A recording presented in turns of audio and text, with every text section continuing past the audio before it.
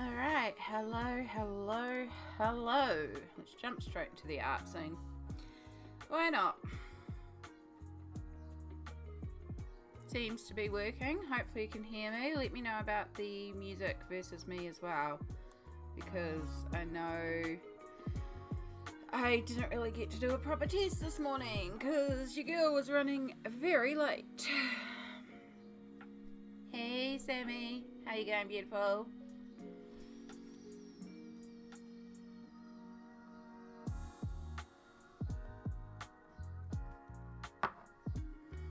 It's actually warm today, like so warm I'm wearing human clothes. I'm not wearing a blanket hoodie. Now there is a blanket hoodie across my legs because they're a little cold, but we're wearing like actual proper clothes on top, which also threw me for a loop because I had to figure out what to wear, because I normally just throw a blanket hoodie on and it doesn't matter what I wear underneath because we're wearing a blanket hoodie. But it was hot and I was hot and I was like, I need proper clothes. Oh god, I have to wear clothes. I have to figure out what to wear. So I also woke up very, very late this morning. I woke up at about 9:15. So yeah, luckily today's injection day, but I actually took my injection last night, so I would wake up rearing to go, which meant I could get up and I could go to the bathroom and I could get going instead of having to lie in bed and be like, oh gosh, and stretch out and then it'd be late to stream. And I've immediately just removed my wing of my eyeliner because my eyes are also watering. It's terrible eyeliner though. I have to get a new one. But yes, I hope everyone is going well. So we are continuing on with our kitty friends today. I should have pre-pulled up the pictures, the reference pictures for the cats, so I didn't have to work off my phone. Oh well, done now. Ari, hello, lovely. How are you going? Good to see you. Right, so what were we doing? I think last time we had just done the red vase, and then the other thing that was left to do was chuck a little bit of blue into these daisies just to reflect the TV and make them appear more white and less grey.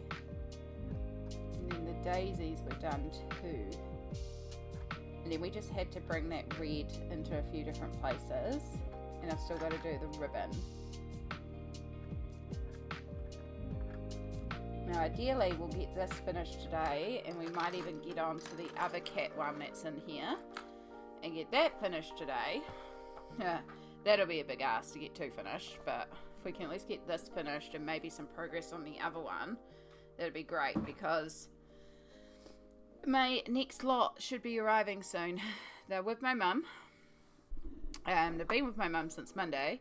I've asked family to drop them off. They have not been able to. I was not able to mobilise up there until I possibly could mobilise up there today, but today is stream day, so I can't. So family was meant to drop them off to me, but they have not so far. But at this stage, my mother is coming to the market next door to me over the weekend, and with her being next door, she can bring them with her, which means I should be definitely getting my new books tomorrow, fingers crossed. It's another reason why I'd like this finished, so that I can be free to work in the new ones. But anyway, so we've got this bright red that we need to introduce to a couple of areas. We might be at a point that maybe we should start the cats. Like, I've got everything around the cats done, so I think I can technically work on the cats.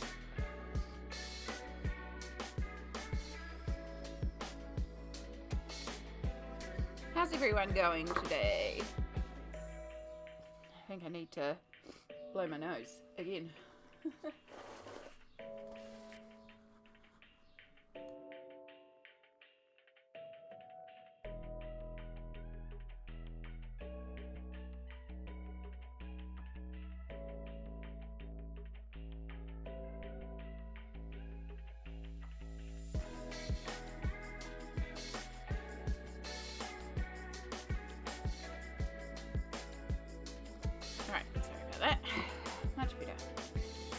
Right, let's go to Fur Babies.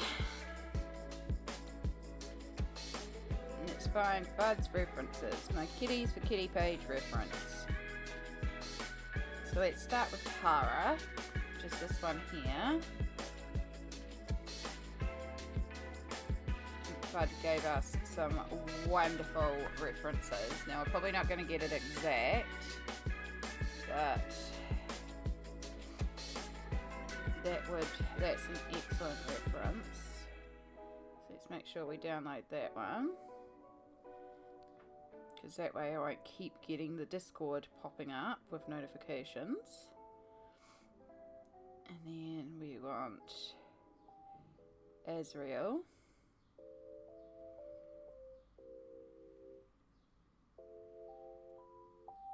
That one's quite a good one. And then, of course, we need Tama. And Tama we do see from the front, so we do need some front ones.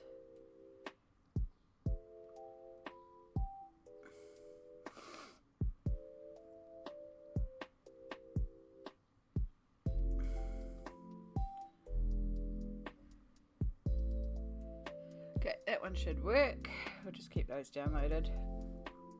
Probably shouldn't colour them till Fud's here, but if Fud's not here when I'm up to that, then that's the way it goes.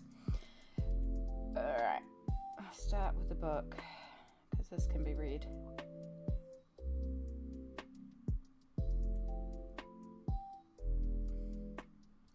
Did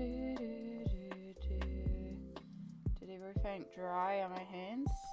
Do I need to put on protection? She's no tissue. I was almost ready for stream, and then I put a little bit of concealer on the spot that I have there, because ingrown hairs are fun. But it also clung to a bunch of dry skin, and it just looked awful. It's like crap.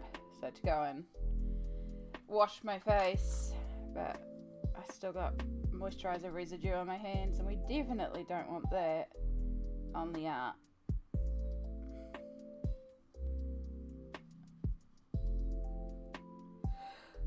Oh, excuse me. Oh, Chai, hello. Hello, lovely. Gonna keep you in the background while I get more into figure making for masters. Been doing it since 7:15 while taking breaks. It's a longer one now for just a mocha, so refreshed again. Good job, Chai. Get that stuff done. Get that masters done. Also, mocha sounds really good. I am on the new Ultra Peachy Keen mother that just released here. I'm kind of obsessed with it at the moment. It's really good.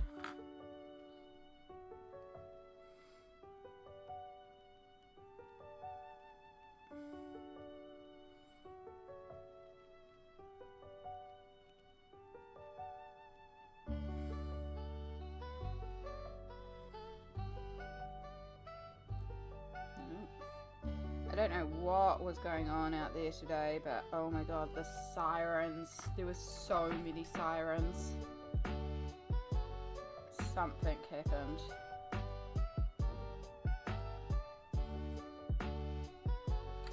Alright, so this is just like a little kit and a book cover, so we don't have to be too specific here. We're just colouring an illustration, but there would be the shading of the book.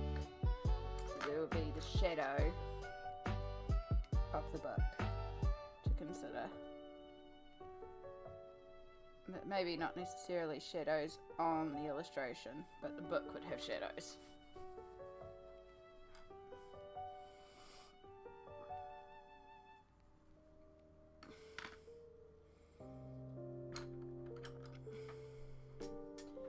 While we're here, we're going to colour this middle book dark blue. Because why not? We also need something dark blue here.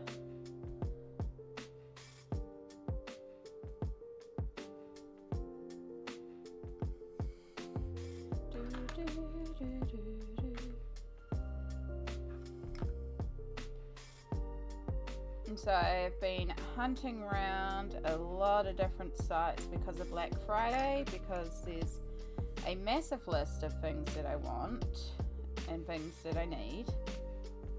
And I've been waiting to see if anything I've been keeping an eye out for and having on the wish list does appear on a good Black Friday special. Because of course it is Friday here in New Zealand. Internationally, some places will still be listing their Black Friday specials. But for the most part, there's only one site that is doing something off pencils, which is Ribbon Rose. They've got some polys on special, but their special price of ink tints is only a few cents cheaper than Hobbyland's regular price. So it's like, okay.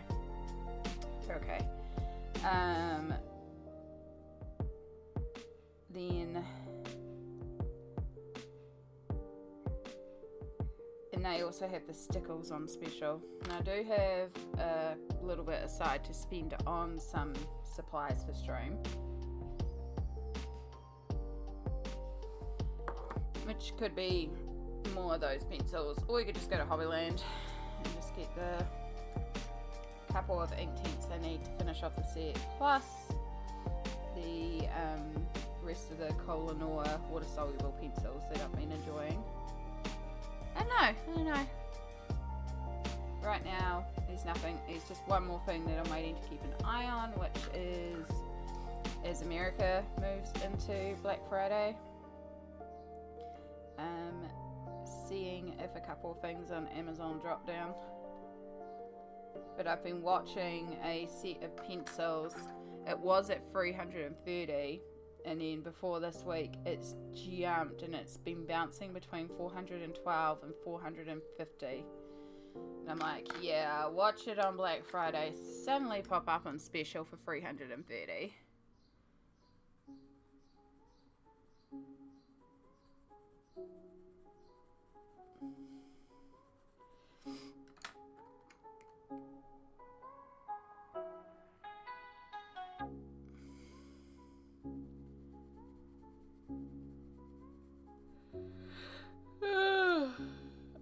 At the end of the day, I don't need anything, and I probably should pull that 100 out and actually use it just for regular bills. I do have a phone bill to pay.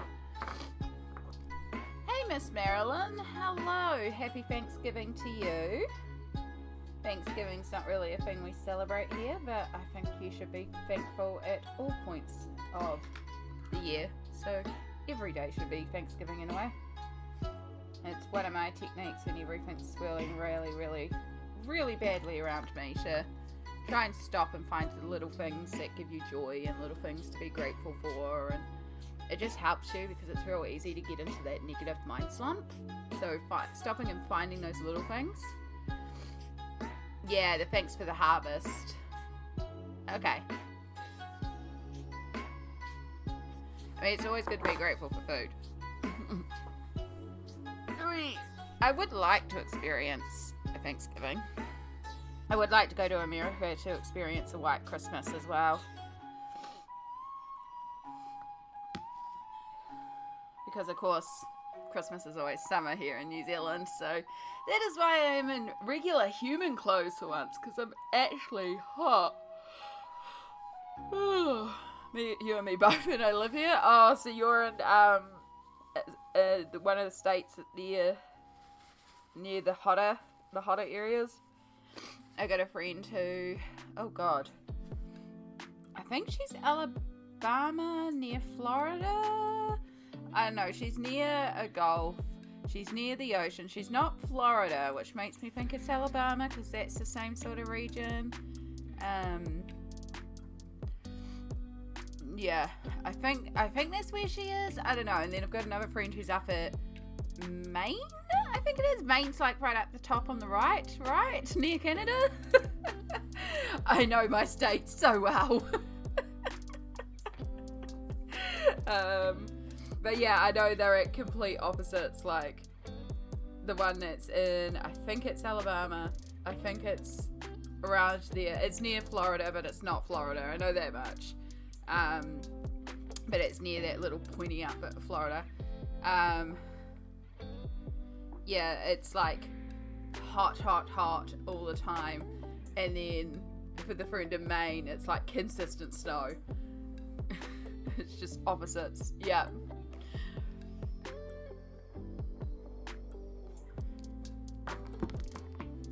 Alright, let me just do some conversion because of course we use Celsius here, so I should remember because I do this all the time with them. 21! Oh yeah, 21 is pretty good.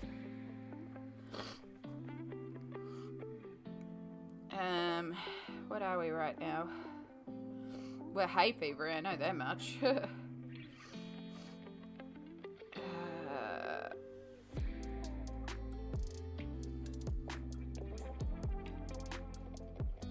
Now you put it on the side. It is 59 degrees Fahrenheit here. So yeah, it's pretty warm at the moment, considering how it has been. It's pretty warm. It's 15 Celsius for those of you that are in Celsius land. Yeah, it's not bad, but it's warmer than it has been. Yeah, and then Chai is right down in the colder section, so 7. I am in what I call the pimple of New Zealand. I'm in the North Island, and there's an area that juts out like a pimple off the side, and then if you look at our mountain from an aerial view, it seriously looks like a pimple. So I call it a pimple. The pimple you can see from space, alright? Yeah, seriously. Taranaki is a pimple.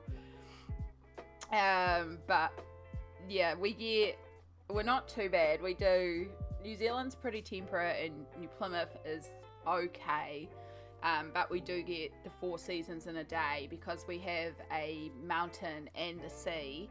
We also get really bad like southerlies and windy and cold and yeah.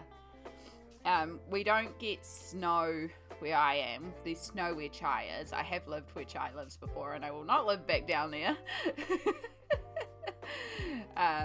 But yeah, even in a small area like New Zealand, there is regional differences. Yeah, we're south of Australia. Yeah. Yeah.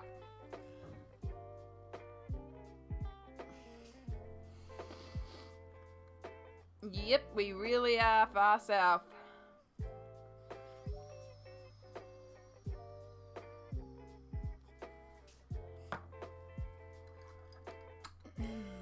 There's a reason why shipping to New Zealand is so expensive. We really are an island country in the middle of nowhere. Like, Australia is okay to get to. It's not too bad of a flight, but, you know, we really are an island in the middle of nowhere. I'm going to go help set up the venue for the staffing tonight, even though I won't go. It's something a little different. Okay. Yeah, no, that's a good idea. That's a good idea. But yes, go enjoy, Sammy. Try to find a little bit of joy. We're here. I'm here if you need me. My hair is molting everywhere because I also didn't brush it this morning. I just took it out of its plaits and chucked it into pigtails. Like the professional I am. I woke up so late this morning. I went to bed at 9 because I was exhausted. I think it was 9. 8:30, 9. I don't know. It was very early for me. And I did end up falling asleep for about 45 minutes. And then I woke up and it was like my body went, "You've slept 8 hours." It's like, no, I've only slept 45 minutes, but I felt awake. And then I was awake until 4 a.m. Because my body was like, "We've slept." And it's like, we haven't slept. And I know I need more sleep. But okay.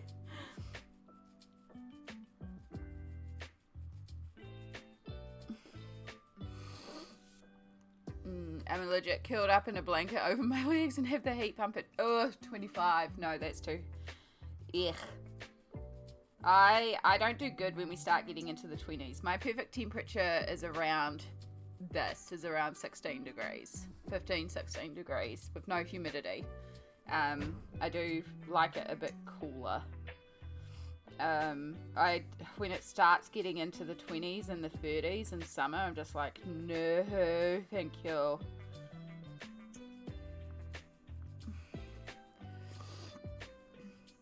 What time is it there? It is 10:28 a.m. I start stream at 10 a.m. New Zealand time because that works for me. And it also works for a lot of the Amerigrains by accident because I start stream so early for most Kiwis, but it works with me in my schedule because I start work at 4:30 p.m. So we do quite early streams for a lot of people, but it works for me in my schedule, and that's the main thing. It means I can be consistent. Oh gosh, that was me yesterday. I went to bed at 9:30 and fell asleep around 10 p.m. Woke up at 12:45 and the brain was like, hey, we had a good sleep. Right? I find when it's like that, the best thing to do is to actually just get up and do something quiet, but something. So I unfortunately could not move because I was in so much pain, but I ended up, because I was just having a lot of thoughts and I had a lot of like things about I need to do, things I need to sort, so I ended up, I have like a notebook beside my bed, so I ended up just writing out like all the intrusive thoughts in my head, writing out to-do lists, writing out stuff, which did leave me feeling quite overwhelmed because I saw everything I need to do and I was like, dear God, that's a lot to do. But then it also helped just get like shit out of my head. And so by the time I finished, which was like 4 a.m, I wrote like 9 pages. I wrote a lot of stuff because there's just a lot racing around in there. By the time I was done, I was like, okay, I feel like I've got a lot to do, but I feel better at least. And then actually managed to get some sleep.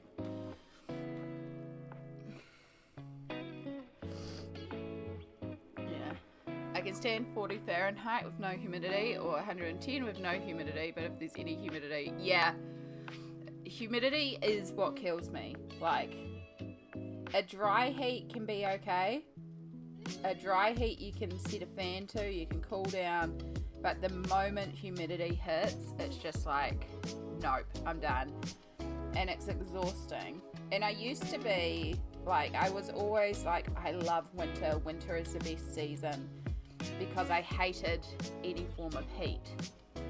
And then now with the arthritis, since the arthritic flare, I get cold so easily and I'm cold all the time. That's why it's quite surprising that I'm actually warm today, which either means I'm getting sick or it's genuinely warm. But yeah, I'm cold all the time. That's why I live in blanket hoodies. And so now it's like, I can't stand it too hot, but I also can't stand it too cold.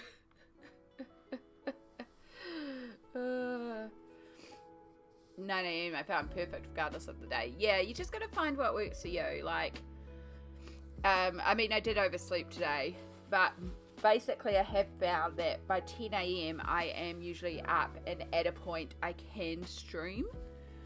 So 10 a.m. is quite a good starting point for me. And it allows me to have enough time that, like, I'm like, okay, I do have to get up, but I don't have to stress about getting up. Because, like, when I used to work and I had to get up at, like, 6 a.m. to get to work and stuff like that, it was so bad in terms of trying to get to sleep. Because my issue is getting to sleep. And then once I'm asleep, I don't stay asleep. This is why I had all the brain studies done to try and figure out what's going on. Because when I sleep, I don't move into the REM stage. They tracked me in, like, I think it was in the 8 hours of sleep that they put me under for. I only moved into REM for like 15 minutes. I do not move into deep sleep. And I just have a lot of difficulty going to sleep. Like with the unaided sleep, I think they said out of the 12 hours that they were tracking me, I only slept for about an hour all up, and I was like, I feel completely fine. Like, this is normal for me. And it's a lot of like dozing and a lot of like resting, because that's the key. I still have to rest, but I can't be active, but I don't actually move into sleep, which is why I was diagnosed with insomnia, because I am a diagnosed insomniac. It's a little different now with the illness, because also just pure exhaustion does put me out quite a bit. But yeah, it's like when I had to get up for work, the knowledge of, oh, I have to get up at 6 a.m. immediately made it that I could not sleep. And so And then it would get to that 2 a.m. and like, oh, I've got to get up at 7. I need to be asleep. And you can't sleep and you're worrying about the fact you can't get to sleep. And this would just happen all the time. And then when the medical lab changed company, we changed practices, both myself and one other person became the whole administration department. And so we were like talking, and usually when you do these sort of roles, you know, the managers were like, oh yeah, so you'll need to alternate, you'll need to do this. And me and this other worker, we went and sat down, and we were looking at this and what they had planned, and I was like, well, I legit cannot get out here at 6:30 in the morning because the first bus doesn't run till 7 a.m. The first bus cannot even get me out here till 8:30 a.m. and I can't afford a taxi, which was like the cost of a taxi was 3 hours of my 8-hour shift to get out there because it's in the middle of the countryside. And so I looked at her, I was like, I can't even come out for an open. I can come out for a close because that started at 11 in the morning and went till 6:30 at night, and then there was always someone around to get me home, because there would still be a lab full of workers that all got off at 6:30 because I didn't drive, or have a car rather. And then on the other hand, my co-worker was like, yeah, well, I can't do the late because I pick up my daughter from her shift at 4, and then I pick up my son at 4:30 on the way out, and they live way out in the coast, like an hour's drive away, so they would pick up everyone on the way home, and it was a scheduled thing. And so we looked at each other, we're like, do you want to just always do the open and I always do the close, and we'll just stick to these hours because it works for us? And so we just went to management and went, yeah, no, we're not swapping shifts. We're just saying it straight up. We're like, we're not swapping shifts. It doesn't work for us. But when I did switch to that 11 a.m. start, suddenly my sleep got so much better. Like, I wasn't sleeping quantity wise, but the sleep I got was a lot more because it was that knowledge of, because I started at 11, I didn't have to get up until I think 9:30 was the latest I could push it if I was like all prepared and was literally just throwing on clothes and running out the door to catch the 9:45 bus. Again, this is like an absolute like run out the door situation, but it meant that the quality of sleep got better because it wasn't that stress of I need to get up. And that was one of the times I realized I don't do well with early mornings. I don't do well with the pressure to be up super early. So yeah, even if things get better for me health wise and I go back to full-time employment, one of the things that I would be looking for is a job where I can start a bit later and end a bit later, because that just works better for me in my sleep schedule. Because if I have a bad night and I don't end up going to sleep until 4 a.m, if you still don't have to get up till 9, that's still 5 hours of rest. Like, that's still a lot of rest. So yeah, anyway, sorry, that was a bit of a ramble tangent. I love a good to-do list. Hells yes. I love a good writing sesh too. I tried the Hobart. Now, is that one of the bullet journal type situations? I've tried bullet journaling a couple of times. I can't get into it because I find I put too much pressure on myself for the journal to be pretty. I have a couple of journal things that I've tried. At the end of the day, when it comes to me sitting down and just writing in a journal, the most effective writing journal I have found for me, I can pull one, it's not actually my journal, is this. Jai will recognize this. This is your bog standard school notebook. It's not a bog standard one, it's a hardcover one. I do like the hardcover ones. I have piles of these from when I was doing my studies, because I always wrote in these. At the start of the year, I would go into the stationery store when these are on special. They're usually like $6 a piece. But they would put them on special at the start of the year when everyone returns to school, because the school year matches the actual year here in New Zealand. And these would come down to like $2.50. So I'd grab like 10 of them and then just stick them away and write away on these. And then, because if I want to chuck them out, or if I'm like, sometimes when I don't have any of my diaries, I don't have journals that I've written, because a lot of the time when I write, I'm not writing to review it, I'm writing to get shit out of my head. So I will fill one of these up and then I just chuck it out because it's really bad intrusive thoughts that I don't want to keep around. It's not a journal that you want to go back and relive your day.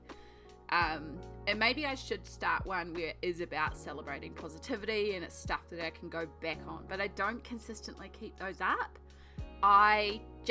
When I want to write in a journal, which doesn't happen often, but when I'm like, I need to get into that space, I need to get the shit out, something like this, I don't care. I can write in it, I can rip it out, I can tear it up, which that physical act of tearing up your intrusive thoughts is quite therapeutic sometimes, and I don't give a shit about it. I can chuck away the whole book and not give a shite about it. So that's a big thing for me, which I know would horrify some people, that I'm like, not keeping my journals. But I had situations in my childhood that make me very skeptical to keep a journal because of intrusive people. But then again, like I said, when I'm journaling, I'm not journaling for keeping the memories or yada yada yada. I'm journaling to get it out of my brain.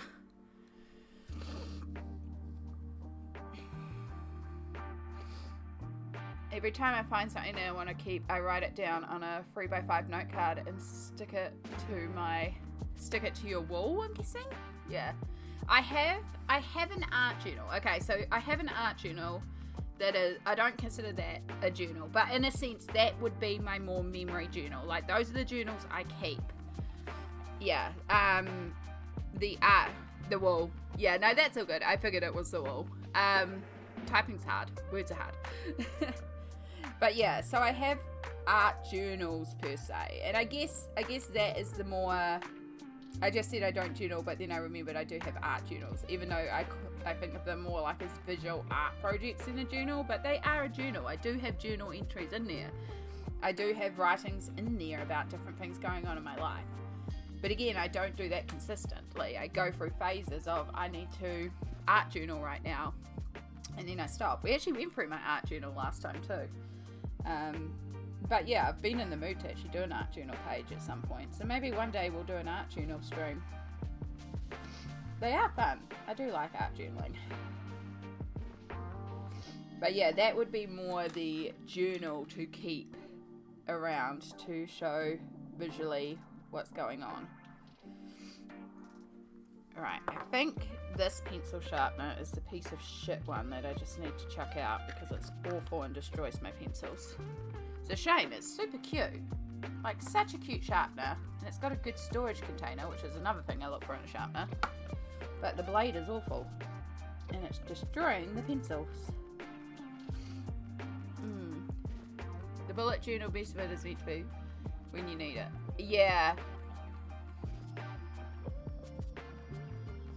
Yeah, so I got into the bullet journal system for a while, and I think I was like trying too hard, and that was what made me realize, like, no, I don't need to do this, because with the bullet journal, like, I was watching so many, the issue was I was watching YouTube videos about people who bullet journal and the fancy calligraphy and the nice neat writing. It's like, nah, none of that's me. I mean, I can do some of the fancy calligraphy, nothing like you, Marilyn, but I can do a little bit. I can do a little bit with brush pens. I did practice a little bit. But people are using it like as an everyday life planner, and I don't do that. Like, everything's on my phone. My phone is where I keep all this because my phone's consistently on me. I can update it on the go, links to the calendar on the computer. Like, this is how I track my life. I'm not going to use a bullet journal for that. I don't like to track things because if I miss something and I don't track it, I feel like a failure and it puts me in a weird headspace. So yeah, I do like some of the visual bullet journals I've seen where they are writing and then they'll sketch or add things in. So it's like a very light art journal in that sense. And they might sketch or add pretty things in and just have like stuff around it. But I can do that in these notebooks if I wanted to do that, you know? And one of those school books is a lot cheaper than a bullet journal, because bullet journal books are very pricey here. Like, very, very pricey.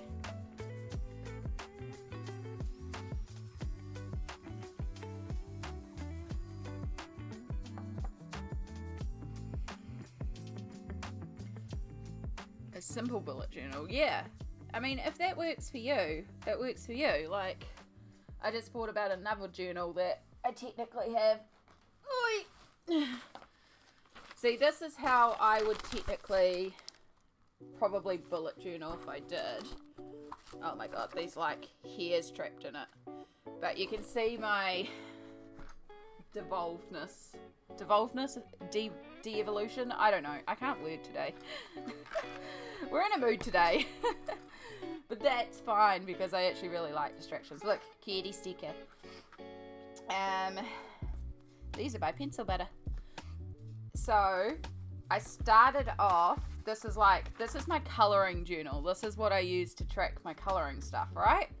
And I started out being really fancy with it and trying to like record all the stats, record what I purchased, record what I finished. And then like, this is notes for a video, and then like, you know, trying to be pretty because I have all these stickers and tapes and stuff, and I was like, I might as well. So this is kind of how I would bullet journal if I was to do it. Like, this has technically got little squares like a maths book, but it's not a bullet journal, but it was cheap. Yeah, so I started like going really hard, and every month I would do something to keep it like in a line. I even had like goals, like chai you drawn, that was in there because that was part of that month. That was my graduation speech because I graduated that month. And then we started getting like really burnt out, and then we stopped. And this is more the reality of what I do. We just chuck it in. So yeah, there's October, there's November. I have not even, wow, I need to update this. So like now it's literally just like a list right now. Maybe I'll carry on going fancy with it, but sometimes I do, and then genuinely sometimes I just can't be bothered. So it is what it is. You just got to work with how it works for you. Yeah. And that's mostly, I just do that to track my colouring, what I colour each month. So when I get to the end of the month and I make the what I coloured this month videos for YouTube, which is like the most popular video in the colouring community, I can just refer to that list. And that's where I used to do all the stats and stuff, because I like to see my growth each month. But then I kind of slowed down on a lot of the YouTube stuff because of burnout, and of course the growth stopped happening, and I was just like, yeah, no, I don't need to worry about all this. So now it's mostly just a list of what I do each month. I kind of regret not tracking the books that I brought in each month and the supplies, because that was kind of adding up to an interesting amount. But again, burnout happens. So, but I do have the complete list for the start, well, February. So I can do the same thing again and then have a look at my complete list and be like, how many books do I actually own? Although I have it now on a Google Drive, because that means when I'm out and about, I can also just pull up the list on my drive and be like, oh yes, I already have this one. Because when your collection's at that point, you know you need a portable list.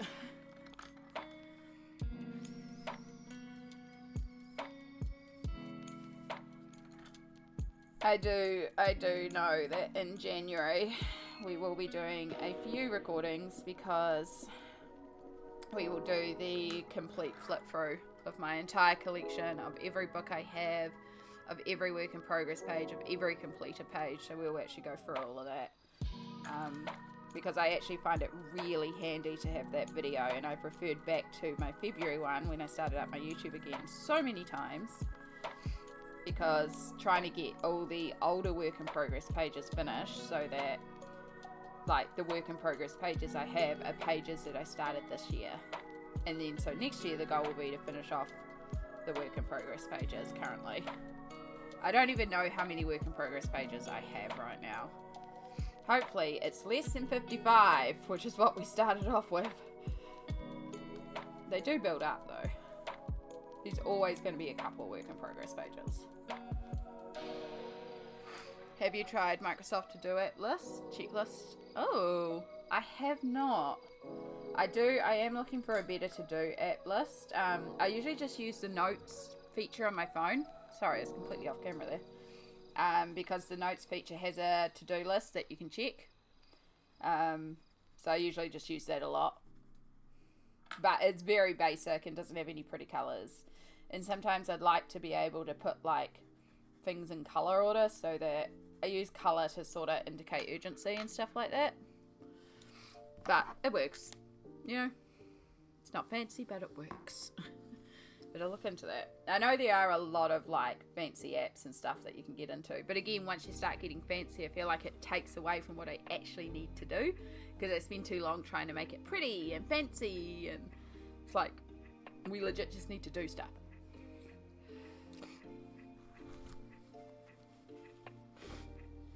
Oh, sorry, I gotta blow my nose.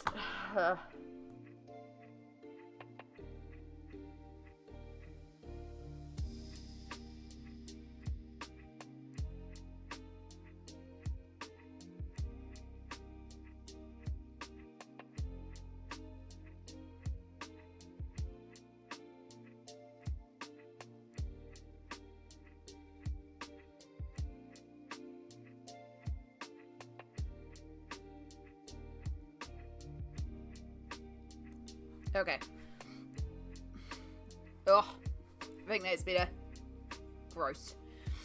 Alright, I love it because when you check it moves to the bottom, go where you took it moves to the top. Ooh. Blow harder. We're good for now. It'll come back though. I've got all the windows open. I can feel the pollen coming in here. Like, I'm itchy. My nose is running. My eyes are watering. Like, it's a heavy pollen day. I did take my antihistamine this morning because it's not like, I don't get hay fever too bad, but every once in a while it will get quite bad. And I've been really itchy lately, which is a bad sign of my hay fever, which is why my face is also quite red. I was going to try and tone down the redness with some green CC cream, and then that did not happen. Wow, okay, we're almost out in both of these. Let's just refill it. So far, I have coloured in a pot in a book. Oh, we're doing good today. I don't mind. I don't stream to be productive. I stream to hang out with y'all because it's fun. It's nice. It just reminded me now of all the YouTube videos I watched on how to make study notes, and almost all of it was fancy and pretty. It's like, I just want to make more efficient notes, right? Yeah. I don't stream to be productive. Yep. It's one of my catch-all sayings here. If in doubt, glitter it out. You don't stream to be productive. And, you know, I'm a prize because my name is A Ward, and I'm full of joy because my middle name is Joy. So you should be happy to be here.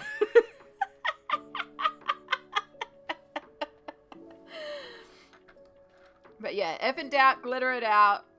You don't stream to be productive. They're like two common sayings around here. If we don't like something, we glitter it out. Happy, happy, joy, joy, happy, happy, joy, joy. Happy, happy, joy, joy, happy, happy, joy, joy. Happy, happy, joy, joy, happy, happy, joy, joy. Happy, happy, joy, joy, joy. Do-do-do-do. There we go. Chai is feeling the joy. Oh, that's all good. I was just flicking through my colouring journal, and like the month where I did the You Drawing Reward for You was on like the list for that month. I was just like, it's Chai. That's what you missed. Yeah.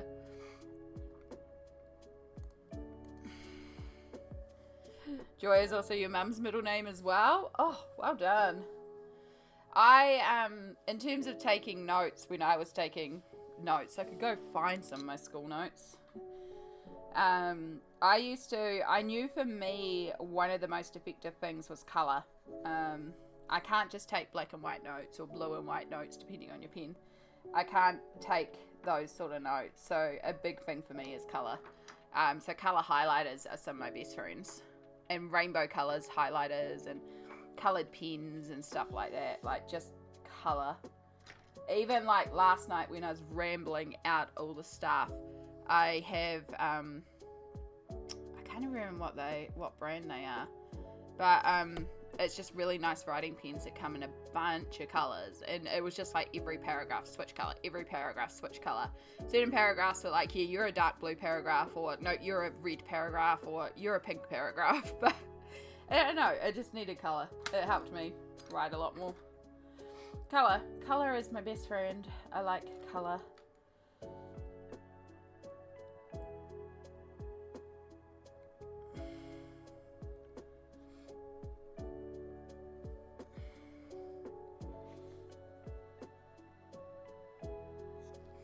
Yes, my mum chose my name because it means beloved delight, apparently.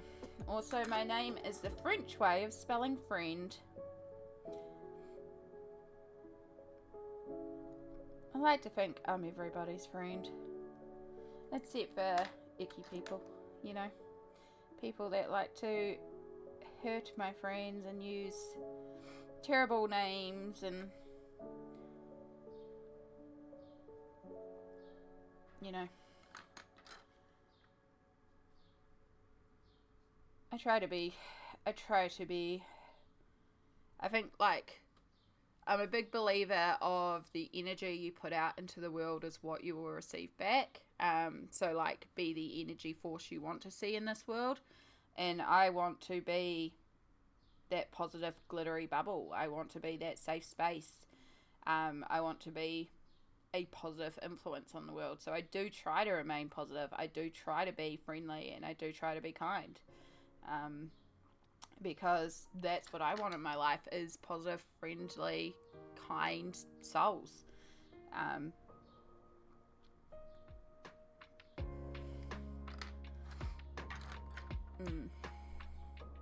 You are absolutely allowed to share links here, Marilyn, especially if it's appropriate to the conversation, or, you know, you're wanting to share what you do. Please.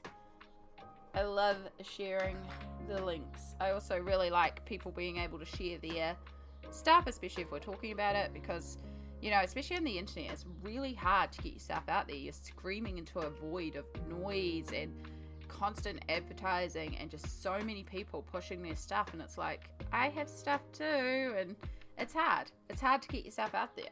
I struggle to get myself out there, so...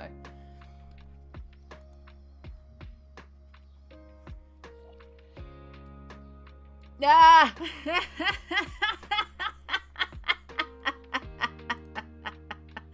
Oh, that's so good, Marilyn.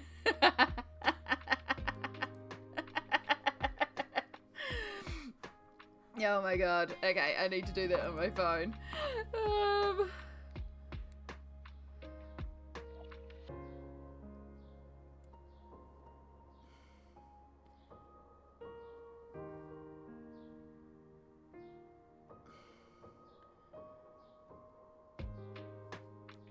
It's alright, we're gonna share it.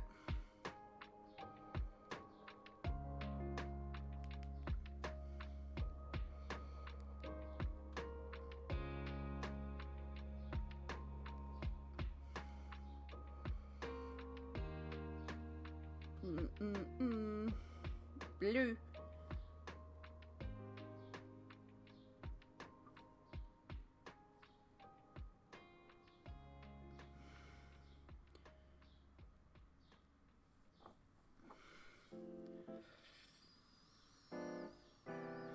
Come on, phone. You can do it.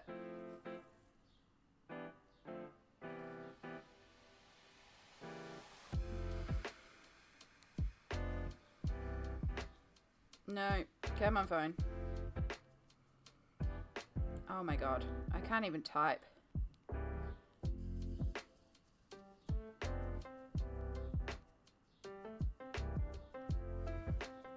So beautiful. So beautiful, the calligraphy.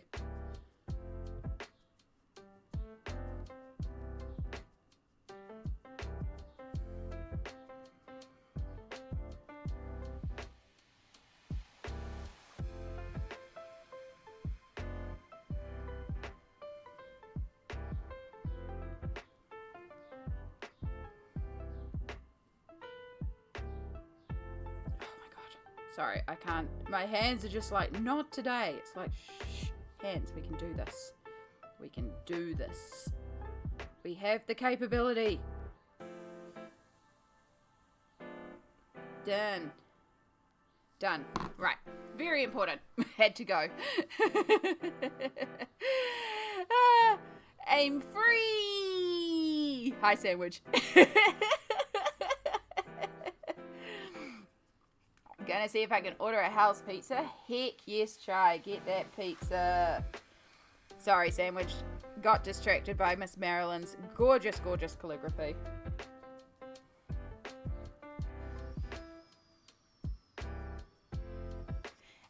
Marilyn, haunted sandwich is just sandwich if you want to shorten it. Do do do. Do, do. But how are you going, sandwich? What amazing drag costume are we up to today?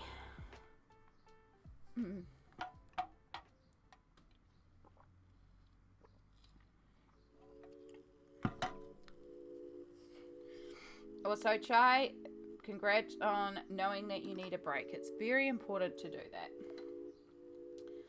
Do. Alright, I think we're good.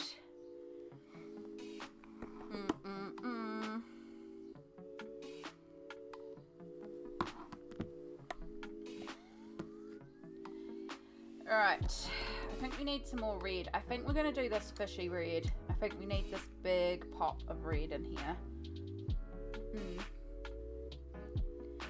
Do. I'm glad you skewed, Amy.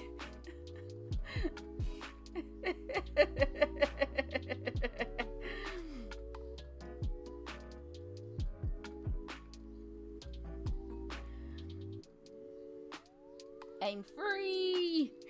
I'm glad you asked. So good, it's so good. Words be hard and typing be hard.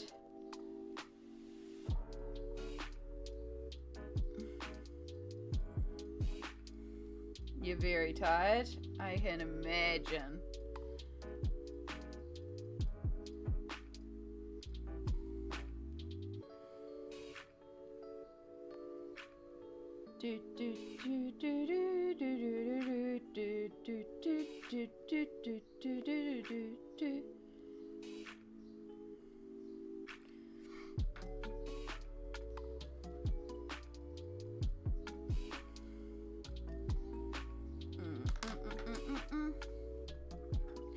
New rolled Hemford.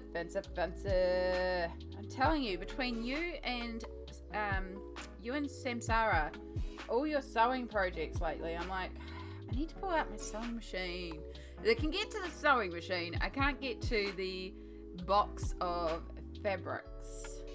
But I did have a look at the tutorial that Samsara used to make her easy wrap skirt that's adjustable in size, and I don't know if it's going to show, but that box on top is my fabric box.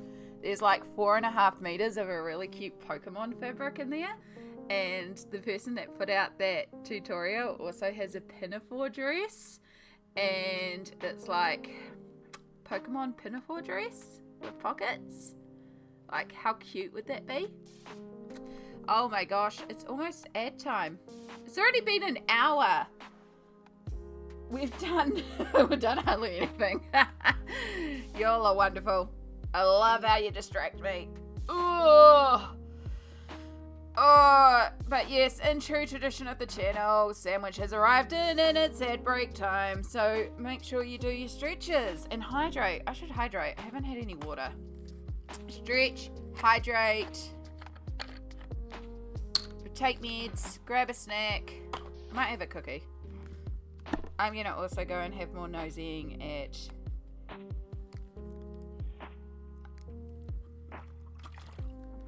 Marilyn's gorgeous work. Ooh. Oh, oh, oh, oh. Stretchy stretch.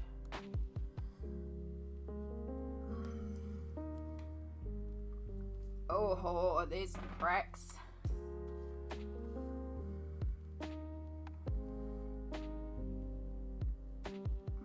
Yes. Was I not following you on Instagram, Marilyn? I could have sworn that I was. I'm following you on Twitch, right? I'm sure I do. I'll be very upset with myself if I have not. Could have sworn I did.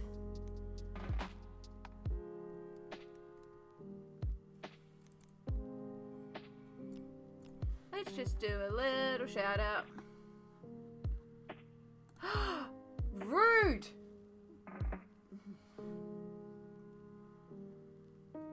Rude. I'm rude. I could have sworn that I had, but I'm finding a bunch of people lately that I could have sworn I'm following, and for some reason Twitch is like, no, actually you're not following.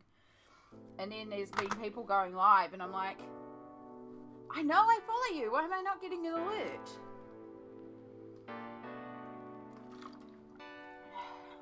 So annoying.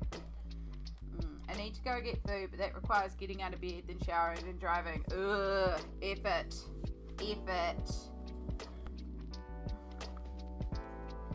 Oh, the effort. Thanks, Chai. I actually am wearing human clothes because it's hot. It's actually hot. I didn't even bring up the add command. I'm in a weird space today. It's good. But yeah, I was like, I actually have to wear clothes.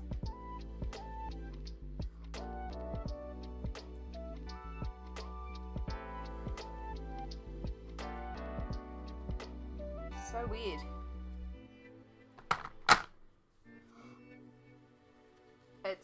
It's quite good because it's actually just sheer. So it's like really lightweight. It's got a bright pink singlet under it. But it's also got like a little thing in here so you can cinch it right in. And then it also has things on the side to help with the arms because I have issues with armholes not being big enough since my weight loss and all the excess skin.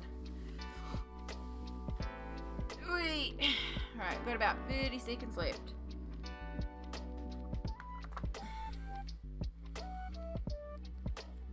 I live in the centre of town and they still hate delivering to me.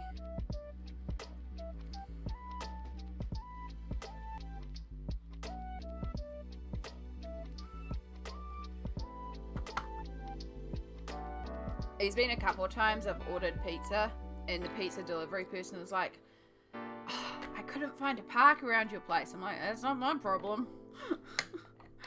It's not my problem. I live in the centre of town. I know there's no parks around here. That's why I don't have a car.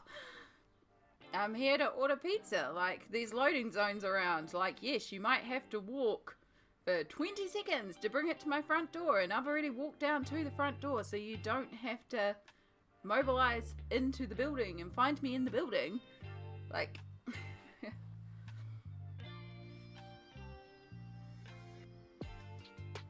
Yes. That's what I'm usually doing when I'm standing and moving side to side is I'm kind of trying to loosen up my hips and my lower back and I'm doing like this with my neck and all sorts of stuff. We're just trying to make sure we stay loose and flexible.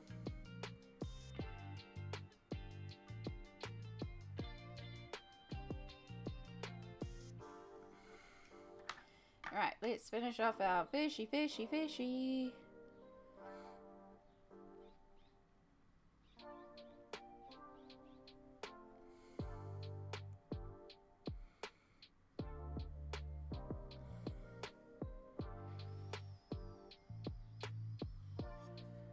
Right, do I have any notification that y'all are going to drop off the books today? Nope. Nope, nope, nope. No, that's okay, Marilyn. That's okay.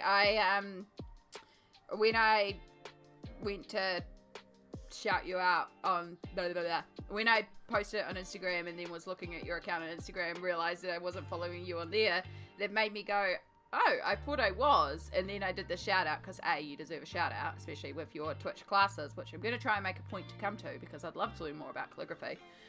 But then I was like, I'm pretty sure I'm following you on Twitch, but then I wanted to double check I was following you on Twitch, and I wasn't, but I could have sworn I already followed you from one of Doom's shout out streams. And I was like, I don't understand, but it's been happening a lot lately on Twitch. Like, people I know I have followed are coming up as not being following, so I wonder if they're doing one of those big clear outs again. I hate when they do that. Yeah, Marilyn does a gorgeous calligraphy. You can see a sample in my Instagram story. I just shared it. But teaches calligraphy on Twitch. So, gorgeous, gorgeous stuff.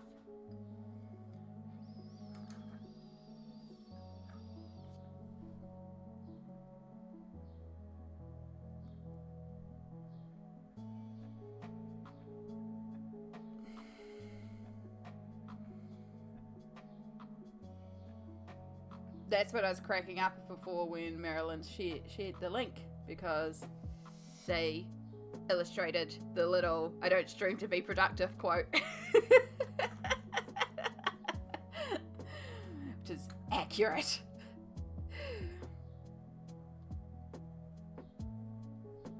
But also, it's not the point of streaming, it's the connection and the hangout. And if I was making a video to be productive, I'd make a YouTube video, because they need to be succinct and,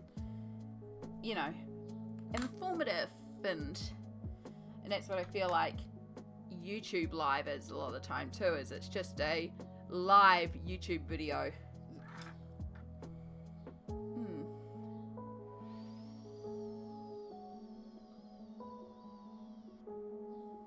What was the first one? Quote, the "if in doubt, glitter it out."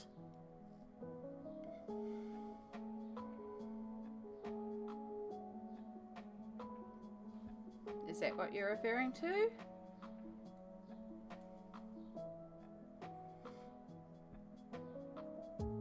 That's my generalized colouring advice. If in doubt, glitter it out.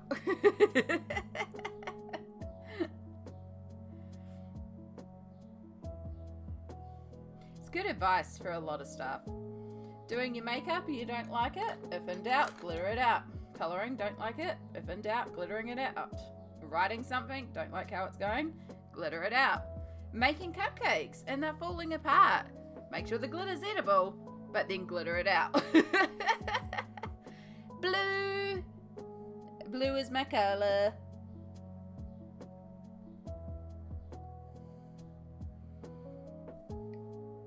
Easy choice, blue. It's like how certain times, you just know certain colours for certain people. Like sandwich is always yellow. I do associate Chai with purple because she had purple in her hair for a while.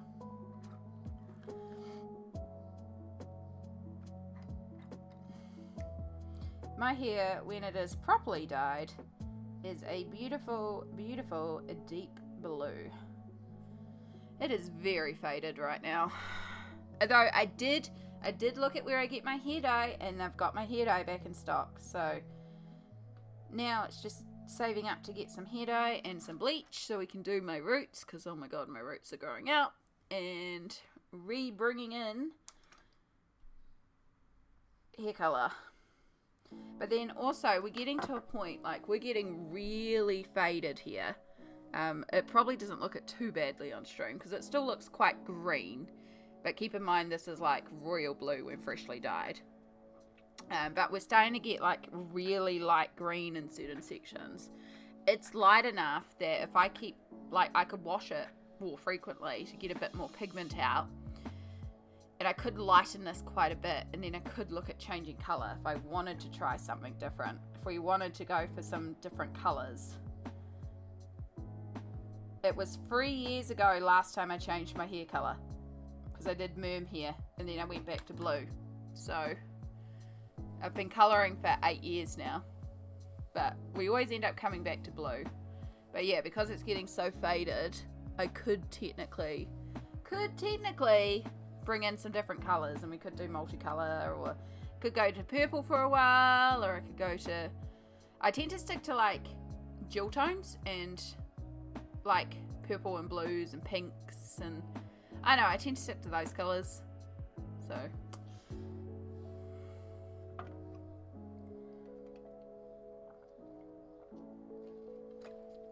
I also like sticking to brighter colours as well. But one of the reasons why I do the dark blue is because I have such naturally dark hair. Like you can see my roots. I am very, very, very dark. And if I go for dark blue, I don't have to quite lighten it to like ice white. It's still like when it's that white, it does take in more of the blue, and it goes less of the green as it fades because there's less yellow underneath it. But that's more damaging on the hair. So if we go for the less lightening, it's less intense on the hair, and then because I'm going so dark blue, it actually cancels out a lot of the yellow, so we can kind of get away with it. It just does fade more green as it fades.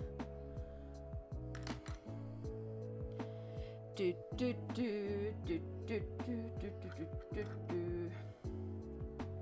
But yeah, I am thinking about possibly doing merm here again, so pulling in like the purples and the teals, maybe a bit of pink, different shades of blue.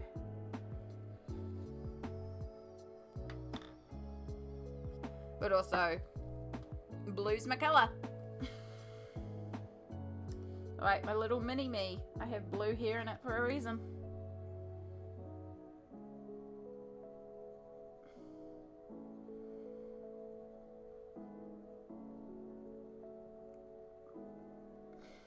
It could be fun to go pink for a while. I haven't been pink since the very first time I ever dyed my hair. Could be fun to do pink, and then we can do the purple, and then we can do the blue. Like you can get it back, but then I'll have to like really strip out a lot of the blue. Been running orange back through my hair again, but it's time for a haircut. Yes! I love your bright orange hair. It's very cool. I was a platinum blonde for 15 years. Woof. Well done. That is a lot of maintenance, but also a lot of fun. But then I got told to get rid of it, and I shaved my head and went brown. Oh! See, that's what I find annoying, is when people are like, oh, you would never get a job with your hair colour that colour. Like, I work in a medical laboratory. I've gone into the lab with like full rainbow hair. And then I've also worked at a legal office with bright blue hair. Like, your hair colour does not affect your professionalism. It's like, hair colour does not indicate work effort. In fact, someone with dyed hair that is well presented obviously cares about what they do, because they take the time to keep up the maintenance of coloured hair. So it's like, it shouldn't be a thing to be like, this isn't professional. Like, no, it takes more effort. Like, I could just keep my hair natural brown black and just, it would be nothing. I mean, half the reason why I also like to dye it, apart from the fact that it's fun to have blue hair, is because, like, I don't do a lot with my hair. Like, I just kind of tie it up. I don't really style it. Like, this looks textured. It's because it's been in plaits for like a week. That's what I do, is I just do the laziest hair stuff, because I'm not the best with hairstyles and hair maintenance or anything like that. So colouring it kind of like lets me get away with it. But I can do like really nice like twists in the back, or like really nice low buns, and it looks professional when I just do those simple hairstyles.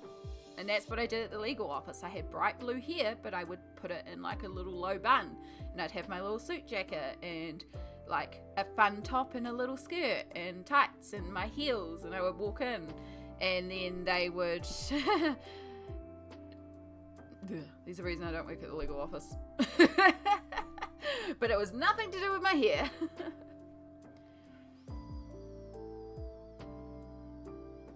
Yeah, it does actually. Like, again, we're going to keep being distracted. I love being distracted.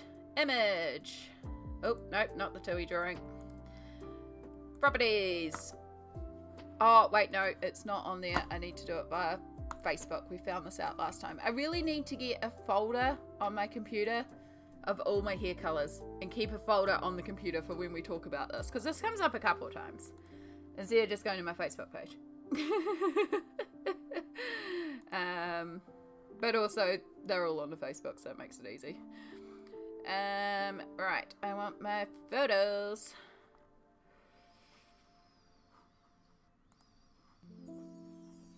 No, I don't have rainbow on there. Maybe I have rainbow on Instagram.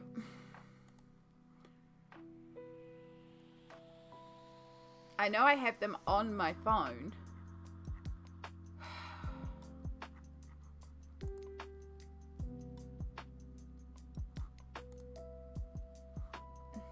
Nope, can't find it. Okay, we're doing it on the phone. One day I'll get these over to the computer properly. Hair colors. So, like, literally rainbow bright. I've gone into the lab with this hair color before. I used to get so many kids approaching me about my hair color when it was like that. It was fun. I really loved being rainbow. And so it was the full rainbow across on the fringe, and then my side pieces were pink, and then the back was blue. Now, unfortunately here, it's like, this is the only photo I have of this here, which was a mistake. But also, because I had to strip out the blue, it fried the ends of my hair. So I ended up actually growing out my fringe and chopping a lot off when I did this, because I had to strip out a lot to bring these colors in. But gosh, it was fun, and I kind of want to go rainbow again. I kind of want to do rainbow again. And then I've done this rainbow before. This is going back years and years. Again, this is the only photo I have of this here, and I regret it so much. But I had 14 pots of different colors, and I just pulled out like centimeter size sections of hair, did the color, wrapped it in tinfoil. And we went all the way through, and I had a lot more of the dark blue, and so like my whole center part was done in dark blue, so when it fell down it was like blue, but then you get all the colors popping out. I did this on a live stream. We sat in my bathroom for like 7.5 hours. I drank wine and I chatted, and I placed color in my hair, and at the end I had like this head full of tinfoil. It looked insane, but it was great. But the moment I washed my hair, a lot of the color fell out because the yellow and the orange just didn't want to stick. And the blue neutralized them immediately. So that was the only thing. Even though I washed my hair completely cold to try and keep as much color in there as possible, the minute I washed my hair, the color was gone, which was a real shame. This is the last big change I did. Again, only photo I have. I need to take more photos of myself. I'm learning. But this is sort of what I call mermaid hair. So you've got like the pinks and the purples and the teals and just all sorts of like different tones in there.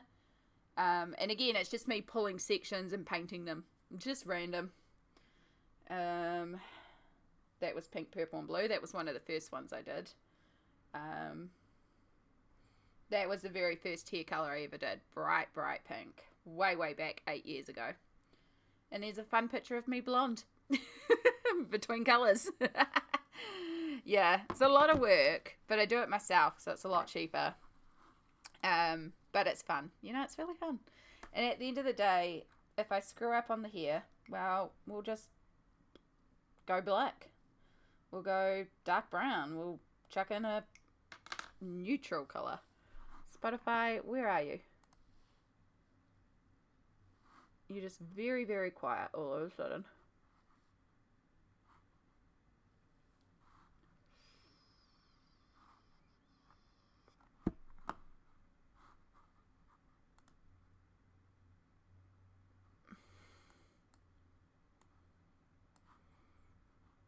Let's just skip to the next song. I can't hear a thing.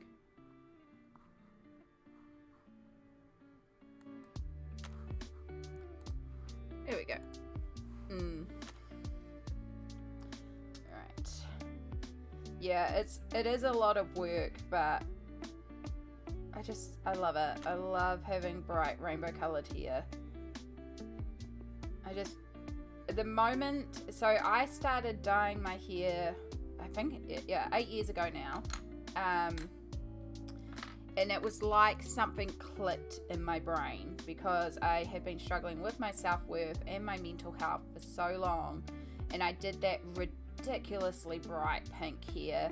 It was not perfect, but I did it, and it was just like something clicked in my brain because the rainbow brightness, the colorfulness, the what I felt inside suddenly matched my outsides, and it was the first time I felt okay in myself. I felt confident. I felt beautiful. I was like, this is just empowering. And it's so simple. It was just my hair color, but it was such a big moment for me mentally. That once I had done it, I was like, I need to keep doing this. And so I did, and it gave me the strength to actually tackle a lot of what I was going through mentally. It's such a simple thing. And then when I started getting to the point of, okay, I'm actually mentally stable and I want to look for a job, I was given assistance to try and find a job through what's known as work and income here in New Zealand. It was government support because I was on that because I wasn't mentally well enough to work.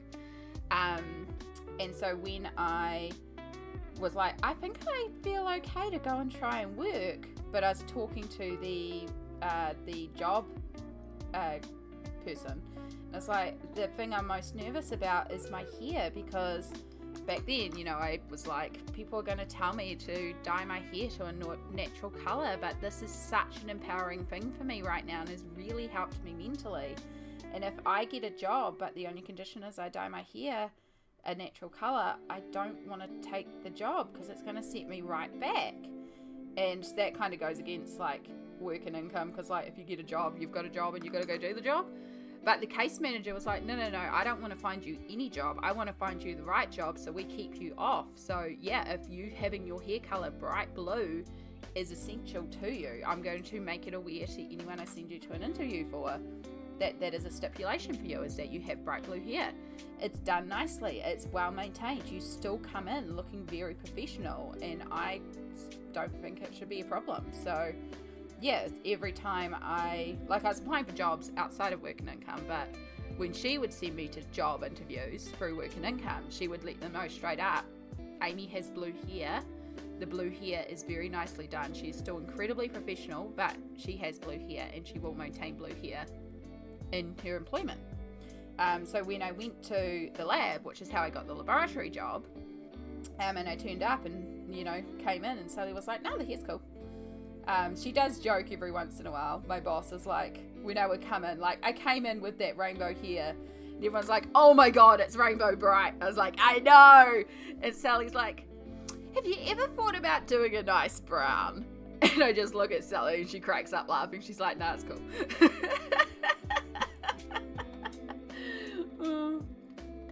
Hey, BD. Hello. How are you going today? But yeah, so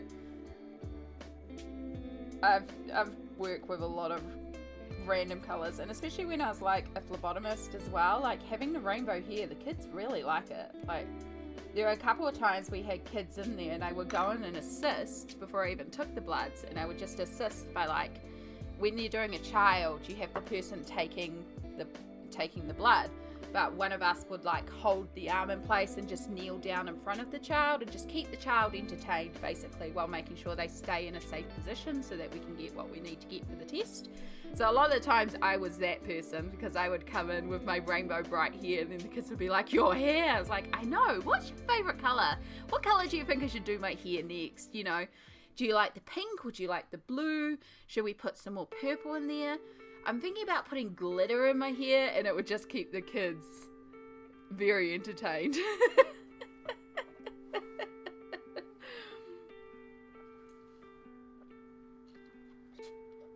Yeah, it was a good time. Wow, never had the treatment for bloods. Unfortunately, Sandwich, you may still be a big kid, but yeah, that's okay. Come down here and I'll take your bloods and I'll give you the distraction treatment. I was platinum blonde for so long, and the only reason I cut and dyed it was because I just didn't have the time when I was an intern. Yeah,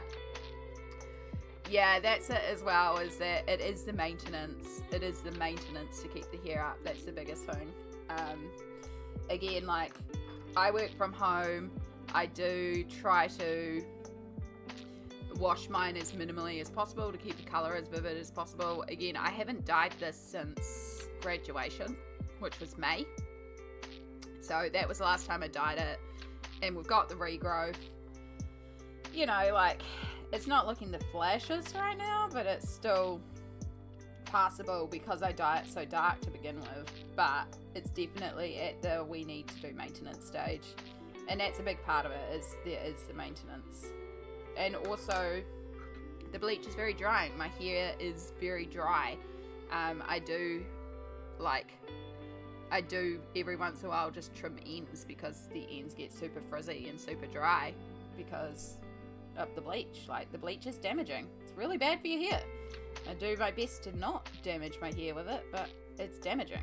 So, yeah, I probably will need to give it a good chop at some point and kind of start with less of the old damaged hair.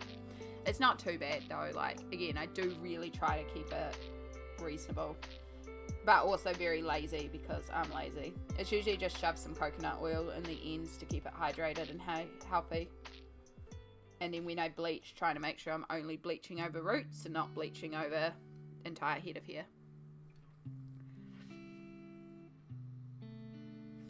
Oh, yeah, I don't know. I don't know if they do it so much now because new company, new processes. This is when we're a small independent company. Although, even though we're part of the national network, I designed a bunch of really cute animal stickers that we just print on label stickers. But it's just like a little thing to give the kids of like, good job. And there's a whole sheet of animal stickers as well. They're still using them because Hayley messaged me at the start of the year. It was like, hey, we've had to change label manufacturers and the labels are slightly different. I was like, I'll readjust the template. It's fine.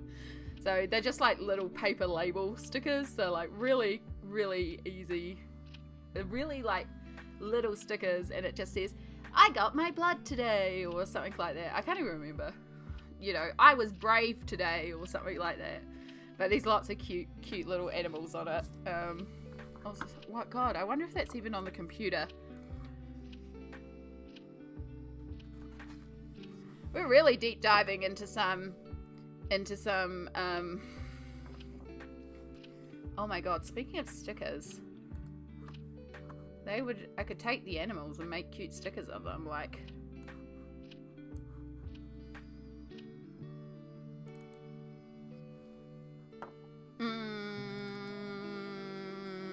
Bravery stickers! I do have them on the computer. Okay.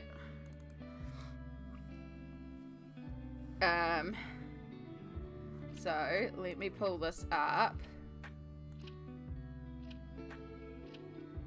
And then, I guess it's a browser? I'll just add a new. No, it's not a browser source. Oh my God. Sorry about that. I should be doing this in studio mode so you don't see any of this.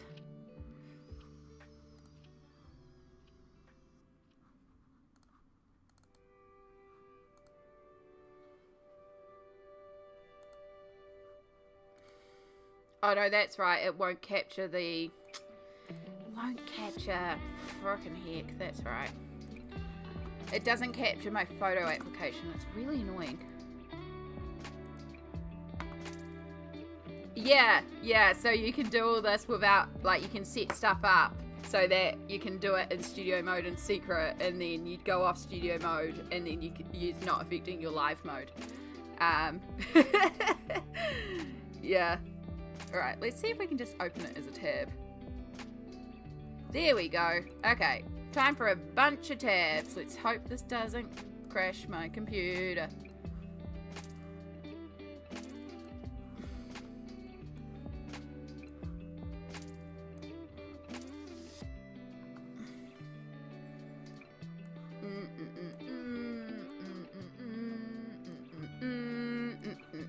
There's some really cute ones.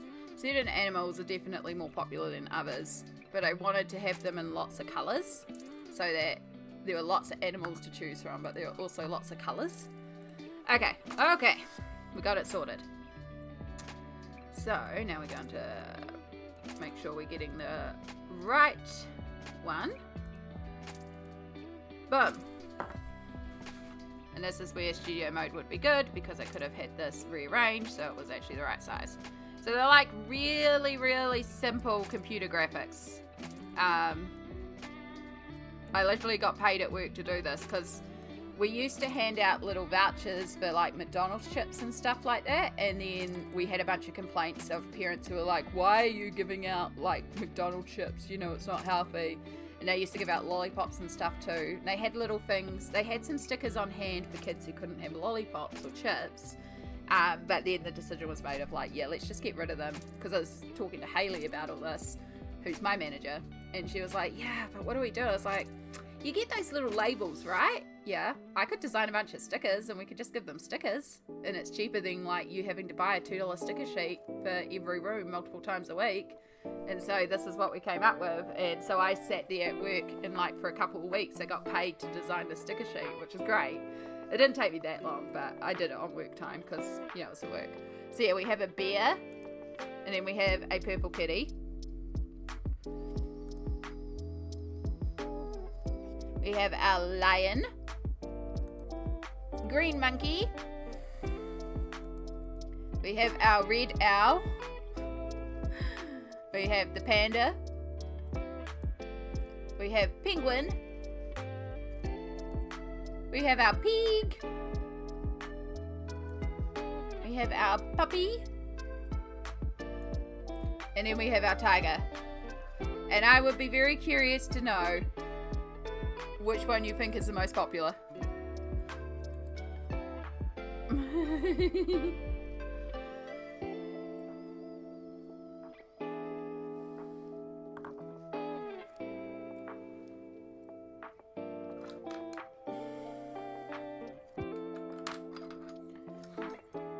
I'm gonna guess puppy, panda, puppy.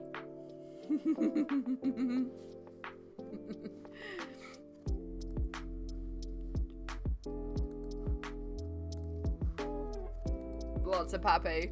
The puppy's cute, but the two that run out of the sheets consistently first is the kitty and the penguin. Which surprised me. I knew kitties would be popular. I figured puppy would also be popular, but penguin is the most popular.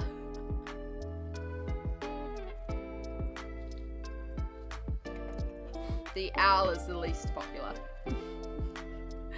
Which I have thought about updating the sheet with new animals. But, yeah. Yeah, we do have adorable blue penguins in New Zealand, so... But yeah, it's a cute little sheet, and again, it's just printed on a little label. It just says like, I was brave today.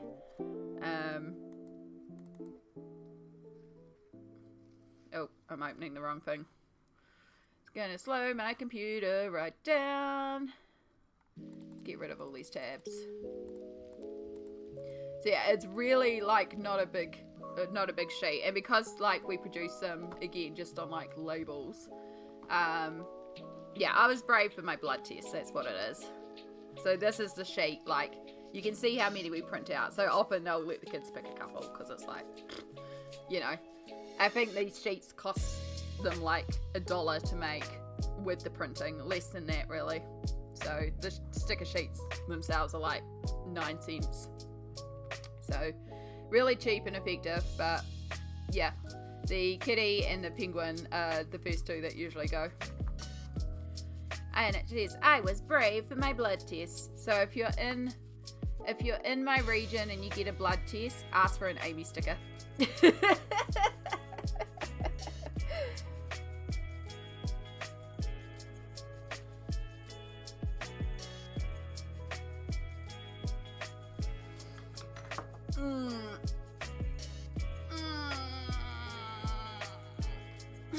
But I still have all the files, so technically I could turn them into my own animal stickers if I wanted to. If I wanted to. I love stickers. Stickers are so cute.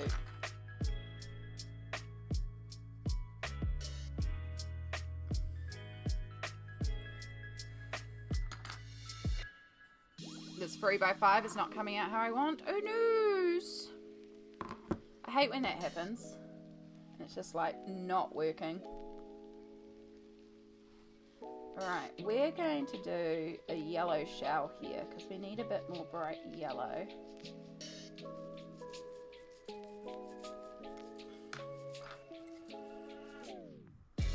I haven't done any like shading for where they're in the box yet in here.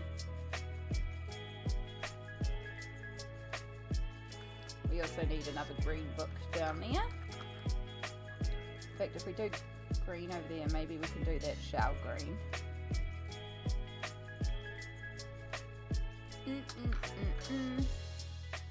Just the part that's telling me I'm a brave little boy. No. No, I know. Blood tests can be very scary for some people. Whereas I'm the one like, yep, go for it. I'm one of the practices. In fact, not the last time, but a couple of times ago, I was in for a blood test, and one of the newer staff members wanted to practice a certain draw technique. And then she saw me. She's like, "Can I take you for your blood test?" I was like, "Yeah, you want to practice something, don't you?" She's like, "Yes, please." I'm like, "Yeah, that's fine. You got to practice on someone, so you know."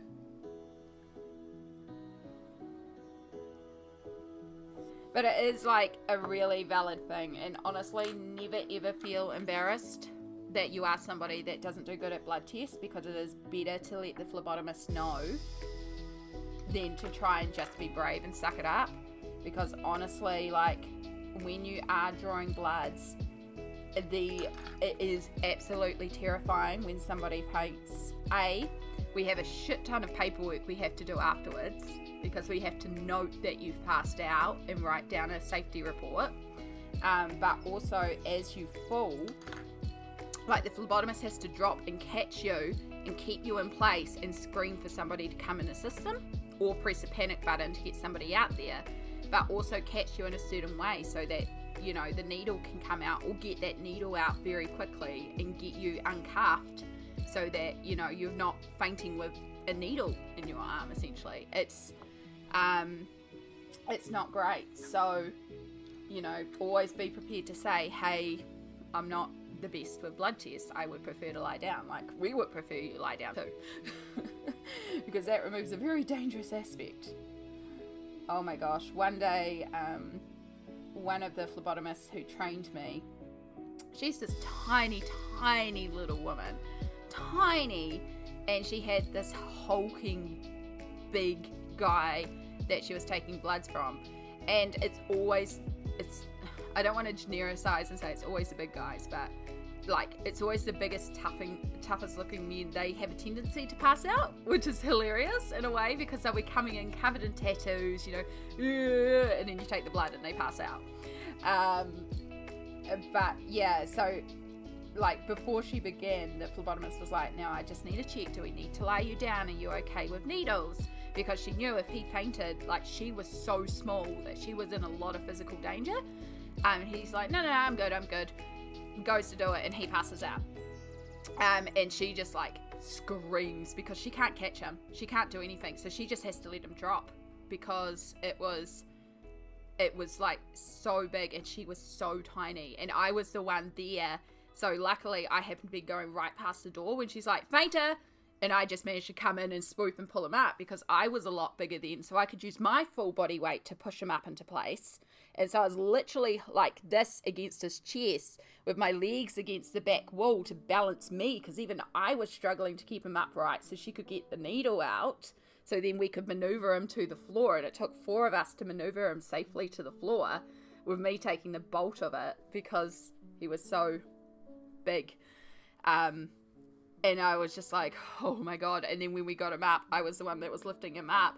I was like, dude, next time, you know, just for everyone's safety, maybe let us know. And he's like, yeah, I've passed out in this past. I was like, yeah, for everyone's safety, please let us know, because it's very, very dangerous. Luckily, I was going to the gym a lot then, and I could bench press a lot. So I was like big, but I was strong. I miss that. I miss having muscles.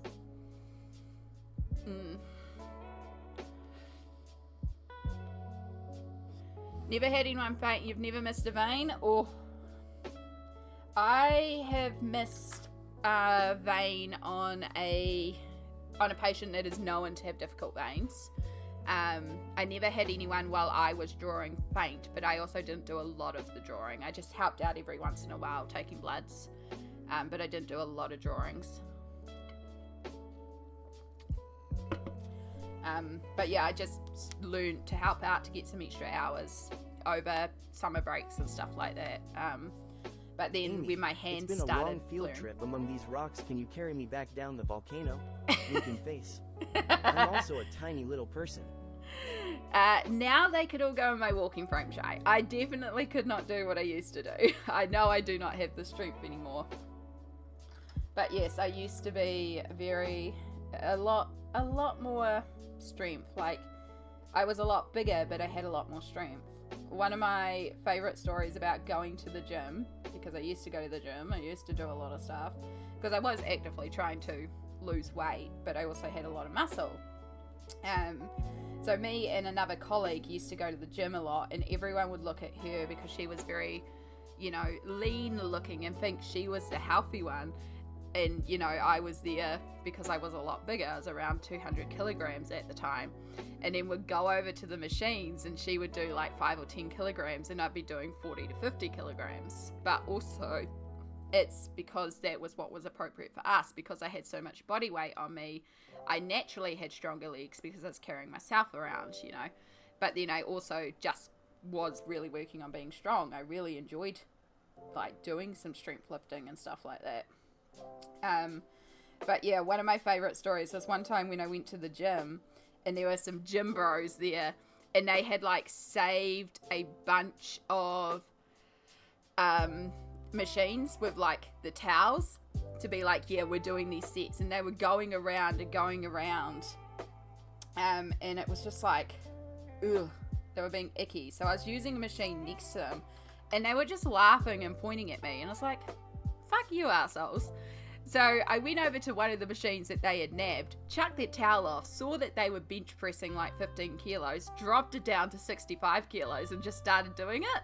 And they just looked at me and I was like, yeah, what do you think? Because at the end of the day, it was like, you know, yeah, I was bigger, but I was strong in there because I had to push a lot more of my own body weight around. It builds up muscle. So don't judge someone because of their size, because you never know what's going on in there. Yeah. So yeah, and then they came back to the machines and were like, move it back up. It's like, yeah, exactly. Unfortunately, I could not do that now because I have lost a lot of my capability with the loss of mobility and the hands and stuff like that. So yeah. And I do miss that. I do miss kicking ass at the gym a little bit. Gym wasn't my favorite place in the world, but there was a point that I did enjoy in it. I don't miss the expense of the gym. Yeah.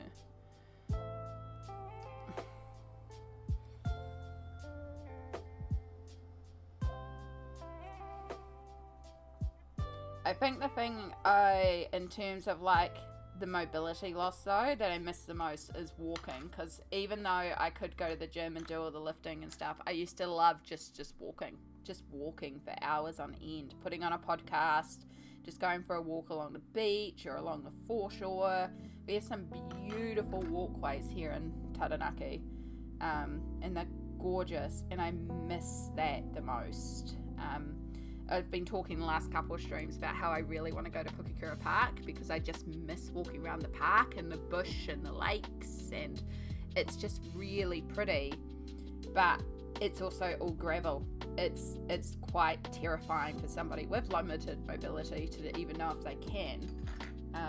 So I'm hoping when Samsara is here, because she hasn't been to Pukekura Park, or at least not while she's been here visiting me, might have years and years ago. I asked if we could possibly go to the park, because then I'll have somebody with me who understands my capabilities and we can work around that, but I'll be able to get that, like, it's not quite the same as going for a walk in the bush again, but it'll be something. But yeah, I started decluttering, and I finally admitted to myself it's not going to happen, and I put my tramping boots into a bag to donate, and that was very sad. my good walking boots. It's like, yeah, we're not going for walks in the bush anytime soon. So I'd rather donate them and let them get some money for them, and hopefully somebody else will be able to enjoy it. But very, very sad. Yeah.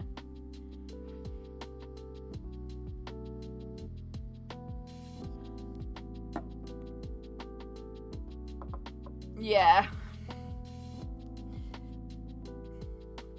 It's the same thing when I go to hospital and they'll ask me, do I give my name and date of birth? And I'm like, my NHI is yada yada, and I'll rattle off my National Health Index number, and they're like, you work in medical, right? I'm like, yep. And I won't even just say, like, because everyone's National Health number here in New Zealand, or National Health Index number, NHI, is 3 letters and 4 numbers. And I won't just say the letters and the numbers. I use the military codes, like the Alpha, Bravo, Charlie, Delta, Foxtrot. I will use those phonetics. So it'll be like Alpha, Bravo, Charlie, 1, 2, 3, 4. They're like, you work in medical, don't you? It's like, yep. Nothing terrifies the hospital phlebotomist more when I say to them, yeah, so I work in a medical laboratory and I can collect my own blood. But hey, I'm sick, you do it.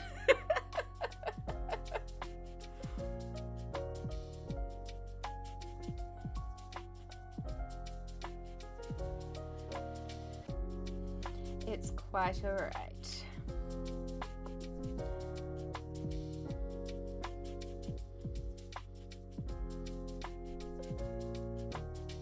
I'm hoping to have enough mobility on the weekend and good enough weather on the weekend that maybe I can go for a little walk along the foreshore.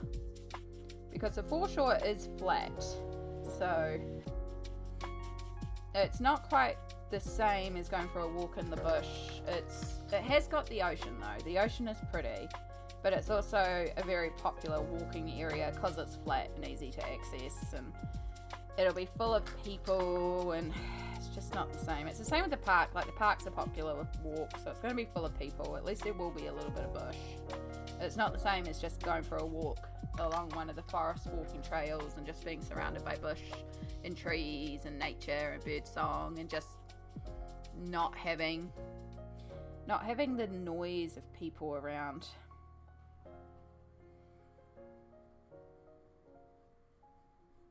For me, I find that when I get very overwhelmed, and some people are like naturally extroverted and look for that people connection. The more overwhelmed I get, the more I like to withdraw, because there's so much going on in here. I just don't want the noise around me, so I seek silence and I seek isolation.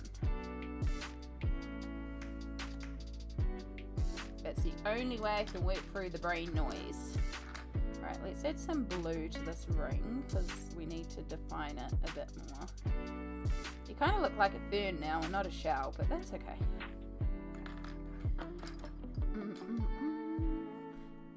I just realised how zoomed out it is. Can you even see what I'm doing?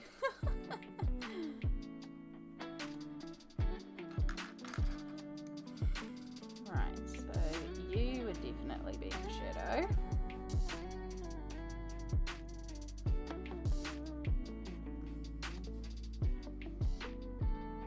Okay, I like that. That kind of works. And then we'll do something green, darker green down there as well. And we're going to use brown for the stands. And then we're also going to bring in a little bit of brown down the bottom as well.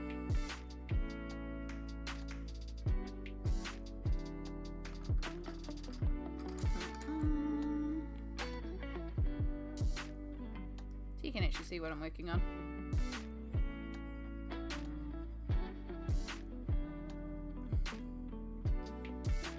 Can you believe that we're almost at the end of November already? Like, I saw the date. I was like, hang on. No, it's only like the 10th of November. No, it's not. We're near the end of November. We're nearly in December. It's like, holy crap, where did the month go? Also, where did my pencil sharpener go? Are you still in the bedroom? I hope not.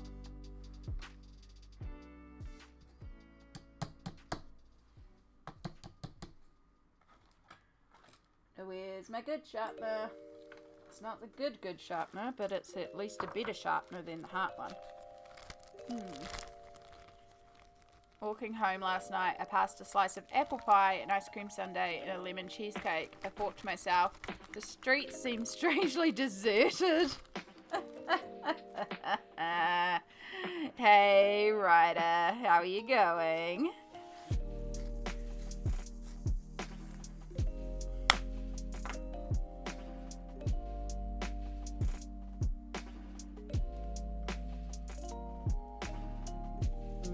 Dessert.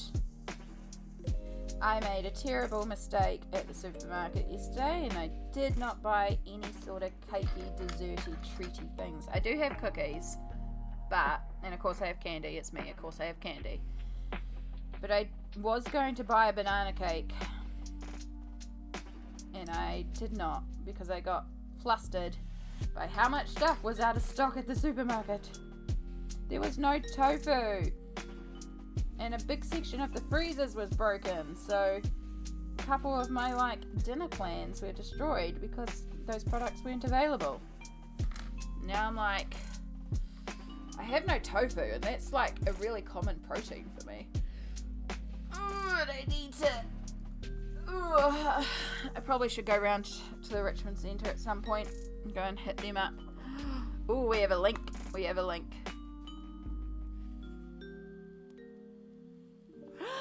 Yes! It's glittery and rainbow! Yes!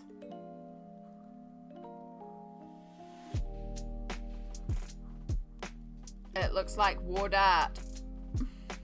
I feel like it's a tattoo secretly somewhere on war dart. Thank you, Marilyn. That's gorgeous. I love it. Oh, so pretty. So pretty.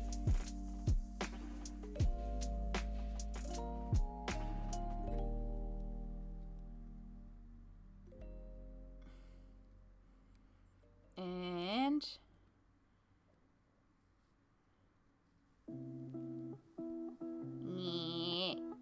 glitter. Glitter.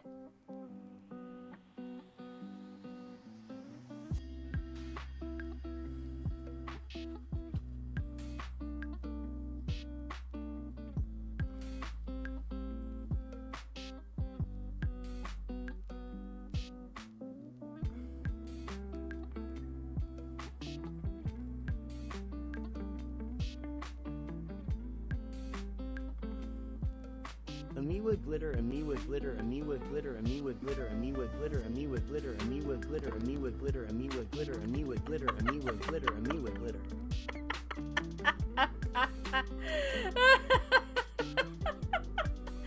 I love the fact that because it reads the name of the emote, it sounds like it's saying Amy with glitter, which is just perfect.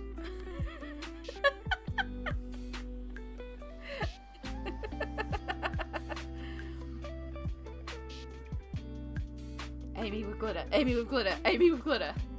It started to sound like amoeba glitter after a bit too.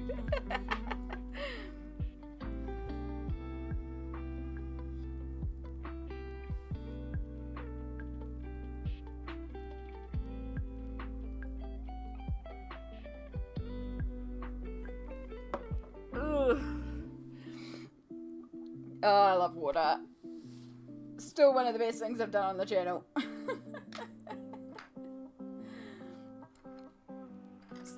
Unbridled joy at how silly make water talk is, but I love what that command does. So silly, so glorious.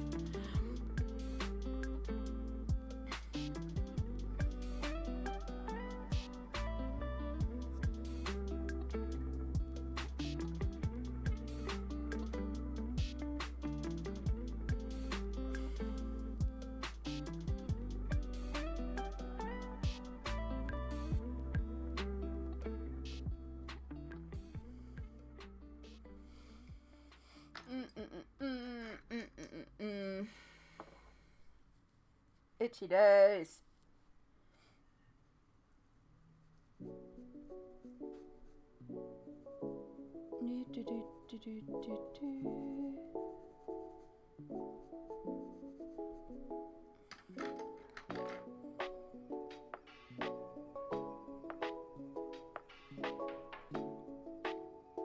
Think I have time for one more?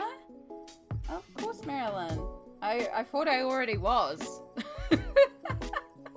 Again, I could have sworn I already was. I don't know.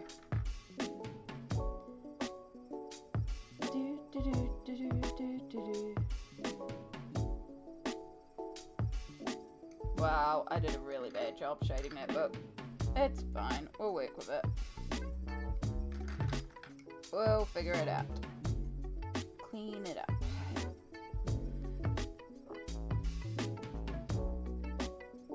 Oh gosh. What is one more of your favorite sayings? Yeesh. I know, chat. Do I have regular sayings that I say a lot? Apart from blah, blah, blah, blah, blah, and rambling.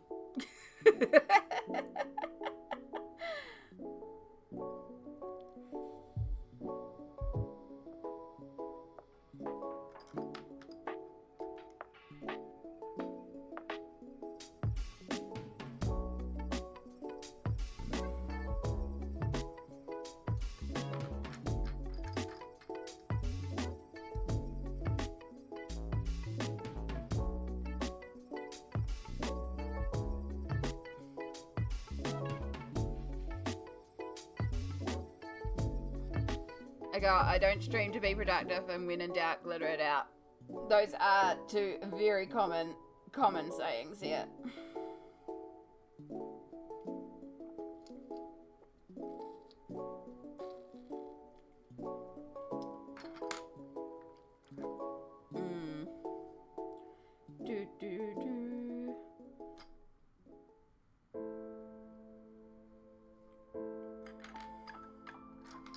I suppose the other one would kind of be the energy force you want to see in this world. I mean, we talk about that a little bit, you know.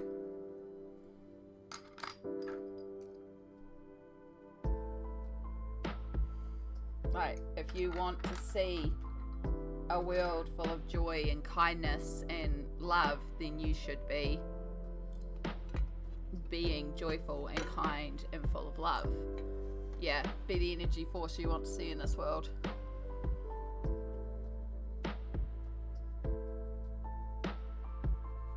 I mean, you can squish that down to be the energy you want to see in this world as well. I use some variation of that saying. Oh my gosh, it's been almost an hour again. I feel like we did a little bit more than the previous hour. Like, we got this whole shelf done and we got a couple of books done and stuff like that.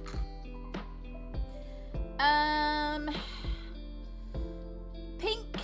I like pink. I like all the colours. Rainbow's always good. Rainbow's a colour. Sparkle's a colour. Pink's good though if you just need a single colour. I'm back with pizza. Yum. Yeah, just have a slice. Just try a slice. I mean, the great thing about pizza as well is I often make a pizza sandwich where I'll put 2 slices together with the cheesy sides touching, wrap it in tin foil, and then chuck it in the freezer. And then if you've got like a toasted sandwich maker or an air fryer, you can take it from the freezer and chuck it straight in there to heat it up, because in the tin foil, and it's like easy. Yes, pink and sparkly. And it's called Marilyn. It's perfect. It's perfect. It's perfect. But yes, we are about to head into our next ad break. So just a reminder, we do these every hour on the channel to make sure that I take a self-care break, which stops me from being in pain. It's very important we stretch every hour. So everybody drop what you're doing and take a good stretch. Stretch that back, stretch those shoulders, grab some water, grab a snack. I'm going to grab a cookie. And I will see you all in 3 minutes.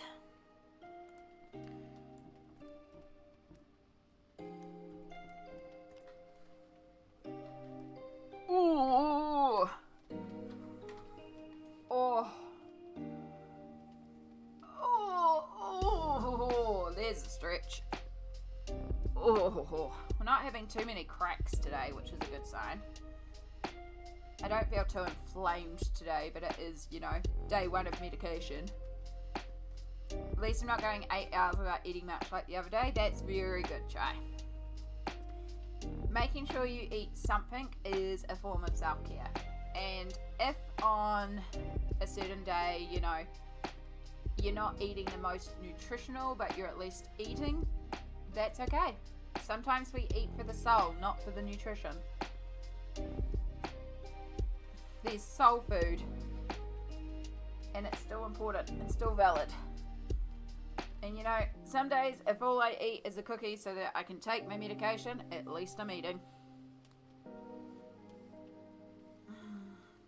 Watch my specialist go, no, you should be eating salads and this and this and bleh.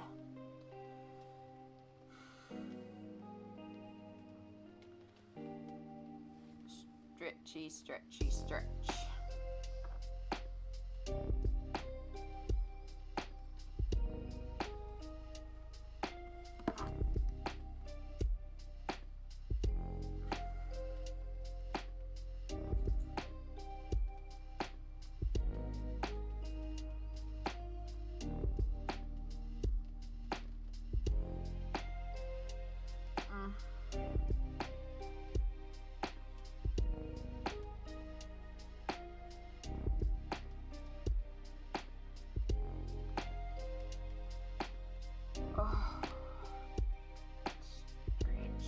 Oh, the hip wiggle dance. I probably should be wearing my ankle brace today by the feels of it. I'm feeling a little weak on the right ankle today.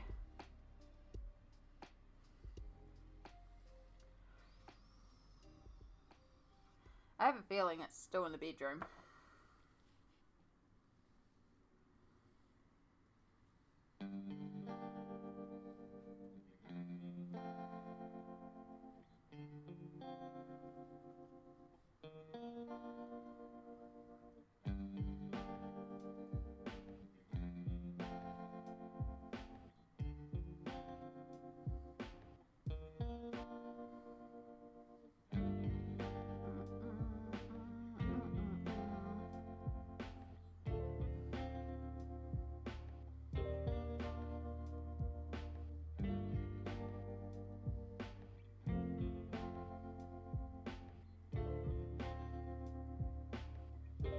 Alright, we are back from the ads. Welcome back, everybody. Thank you to everyone who went to Adland for us.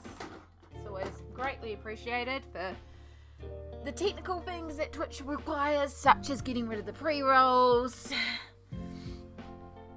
And for full disclosure, I do earn a couple of cents from ads. It's really not a lot. I think the highest ad revenue I ever had was 70 cents, and that was during the 18-hour stream. So, it's not a lot, but it does build up. But mostly it is that active reminder for us to stop and stretch, which does allow me to stream a lot more comfortably, and it's very important. We're also going to eat a cookie. We got melting moments.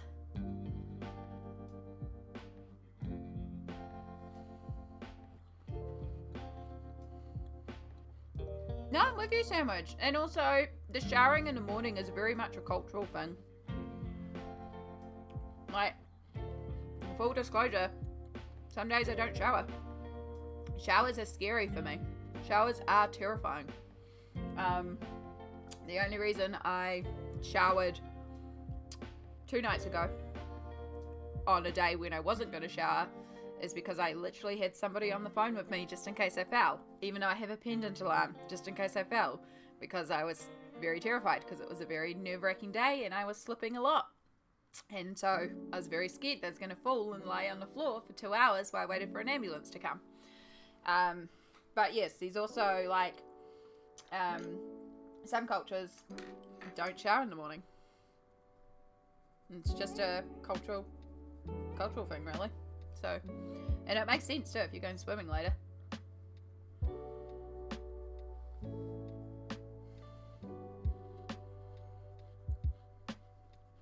I mean, I got up so late today and I did not have time for a shower. But y'all don't smell me, and I don't smell. It's fine. I literally just rolled out of bed, chucked on some clothes, chucked on some makeup, ate breakfast, and then hit go on stream.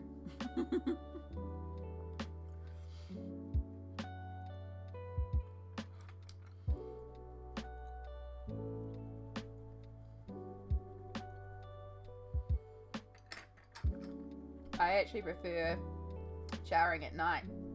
It helps me wind down for the day.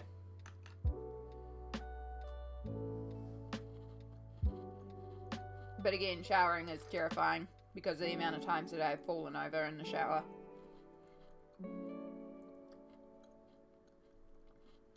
And then it's also the physical pain because you go into the shower and it's hot and it's refreshing and it's great on my achy bones. But then you stop the shower and you have to come out into the cold and it's literally like being stabbed with knives. It is so painful.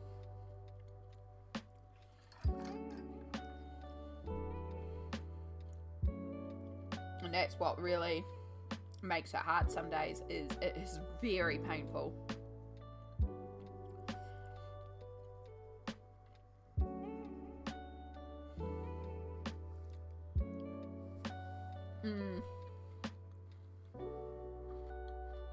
Good job, Chai. That is good. You did eat something, and I'm proud of you for doing a bit of self-care and just making sure you at least eat something.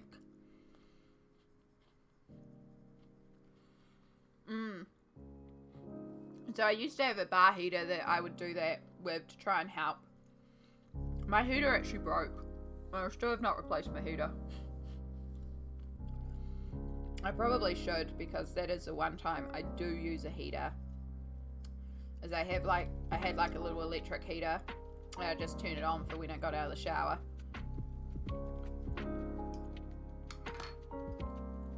And just make sure it was running for the shower so that it would at least be warm when I got out.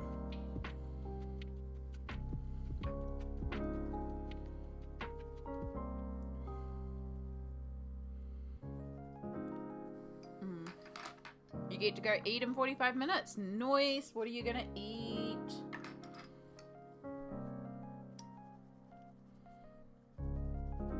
I had very late breakfast, so I'm probably good to not eat until after stream, apart from cookie, because you know, cookies. We like cookies.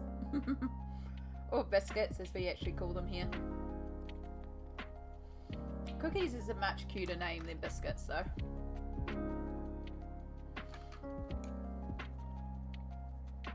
Like, I'm gonna have a biscuit, or I'm gonna have a cookie. I don't know, something about cookie just, it seems cuter. Oh, right, yes, it's Thanksgiving. My apologies. Again, it's not a norm here, so forget. Turkey is good, though. Sometimes we do your turkey on Christmas every once in a while.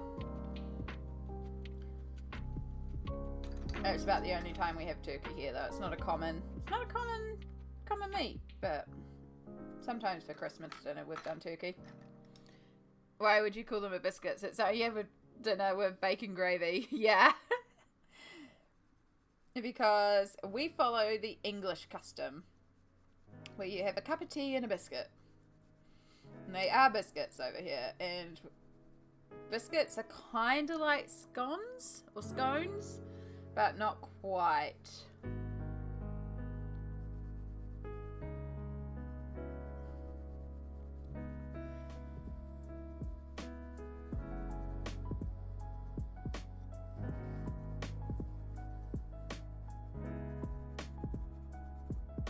I don't know what I'm having for dinner, but I know it's going to involve cucumber because it was free cucumbers for $5, so I got free cucumbers this week. So I'll probably make my smashed cucumber salad because it's really easy and really delicious as an easy side. I'll probably just do something quite lazy like box fish in the air fryer or something. I have to work some extra hours tonight, so yeah. So we'll probably go quite easy on the dinner. You hate holiday food? Oh no. Pajama bottoms too? Yeah. PJ bottoms are great. So even though I may look fancy on top, I guarantee you I am wearing pajama bottoms on the bottom. No matter what I'm wearing on top, there's usually pajama bottoms on the bottom. And yes, there are pajama bottoms today. However, fun fact, so at the warehouse years ago, they had these pajama bottoms in the men's section. They were plain black cotton, and they just looked like loose, comfy black cotton pants, and they were $6 a pair. This was only a couple of years ago, so very, very cheap, but lovely, lightweight cotton pants. I brought like 8 pairs of them because I was like, these look like just comfy, loose, straight pants, and I wear them as legit pants. Because they don't look like pajamas. They're just black cotton. And they're so comfy. They're so comfy.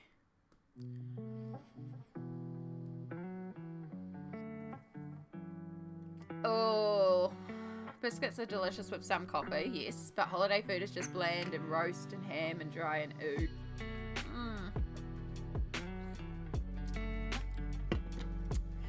Oh. Yeah, I suppose if you have bad holiday food, it is really bad holiday food. I mean, granted, my family doesn't really do traditional Christmas holiday food. Like, we don't even do a roast. Like, a couple of years ago, my mum started doing a turkey, but half the time we just do a chicken in the crock pot. Roasting a chicken in the crock pot is so gorgeous. And we just do, like, potluck salads, and it's very chill. Like, my family doesn't really do big fancy Christmases. It's really just a shared meal. We don't even do gifts. We will do gifts because of the niece and nephew, so they will get little things, but really it's just an informal meal together. It's really casual.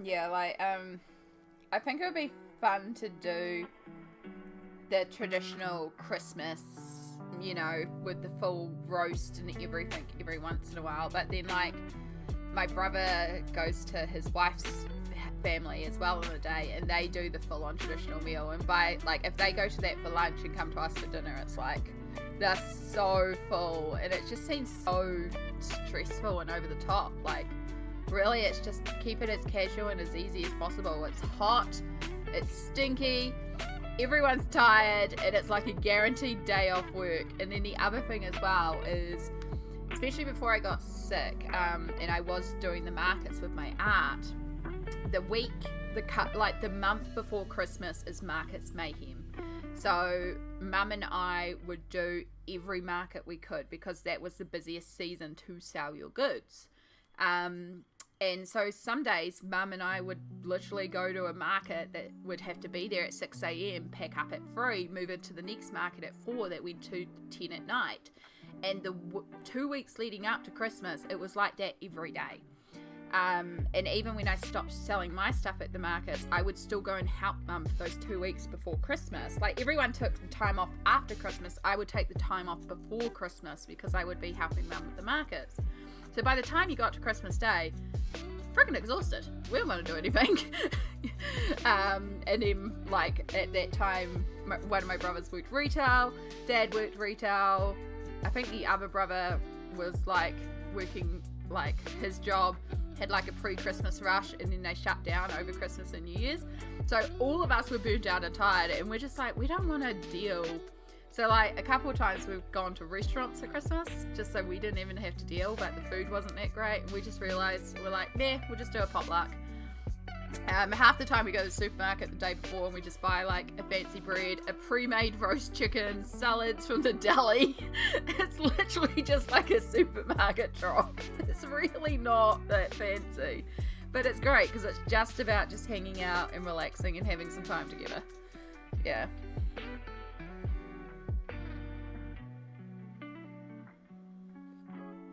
Yes.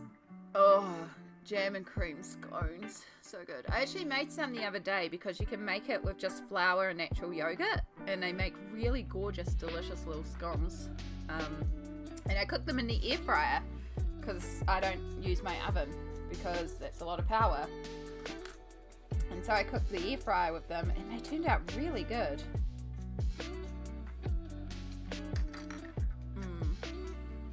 Yeah, and if you've got sensory food issues, it's also quite difficult as well. That's why this year, again, with us doing sort of like a potluck thing, we can also all bring a dish that we know we like, because one of the dishes that usually ends up is like a rice or pasta salad or something like that, and I don't care for those. They're like glue in my stomach. So I usually make sure that I bring something that I know I will enjoy, even though it's probably a bit spicy for everyone else. But it's like, if it's the only thing I'm going to enjoy, I'm going to make sure there's plenty of it, and it's how I like it. I'll probably actually do my cucumber salad, because cucumbers are cheap, and it's real easy, because it's literally you just smash cucumber, and then you make like a chili, garlic, sesame dressing, toss it in there, and it's like, boom, done. You can just eat it straight. Like, it's so delicious to just eat it.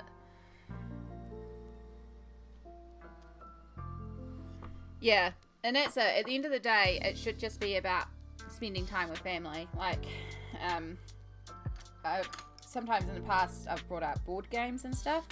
Again, we have a little niece and nephew now, so there are little kids to consider. So maybe we might, I might see if I've got like a game that I can bring up that also the niece can play in. The nephew's like 1, so he's a bit little for anything. You know, I might even like run some sort of D&D game or something. Like, we all play D&D except for my mum. I've brought up Cards Against Humanity. We played that quite a bit for a few years. Yeah, we just eat some food, sit around, chill, relax, and just hang out. I'll probably take up some colouring books, and I'll just sit there and colour with the niece and nephew for a couple of hours. Actually, that's a good point. I could go and buy some of the big Christmas colouring pages and take that up. Just having a look, at the warehouse and stuff like that, because of course I got to hunt out their Christmas presents and stuff like that. They don't get much from me. I really don't spend a lot on them because I can't afford it, but also they don't need anything, so I just try to get them little things, and they tend to be things for them to do. So they're colouring or arty or crafty or puzzles or books or things along that line, rather than just a generic toy.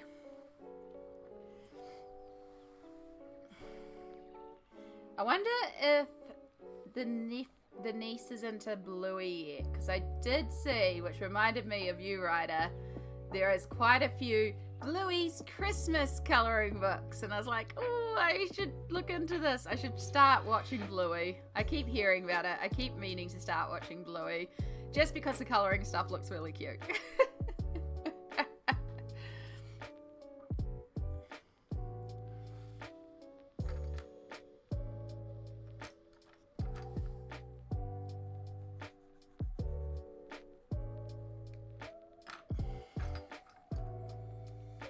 Is about to go on the Bluey game.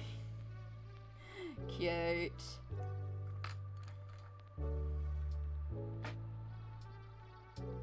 I don't even know what day Christmas is this year.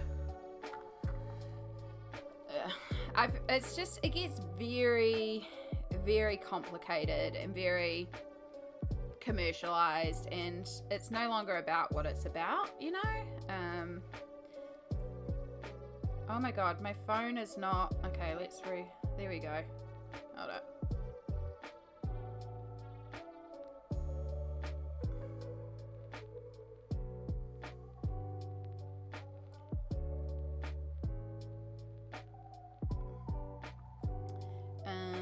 Calendar.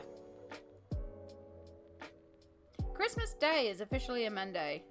Excellent. That means Tuesday is a public holiday as well. Ha ha ha ha. Or maybe we'll do some Christmas streaming. I mean, it will be for most of the Amerigrains because of time difference, but, you know.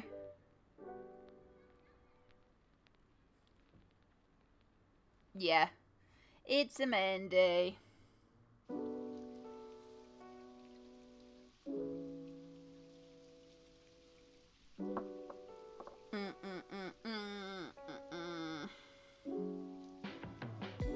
Because, yeah, regular stream day would be Tuesday, which is Boxing Day, so we might just do some sort of... Maybe we'll do a crazy long one, I don't know. Yeah. I'm definitely doing an Xmas Day stream too. Oh, nice. Nice! I don't know if we're doing lunch or dinner yet. I don't know. And also it depends on my mobility on the day, because if I'm flaring up and I can't feel and I can't move, then, like, to get up to my mum's place, I have to mobilise on crutches. To get to my brothers and sisters' place, I have to mobilise on crutches. My other brothers and sisters' place, sister-in-laws, their place, I can mobilise on my walking frame in. It's pretty small, but it's nice and it's accessible, which is lovely. The other two have multiple sets of stairs and has to be on crutches, so if I'm not mobile, no access.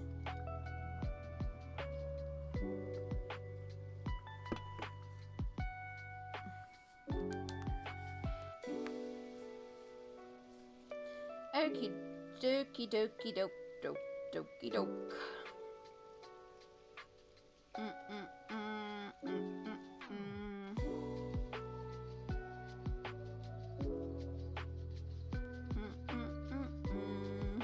You're gonna be a bright yellow, because that'll help tie the yellow all the way down here. Bright yellow.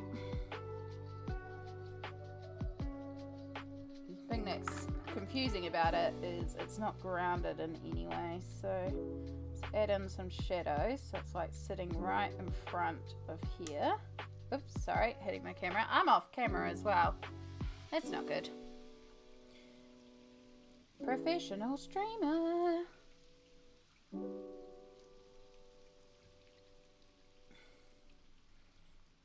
Yeah, at the end of the day, like, it's just another day. It's it. It's really just another day these days. Like, if you are religious, there is religious connotations to it, but for most people, it's just another day, and it's just a commercialized holiday. And it's like, well, when you strip it back, it's really just about being with the people that you care about and spending time with them, and nothing dictates that that needs to involve presents or food or, you know, even necessarily being in the same room. It can just be online. So, like, when I strip that down, the things that I would want to do then is spend some time with my family, spend some time with certain people one-on-one, and then if there was time, like, I would see myself streaming, because I really enjoy hanging out with y'all. This is important to me, and y'all are important to me. So that's kind of my perfect day, is get up, have some breakfast, call a couple of people, go up, spend a couple hours with my family and the niece and nephew, and enjoy some time with kids, and then come back and stream. That's my perfect Christmas.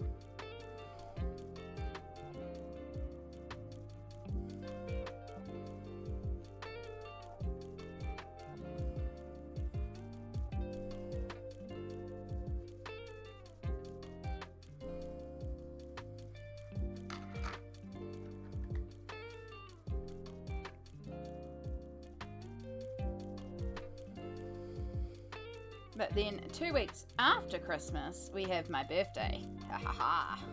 And I have started planning some things around my birthday. Because, you know, it's my birthday. We're going to do some fun streams. I'm hoping to do, like, it's my birthday, but I'm hoping to give away some stuff. You know, do like a special, long, extra special birthday stream and do some giveaways and do some fun stuff. Maybe do like a few days of streaming and just have a birthday weekend, because if Christmas is on a Monday, that means my birthday's probably on a Monday, because I am literally 2 weeks after Christmas. So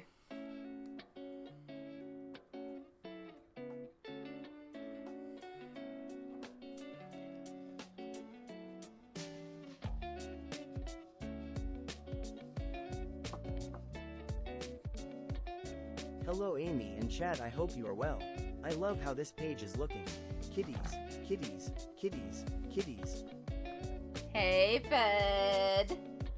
Kitties, kitties, kitties, indeed. I think I'm almost at a point where we're up to colouring the kitties as well. I just kind of wanted to wait till you were around. But I think we've got enough down that we could possibly move on to the kitties. I do still have to finish off the eyes up here.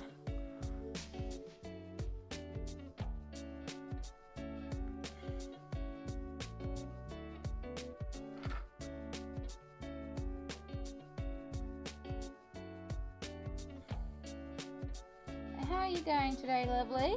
It's good to see you again.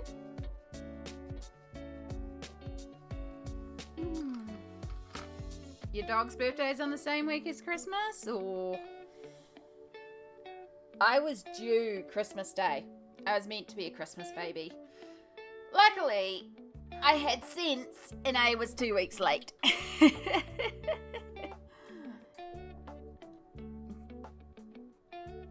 So yes, I am exactly 2 weeks after Christmas, aka January 8th.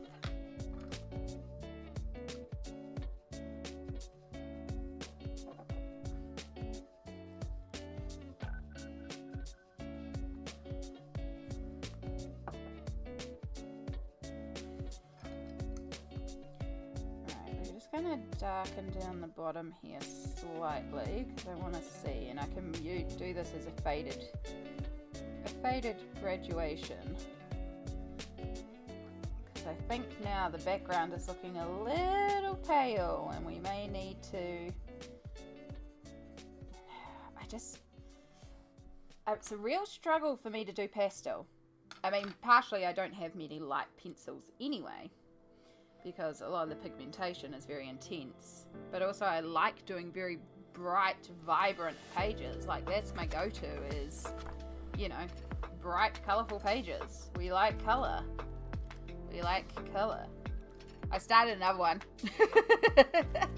This is a washi tape so far, but it makes cute pillows. But yeah, when I finish this one and the quilt one, by then the next lot of the Teresa Goodridge books should arrive, and I should have some variety, and then we're going to switch over to a new page in a new book, because I think I would have done enough cats. However, one of the books that is in the bundle that is coming is Enchanted Christmas, and it has a couple of kitty pages in it, so we might still end up doing cats, just in another book. But it also has a summary Christmas page in it, and that's the one that I want to especially find. Actually,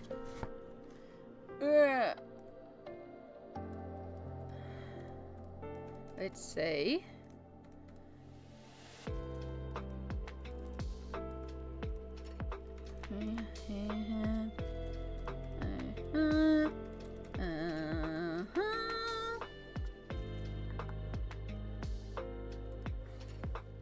Let's see if it is available as a free sample, the page that I want to do.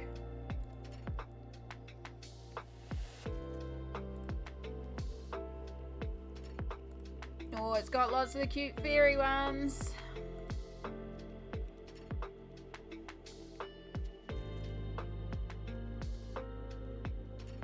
It does not have Holiday Santa though.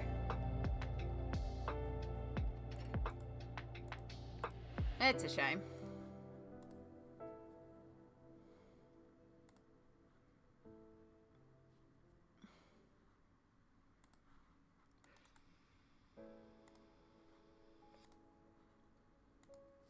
That's the Enchanted Christmas sampler. So those are the, whoops, sorry, hit the mic. The 6 pages that are publicly available from Enchanted Christmas. But it doesn't have Summer Santa, unfortunately. But Summer Santa will be one of the first ones that we're colouring, because Santa at the Beach is just such a Kiwi classic. I have to. Alright, I really think I need to actually colour in the kitties now, because I need that grounding of their colour, and I've coloured around them, so I can actually work now to get them in. Alright, so I pre-downloaded some images from Fudd's References. Also, if anyone is enjoying this kitties book, I have posted a couple times, !project, and you'll get a link to you get a link to 6 pages from this book that you can download for free to colour in for free. So it's there if you would like to. But yes, we're going to start with Tara. Now, the markings that are already on this cat are a little different than Tara, but it's workable. However, just for the ease of making sure it's a bit easier, we are going to remove them, because I will add in my own. So we can leave little sections to indicate fur lines, but we want to also block out a couple of the lines. Yeah, I was very stoked to see this one, because I was like, that is like almost exactly how it is on the page, and it's close enough that I can work with it for certain. So I do appreciate it, because definitely is a lot easier having references since we're trying to make it look like exact cats. So we have marks down to there, and then across the ear, and then coming down here.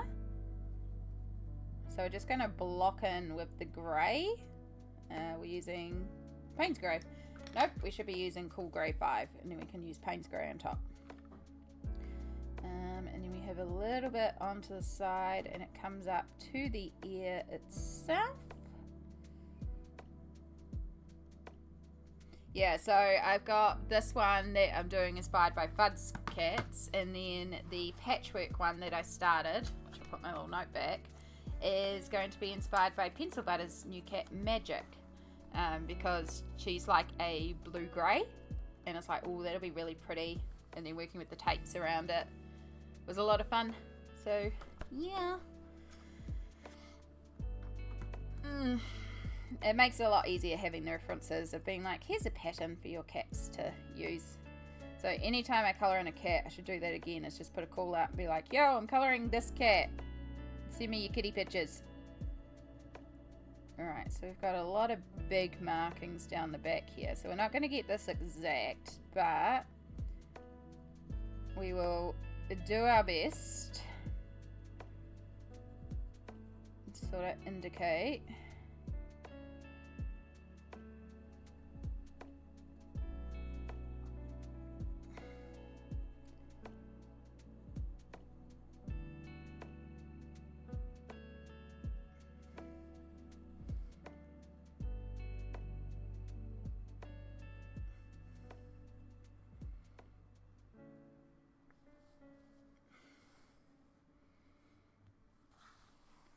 Okay. Oh, here, molting everywhere.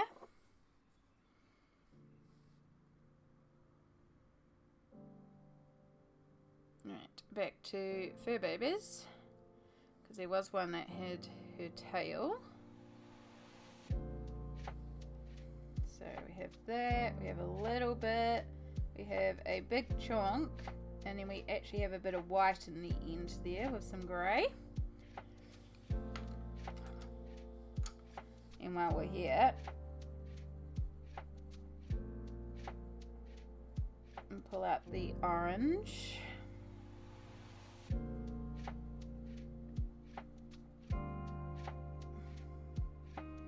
Because then we can also bring the little bits of white into there. So I can see from there, there's definitely a white pour.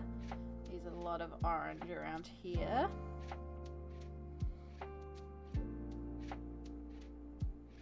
And then it starts merging into more white down there. Little patch of white there, and then we've got lots of orange. I know this is very orange right now, but we are going to, again, we're just basing out, we're basing out patterns here. We need more grey.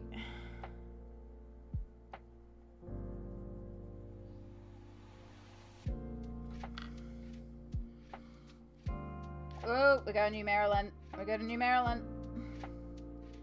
Alright. Give me 2 ticks to finish this section off. Alright, there's actually a little bit of white in the head there.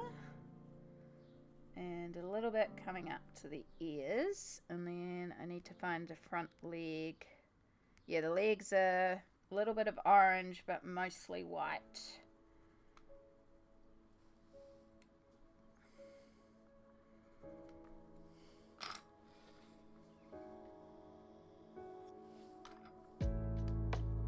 So there's no black on the edges. It goes from orange to white. So there we go. Blocked out. Right. Look at this.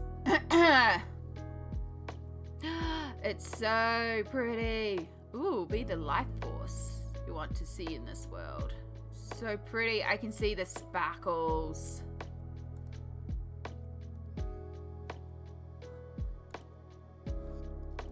It's so gorgeous, Marilyn. Thank you.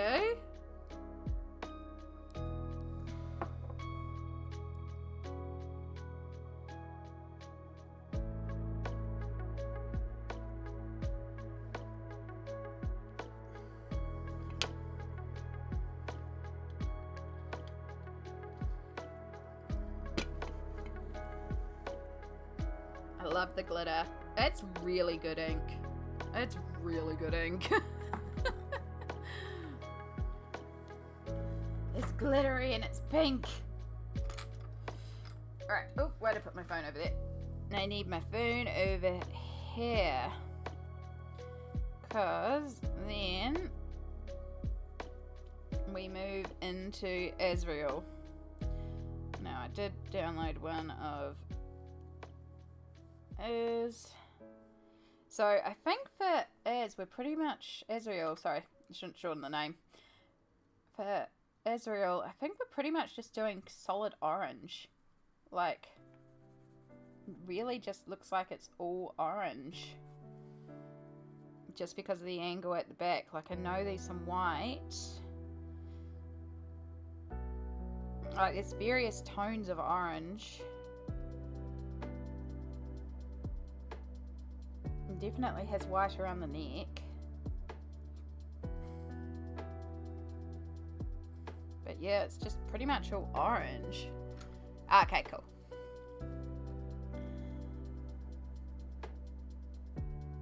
So what I might do is I might colour the bow like we did with shadow.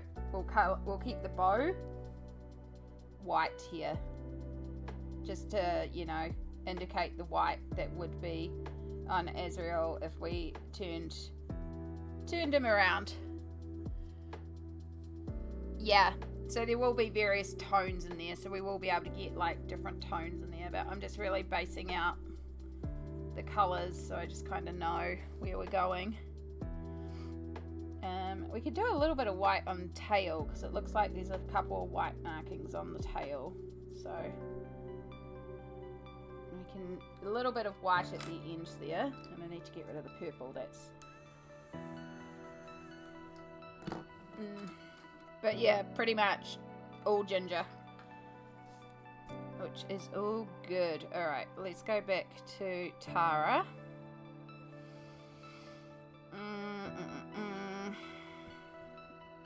Pull that reference up, and we'll start with Tara.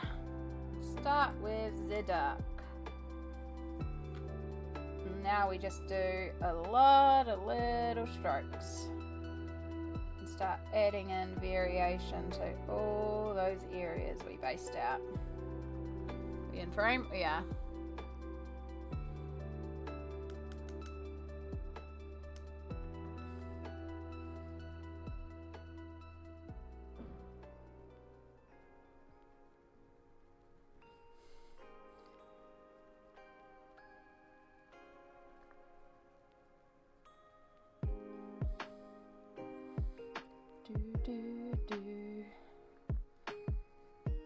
Oh, hand be hurting rather badly today. Not my colouring hand, my non-colouring hand, the one that's in compression gear again. My appointment with the specialist unfortunately got moved, so it's not this Monday, it's the following Monday now, which, okay, we'll wait a little longer. So really hoping it will be sooner rather than later.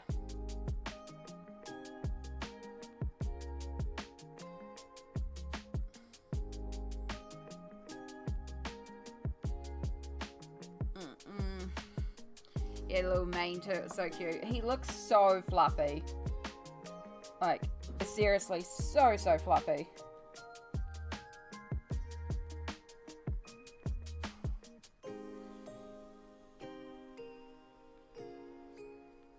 He looks like an absolute fluff monster in every sense of the word.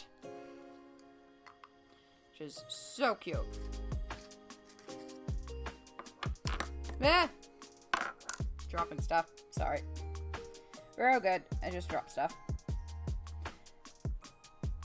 Alright, so these like lots of little patches of like overlapping tones as well.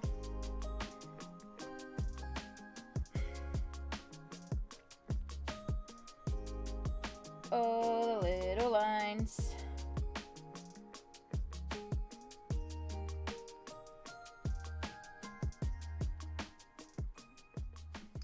Okay. Now, where is my terracotta? He was a proper long hair and it was well maintained. He was soft and fluffy. Fluff. I would love to get a fluffy little boy.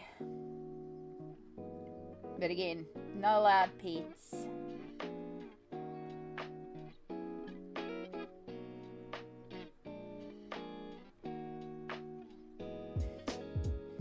But it is one of those things of I would be very tempted to move if I could get a fluff monster. Except I hate moving, I hate packing, I hate organising, I hate decluttering. Like, moving is an absolute nightmare that I do not want to do.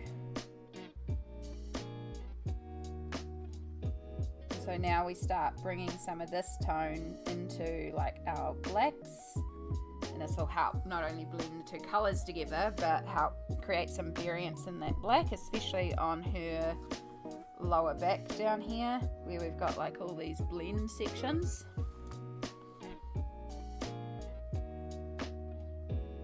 And then a little bit off to the sections that go into the white too. Not too much because we don't have much white and we do want to keep as much of the white that we can.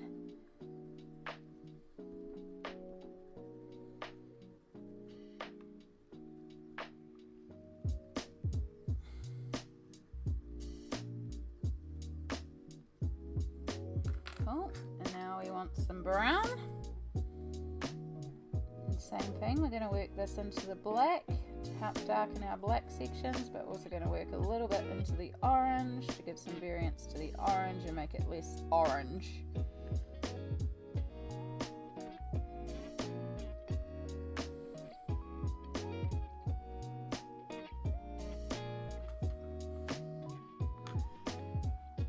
Tortoiseshells are pretty. They've got such fun patterns as well.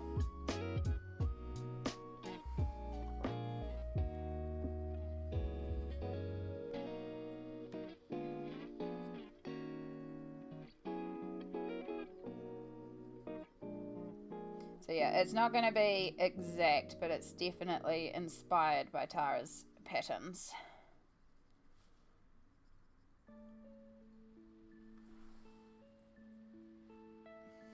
Itchy, itchy, itchy, itchy.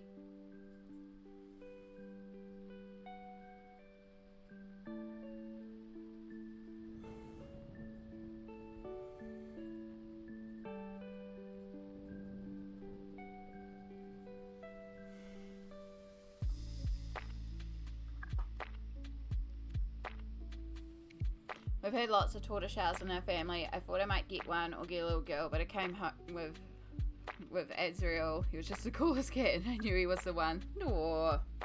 Speaking of appointments, I just remembered I have a doctor's appointment on Monday coming as well. Yes. Gotta do what you gotta do.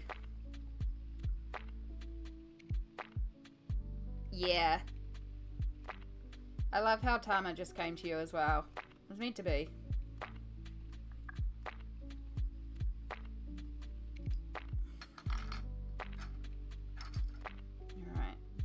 We're going to take our ochre, and again we'll work this over the orange.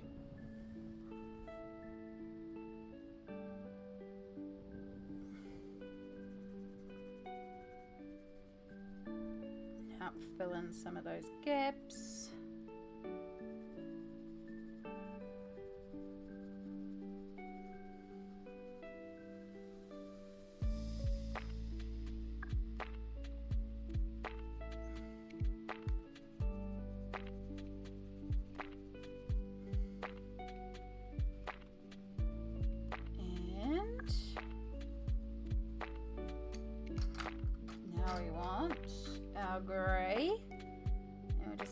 This to indicate a little bit of variance on the white, but not a lot because we still want this white, but we need some variance in there.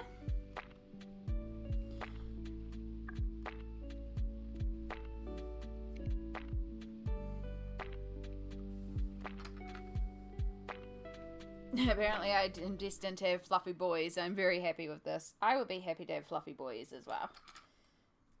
Fluffy kitties, fluffy monsters. But short hairs are still cute as well. We do love short hairs. But fluffies are also cute. Oh, the fluffies. And non-fluffy friends are cute too.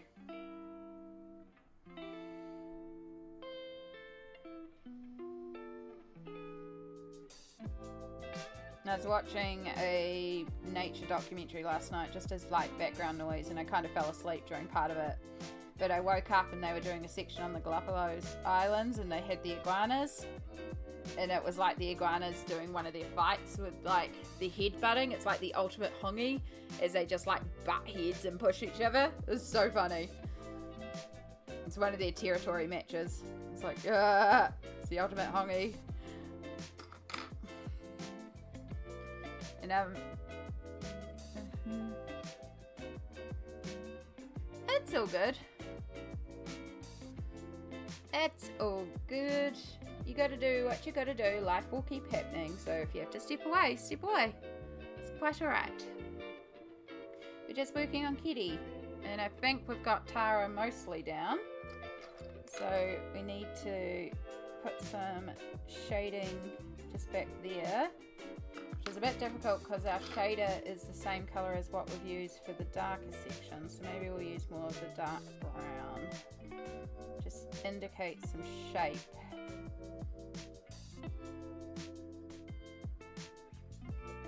So I work in little strokes to indicate all the little fur, but then when I'm trying to indicate shading, I work like in a solid glaze over it, just to give some variance. I think that'll work though.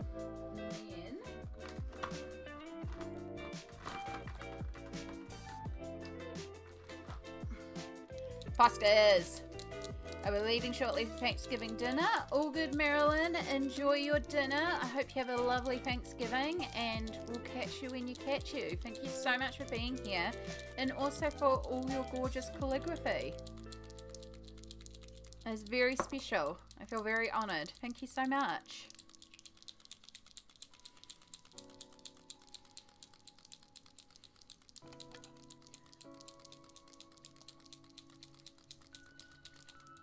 Alright, that should be shaken up. That's not shaken up. Too bad.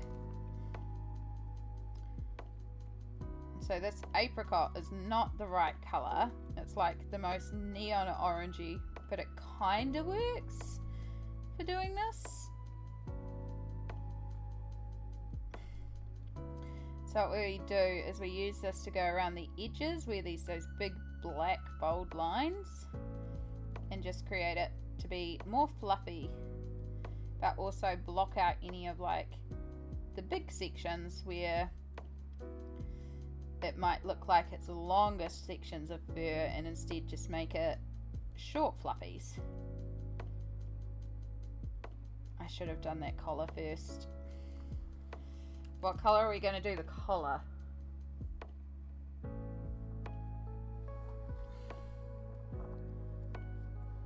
Yeah, they really do. It's a good way to indicate it too, to show like where the light hits the cat fur. Just gets rid of the dark outline, which I like as well. We will do a bit of white, but I just wanted to get some of the orange down first.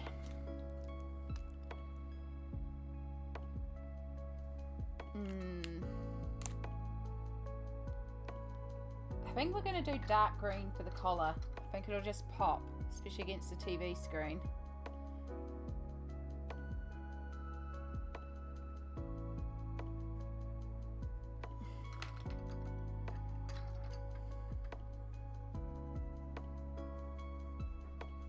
I should have coloured that first. That was bad of me. Her eyes were green? Oh, there we go. Perfect!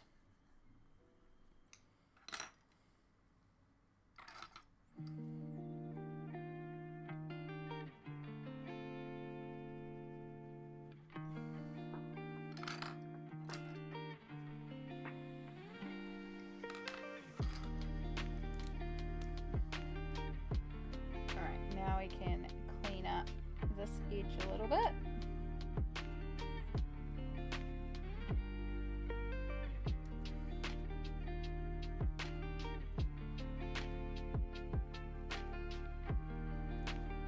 I'm doing that technique where I can lay colour down but then fade it out so it's not as intense. So it's there but it's not intensely there. And then we're going to use this to also go over areas of the black lines where it just is too long, because again we're doing a little bit more of a shorter fur cat, so we want fluff but we don't want fluffy fluff. We pull out our white and just do a little bit on the side.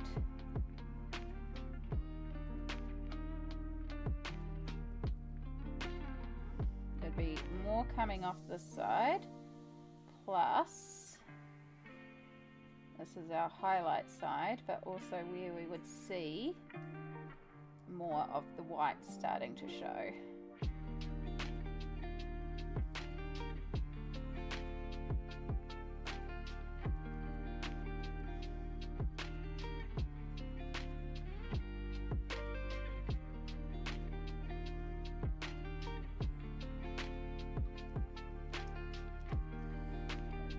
Great. Smush it up. Do it again. More carefully this time. There we go. That's why she was named as Tara. My parents liked the name Suki, but it didn't suit her at all since her eyes are green. She got an Irish name. Fluff, but not Maine Coon Fluffy.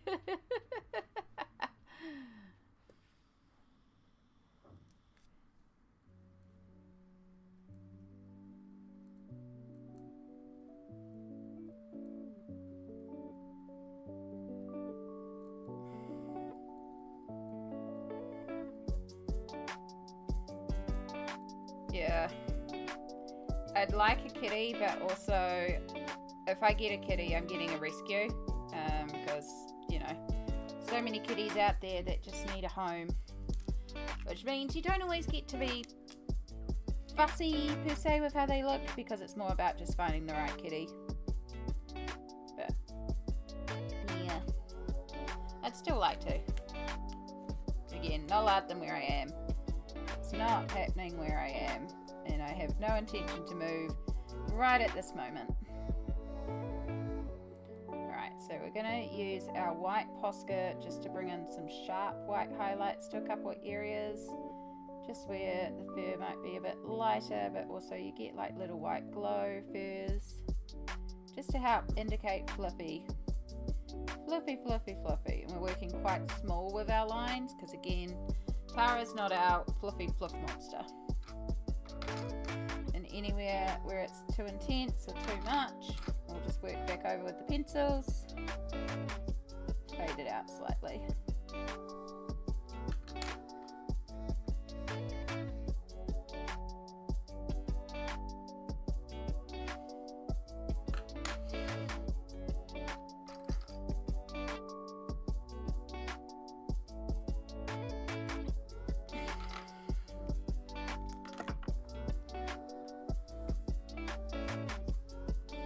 Yeah.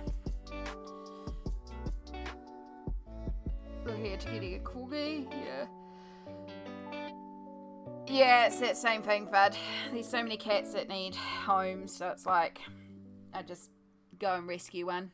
Because if you've got the space, you know. I do like them though. It's the same with mums really into toigas that are bred to look like little tigers. They're so cute, but you have to go to a breeder for them.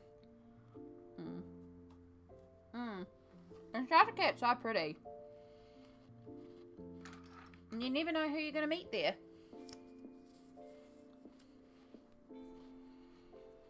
Cookie, cookie, cookie, cookie. Oh, why is my bank contacting me?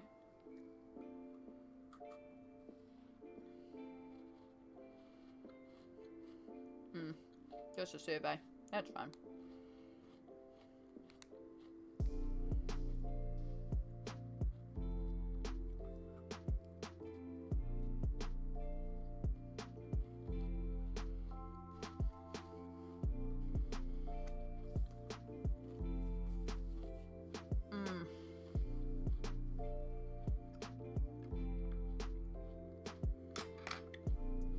I forgot how good custard creams are in terms of a cookie.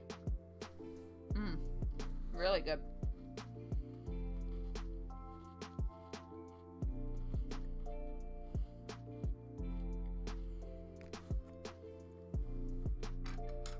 Alright. Actual fluff monster. Actually, before we do that, I just realised we're very orange in here, so we'll just tone that down.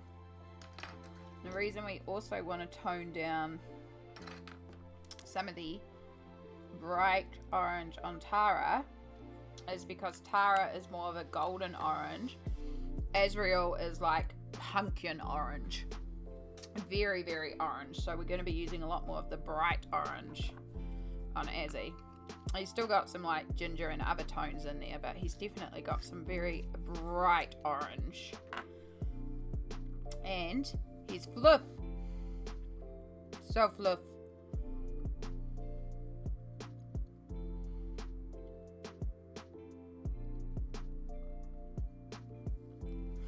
So fluff. So fluff.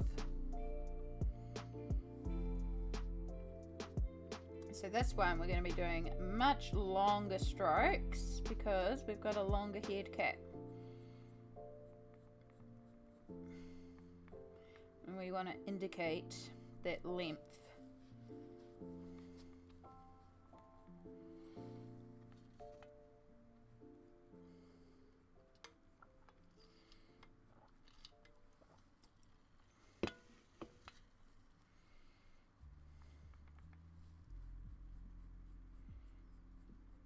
Oh, we're just about to head to another ad break. Look at that. Oh my gosh, it's been another hour. Time really do be flying when you have fun. So, this is your reminder to stretch and hydrate and take your meds. It's actually med time for me, so everybody, if you need to take your meds, take your meds. I'm going to make sure I have some water.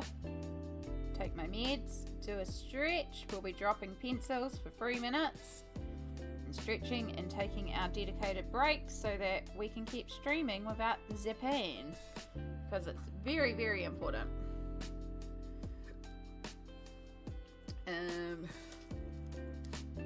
Oh, last two on the sheet, nice. Izzy, I got for an adoption event for teenage cats, the ones that were bigger than kittens but still not quite adults. Yeah. Oh, where'd that one go to? Where did that one go to? Cool, lost to the void. Oh, no, it's still in there. It didn't actually pop out. Oh, goodness. Oh, I hate popping the pills from these little trays. I definitely prefer it when they give me the bottles. The bottles are much easier.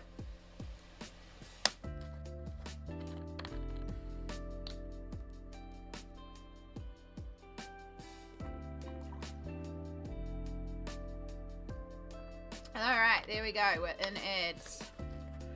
And meds have been taken. Ooh. Ooh.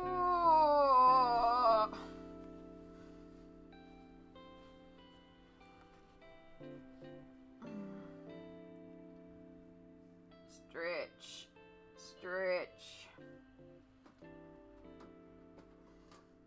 Oh, I hope your doggo's okay, Ryder.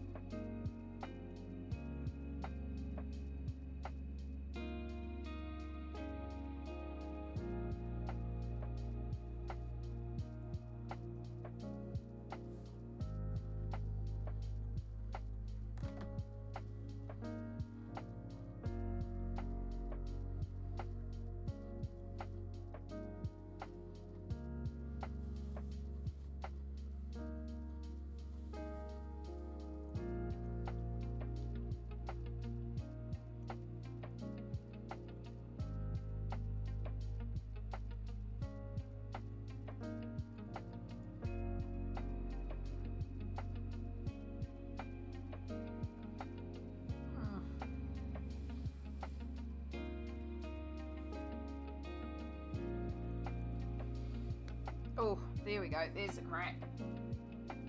Oh, much better.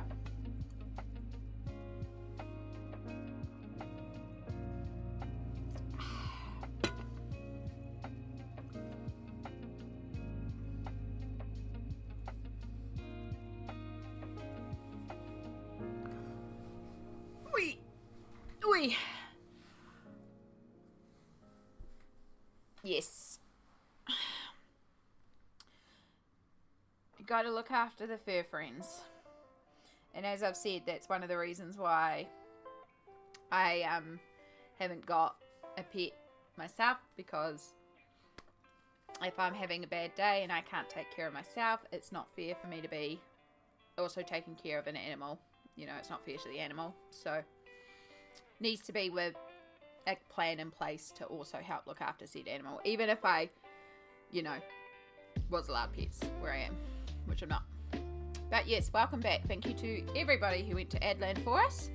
Always appreciated.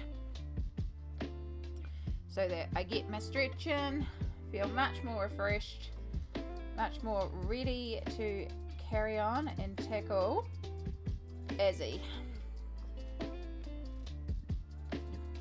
So we're going to keep his bow white just to indicate that little bit of white on him, and then we have a little section on the tail that we are going to also keep. Now, the tail we're going to have to do some posca work to make fluffier, because he has a very fluffy tail. But we'll get our body done first. So we're moving back in with our terracotta. Just indicate some of those more gingery tones. And really long strokes.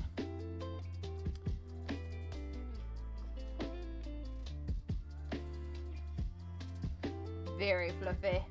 Very, very fluffy.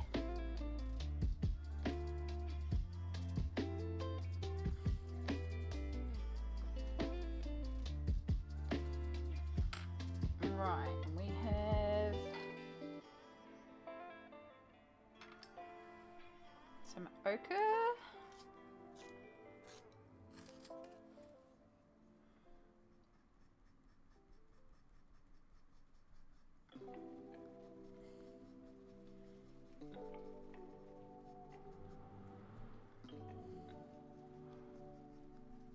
Some sections are a little bit more golden than others.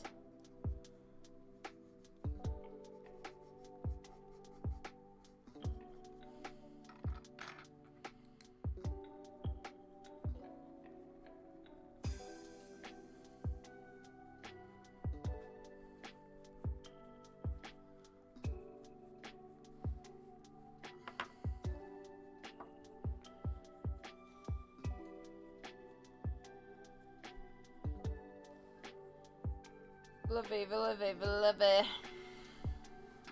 And then I'm going to use a little bit of our brown, but very, very lightly. Oh, that wind has picked up all of a sudden. The curtains are all blowing behind me. It's actually dropped down a little cooler now too.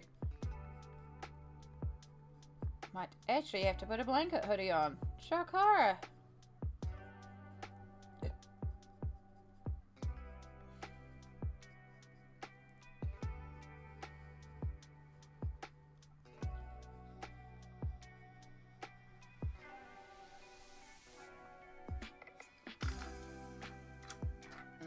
Where is our, not our cream, I want the ivory. There you are. And this will just fill in some of those gaps and allow us to have some white in there. There are white strands in there.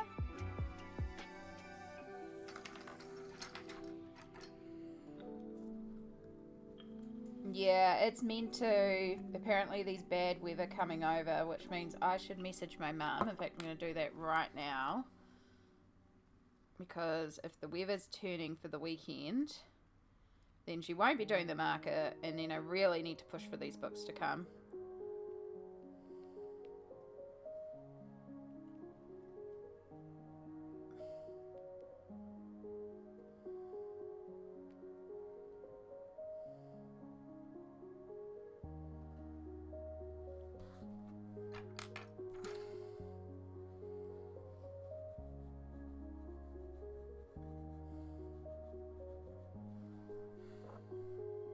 Yeah, originally it was looking good according to Mum, and she was planning on being there for the weekend. They're moving the market. There's a little market next door to me that my mum often sells her handmade jewellery at, and that's where it's like when I get things delivered to her, if they're small enough to go on her electric scooter, she can bring them down to me on that. So that was our backup plan if the boys didn't bring the package down to me.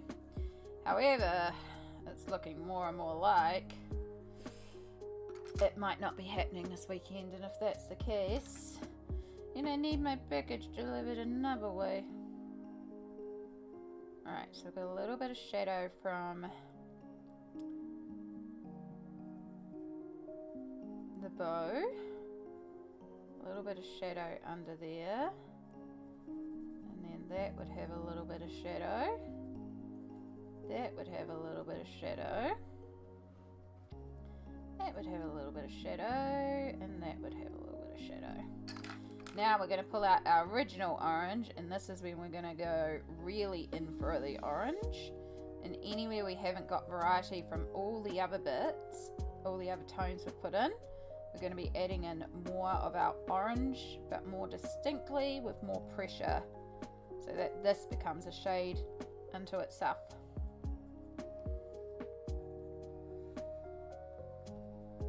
Really get that glorious bright orange tones of Azzy in there. And you can see, I hope it's picking up on your screen, how we have for Tara a more brown toned orange, whereas Azzy we've got that more intense ginger orange. I hope it's showing up, because they are two different oranges.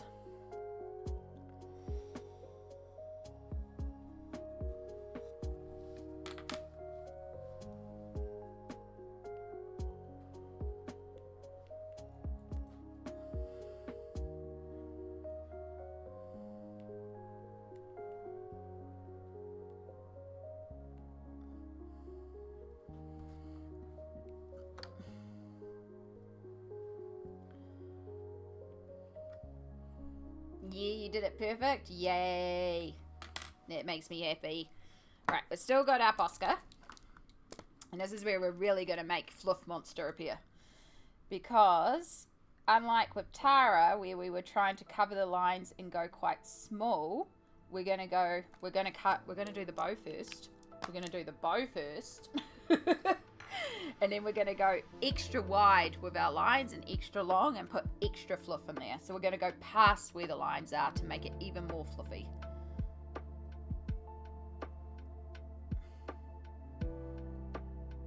We're going to remember to do our white bow so that we have that little nod to the white of Azzy that we can't see.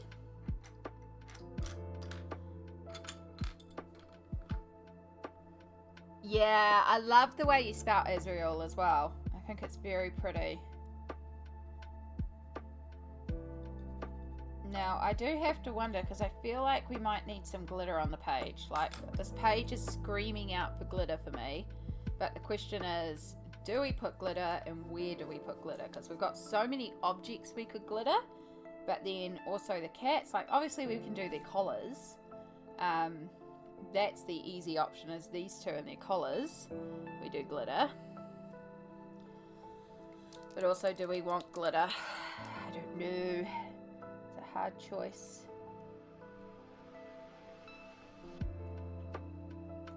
Alright, back to doing this. Now we do still do small on the ears, because ears always have smaller furs on them. So we don't want full fluff on the ears. And that will be coming backwards. I've just gone a little too intense on the ears there, but that's easy to remove. Now we go fluff on the body. My apricot is running out. Damn, I might have to add that to the... I have a massive cart sitting with Hobbyland at the moment. I was waiting for all the like Thanksgiving specials, the Black Friday specials and stuff to pop up. Because I wanted to see if anything else, but a lot of them started it early, so I've been able to tell. And Hobbyland, unfortunately, they are doing some stuff on special, but not the things that I've got in my cart. So there's no rush for me to get what's in my cart. The only place that's doing pencils on special is the Ribbon Rose, which, by the way, if you're in New Zealand and you need Polychromos pencils individually, the Ribbon Rose currently has them for $2.80 a pencil because of Black Friday special. And they also stock my glitter. They stock Stickles. So I am tempted to do an order with Ribbon Rose and get some more Stickles and all the colours I don't have, and then maybe get some more polys and see if I need any polys. I don't need any urgently, but I could possibly get some while they're on special. Because again, I use my polys a lot, so it makes sense. But everything else that they've got is like not a massive special. They do have some poscas, and the poscas are on special, but they don't have the 1M poscas that come in the colorways they don't have, because I do want to get the ivory posca. That's a big one. Yeah, it's a really good price on Polly's. Like $2.80 a pencil is a really good price.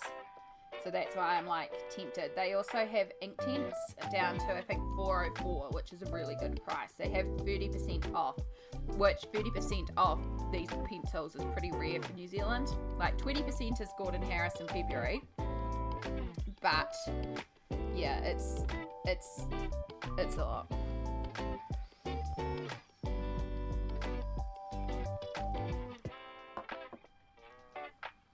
I'm just deciding. I've got because of the shadow page. I'm giving Mum the original for that, and she actually said she'd buy me some art supplies for it. Like, not pay me for it, because then it's income and I have to declare it, but she's going to give me some art supplies. I just have to order them, and then she'll pay for them, basically.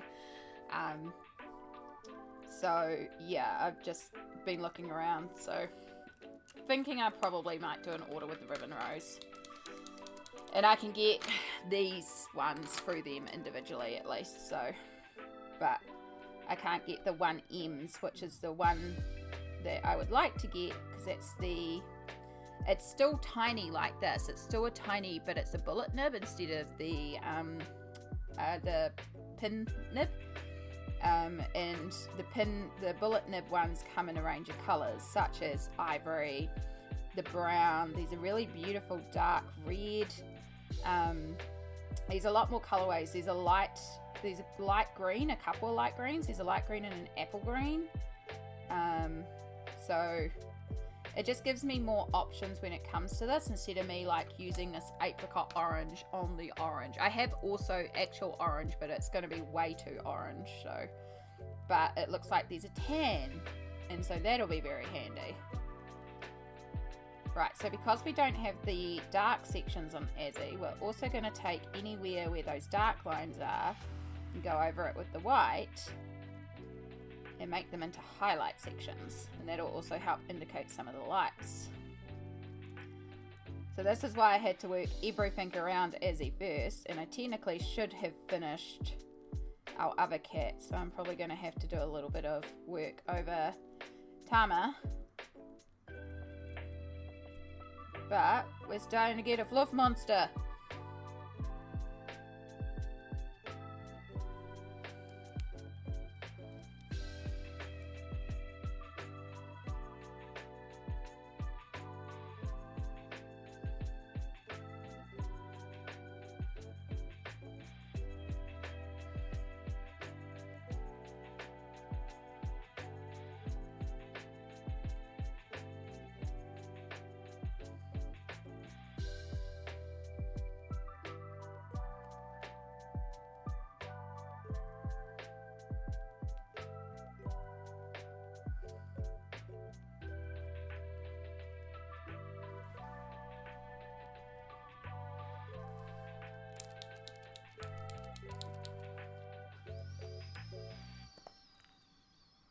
The fluff is good. Yeah. So that's why, like, I was looking for a page where it does work, but you can also work around and make them more fluffy or make them less fluffy. So we've turned this fluffy one into a short head, and we've turned this semi-fluffy into a long head. So you can work with it. Alright, I've just let Mum know about the Ribbon Rose sale, and she said go for it. So I'm not placing the order now, but I will arrange for the funds to move over, because I have access to Mum's business accounts, because I do a bit of movement for her to help her out.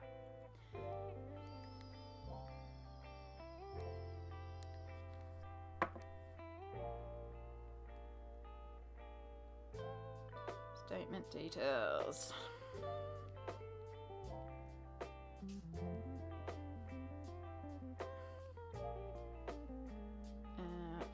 From business reference drawing. Okay.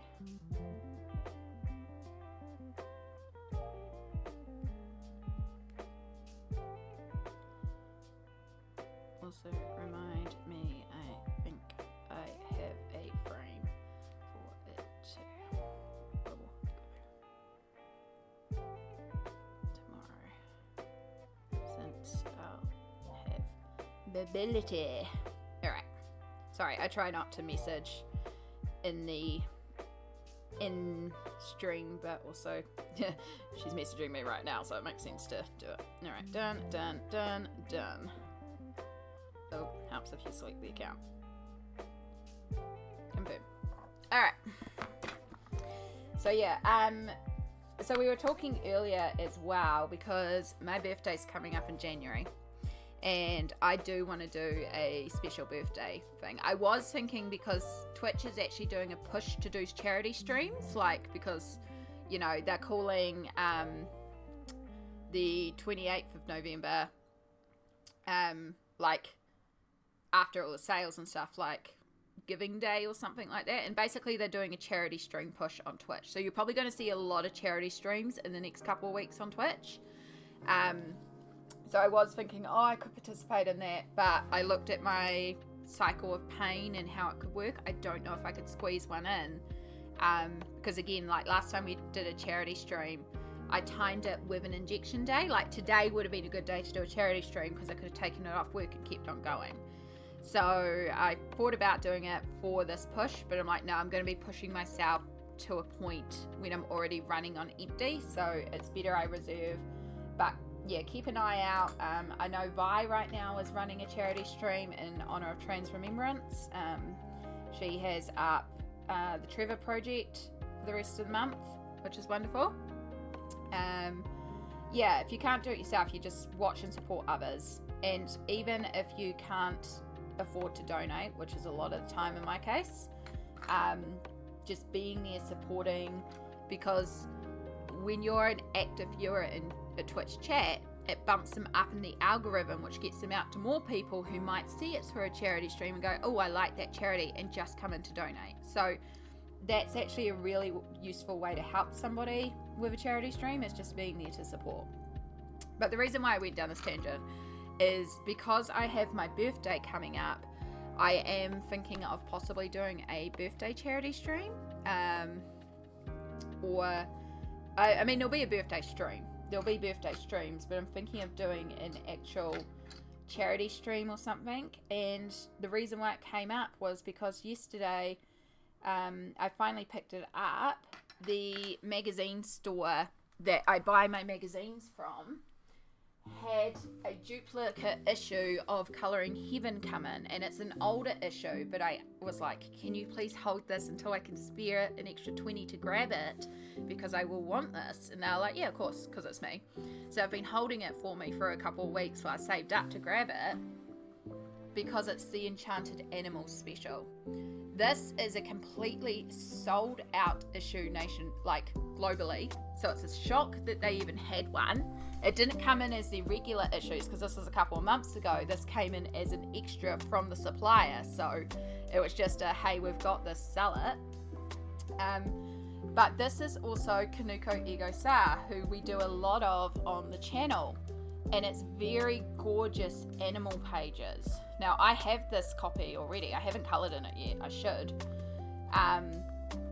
But I was like, that would be a wonderful prize to give away to somebody, because it's a really gorgeous colouring book. I have a couple of little bits and pieces that I've started gathering, so the idea will be we'll do another big charity stream. We'll have prizes to give away when we reach certain incentives and stuff like that. So I'm just starting to collect little bits for that. So keep an eye out in January. I know January is generally a more tighter month for a lot of people, so this is also what I'm considering. Like, I know January can be very tight, especially here in New Zealand, because it's after Christmas, it's holidays, and it's back to school time. So I know it's like a tight time of year, and it's even more tighter than usual. But I'm thinking along those lines. And then we will have to look at what charities are available. I'm always keen to do one for mental health. And then we'll see what else is available in terms of Kiwi charities. There are, of course, a lot of global charities, but I like to try to do a Kiwi based charity. I know Starship's in there, I know the Cancer Society's in there because I helped get the Cancer Society onto Tiltify. Starship is wonderful in Children's Hospital, and then Mental Health Foundation, of course, it's the Mental Health Foundation. So yeah, if you've got any ideas, let me know. The other thing I have a bunch of postcards that are colouring in postcards, and so I'm thinking on stream we might colour a bunch of those, and I can just post those out as well.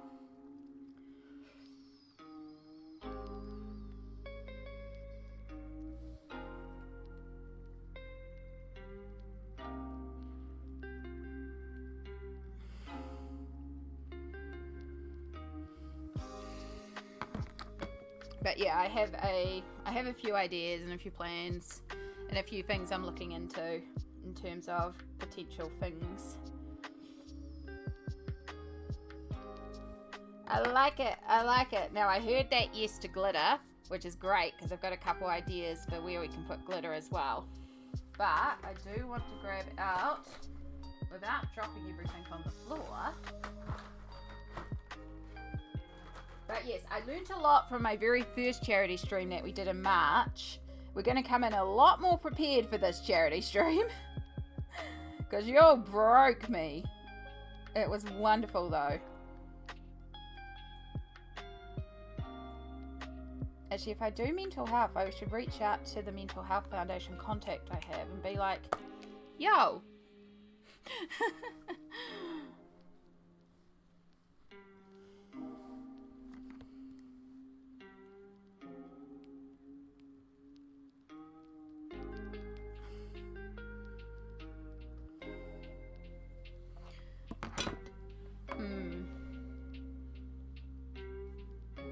There's also the part of me that's like, you could do this as a fundraiser for yourself for your computer, because this is the only way you're going to be able to fund a computer, but that just feels wrong.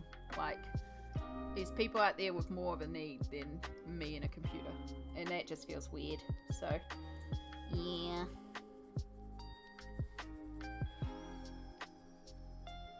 right, I just realized now, because of this, we need this brown down here, because Tama is going to have a bit of brown and we need to balance the brown. So this is solved what colour this has to be. I will finish shading it later, but at least I know that's brown now. Back with sustenance. Excellent sandwich. I'm very glad to hear that. Is it perchance a sandwich that is sustaining sandwich?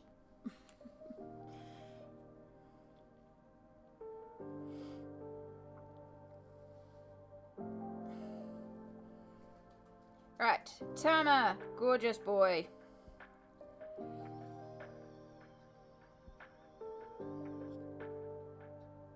Right, now.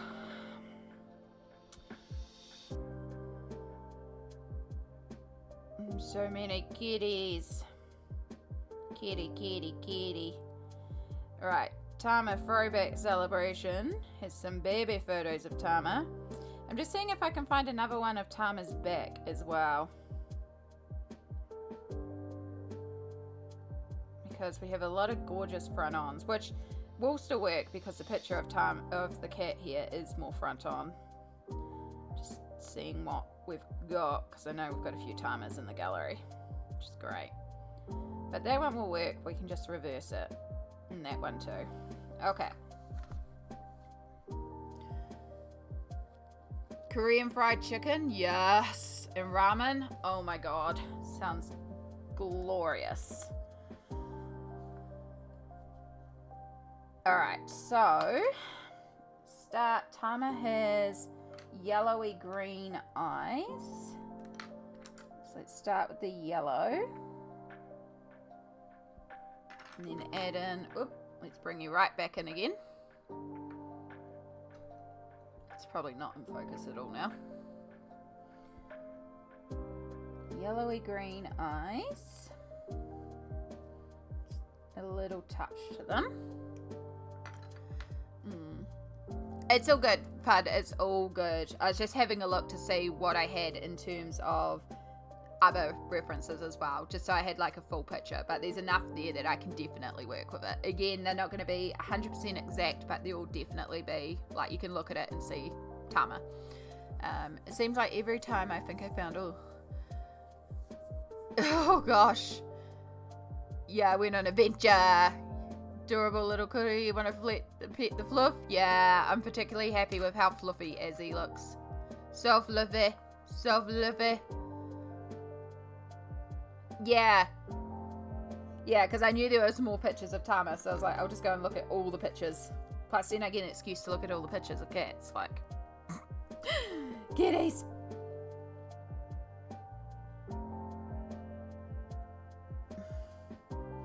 Alright, so we have some very clear dark marks around there. And then we have 4 lines coming up here, so we can use the existing lines and add in additional lines. And then we have eyeliner. He does some excellent makeup.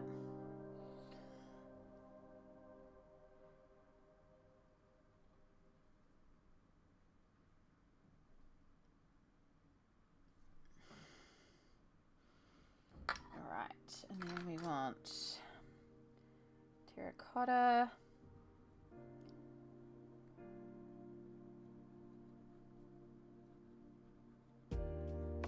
Again, we're not going to be able to get it exact because there's a lot of markings and we're doing this from very far away. But we'll try to get markings in there that kind of match. And then we want our grey.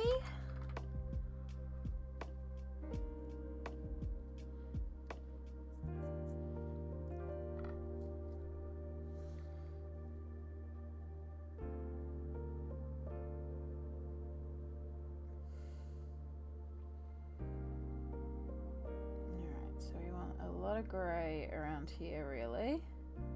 I think we're going to base in grey.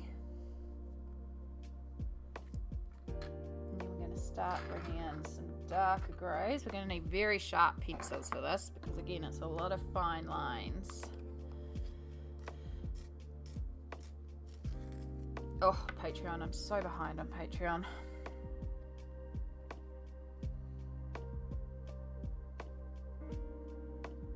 Making me feel very guilty about how behind I am.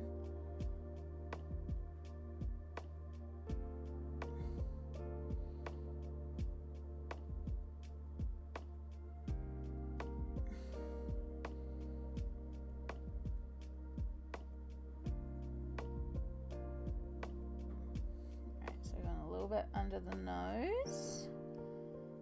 Got a smile here, even though that's not on Tama's face, but that's okay. And we've definitely got grey on the chin. And let's bring in some ivory. Bring that up, especially around the eyes. You know what might actually work? This is the one time this colour is actually going to be perfect. To really make that area pop. Actually no, you're very yellow, but if I put some ivory over you when you dry, so it's not quite perfect, but it'll work. It'll work. We're going to use very light on our red just to colour in that nose. And we're going to do a little bit of that, and then we've got some brown coming up into the ears. A little hard on the brown there. And where's our black? Tabbies are gorgeous because they have so many colours in them, but oh my god, they have so many colours in them. Oh no, don't tell me you snapped. This core is snapped. Yep. Damn it. This is getting very close to retirement stage.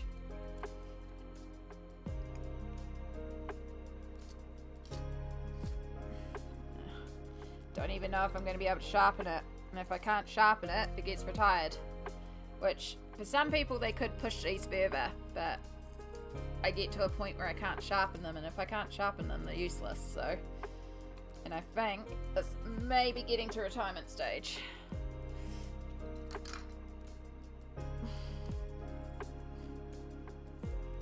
Oh, she hurts to sharpen.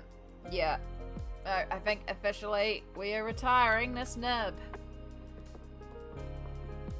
Congratulations, Black. You have earned your retirement in the home for tired nibs.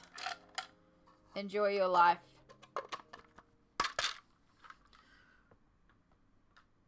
Luckily, here's one I prepared earlier. I should check if this is my last black.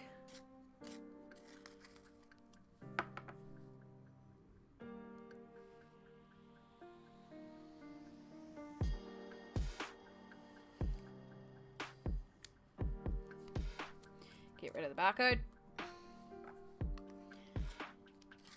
Nice sharp tip. And then back. Alright, so we're going to start bringing in some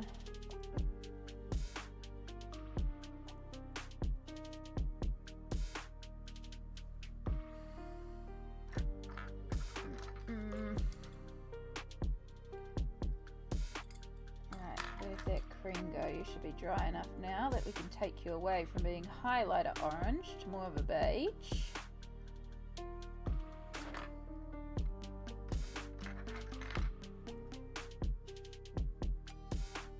Ooh, you're still very orange though.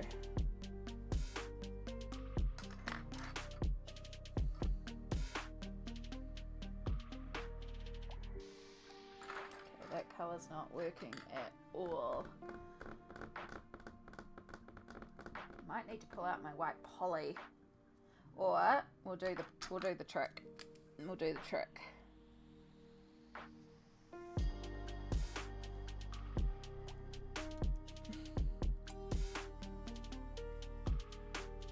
Draw over with the posca, lift it up with the finger.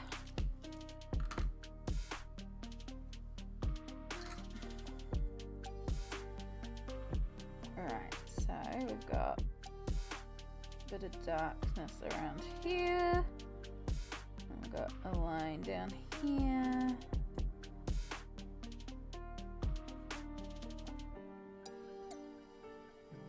It's got some very distinct markings. They're very pretty. Such a pretty boy. Alright, and then we want a little bit of... No, not that one. Let's go 10.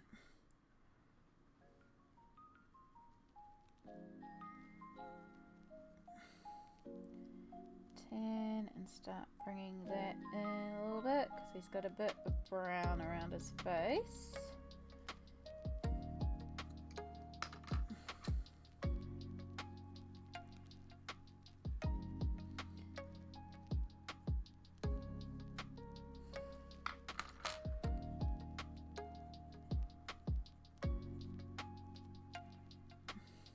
Tama, you better appreciate this and not send me messages telling me my art is poo anymore.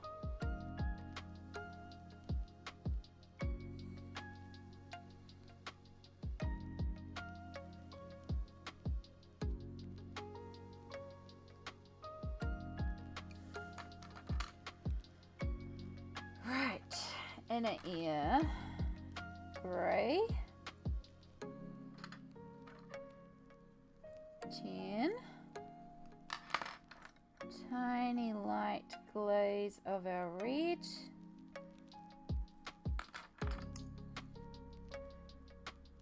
Cream.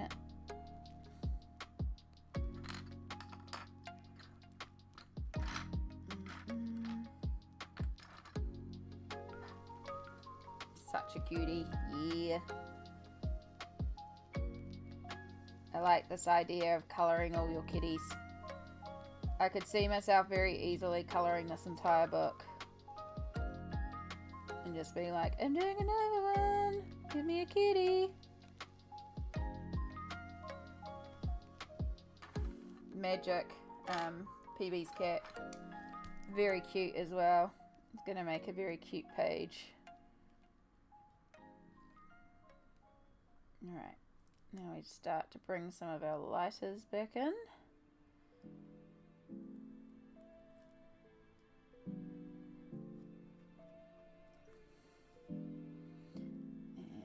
definitely got a bit more white around the chin.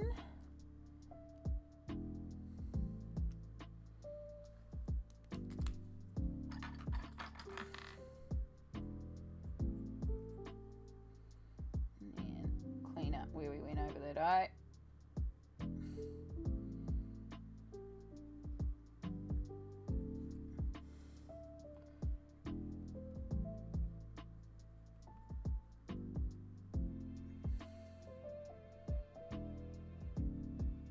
We've just lost a mark on the head there. There we go.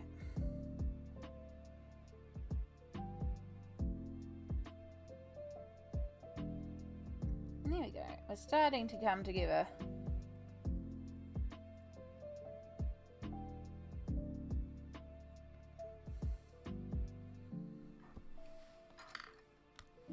Whew.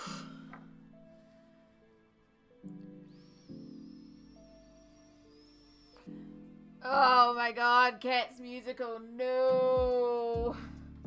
No, too many cat butts. Too many cat butts.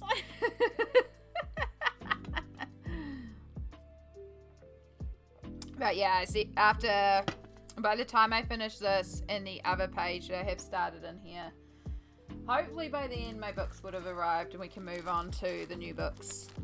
But like I said, in the Enchanted Christmas one, I already know that there is a page where there's a cat in a stocking, but there's also, like I said, there's Summer Santa at the beach, so I know I want to get that one coloured too. I'm in the mood to do some I'm in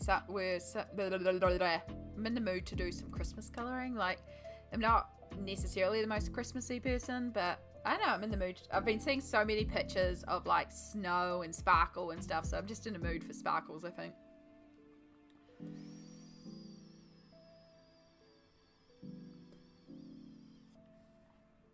Rum Dum Dugger, yes.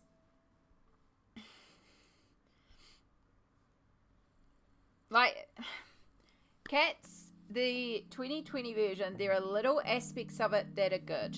And then there are aspects that are atrocious. But if you go in with the intention of just having a good time with it, it's great.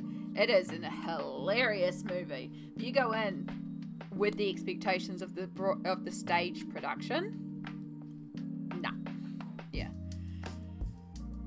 Yeah. Christmas colouring does. Plus, we've got some really gorgeous pages that I want to get done. I have a Kanuko Ego Star page that I started in July for Midwinter Christmas, so I want to finish that one. There's so many gorgeous pages in her books. Like I said, I've got Teresa Goodridge coming. There's some really cute pages in that one. There's just a lot of really gorgeous colouring coming up. There's lots of like sweet birds and fairies and snow and, you know, fun light reflecting, like snow and light reflections, excuses for glitter, so much glitter. I'm just like looking forward to it. So, and then yes, I do really want to colour in a summery Christmas page, because that's Kiwi, that's Christmas in New Zealand. Alright, so right now if I look at Tama at this photo, what I'm seeing in here is we start off orange, we go more grey, and then we end up quite dark. It's almost a gradation. And see, I'm seeing the same thing here. We've got like the more orange, we go the more grey, and then we end up quite dark. But we've still got tabby stripes in there too.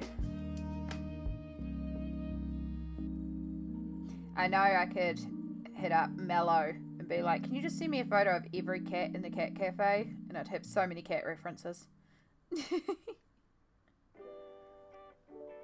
No, baby Tom is so good. So good.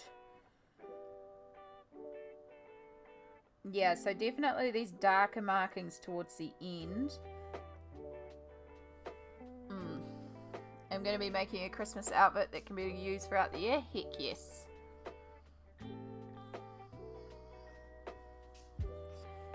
Okay, it's in reverse, but this one is actually got similar shape to for the back anyway. So we'll use that as a bit of a back reference.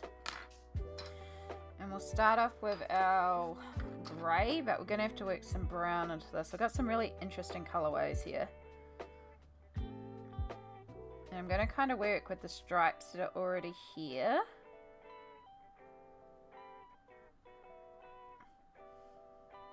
Because then we have less blocking out to do as well. And then it looks like by the time we get to the tail, we're pretty solidly dark at the end there.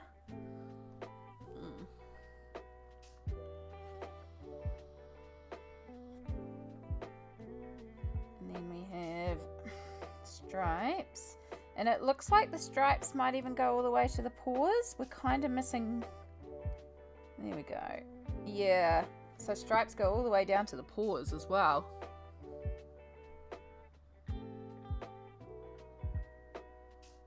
And it's going to be kind of difficult to indicate on there, but we will do some stripes across there.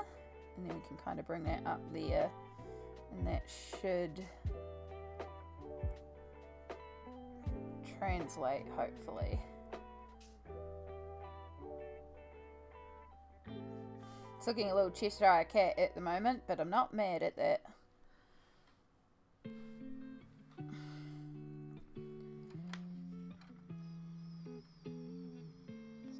Alright, we'll go back to the outside ones in natural light where we get the better colour.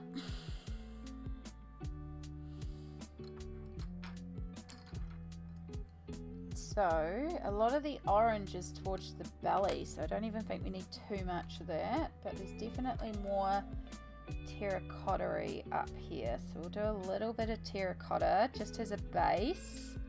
We're going to be building a lot of grey on top of that. We'll just fade that out around just to indicate those slightly orange tones that are in there. There's a lot of orange and brown and grey and black. It's a very interesting mix.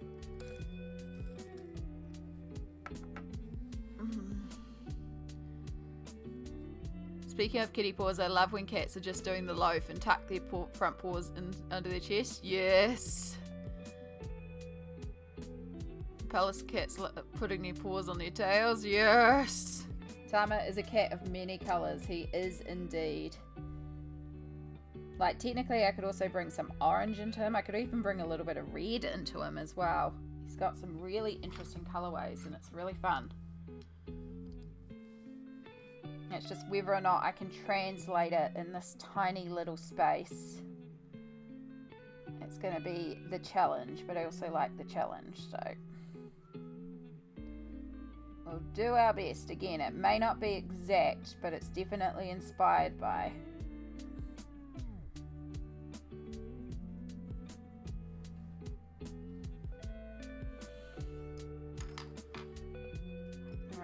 So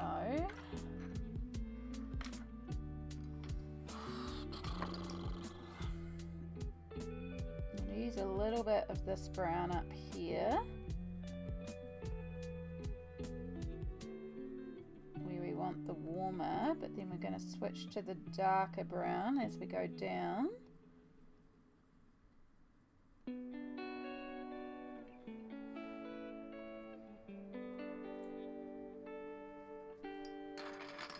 Our sepia. Always jealous of how cats can sleep like they never have any back problems, right?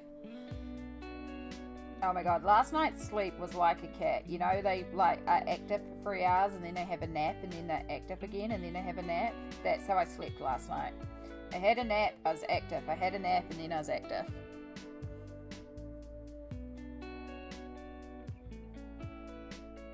They're so good, so good. I'm definitely more of a cat person than a dog person. I do like dogs. I am very scared of big dogs, but I'm getting better at being better with them, especially if I know the owner and I know they're trained properly. But I'm still very nervous around certain dogs. But kitties, I'm like, kitty, kitty, kitty, kitty, kitty.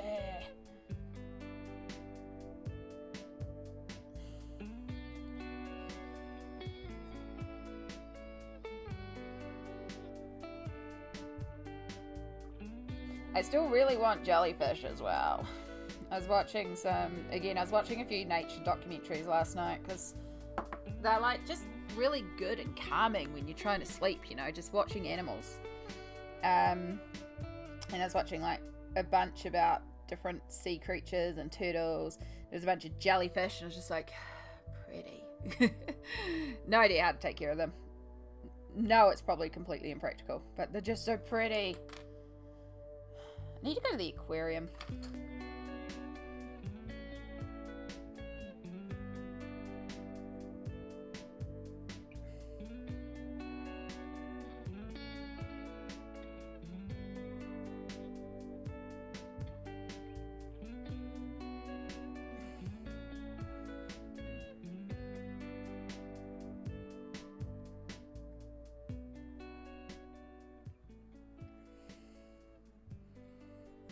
Alright, we're starting to get that tabby look.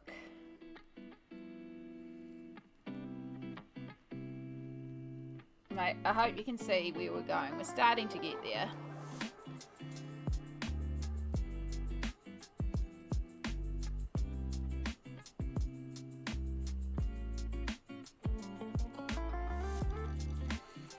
I'm going to desaturate around the face a little bit. That helps.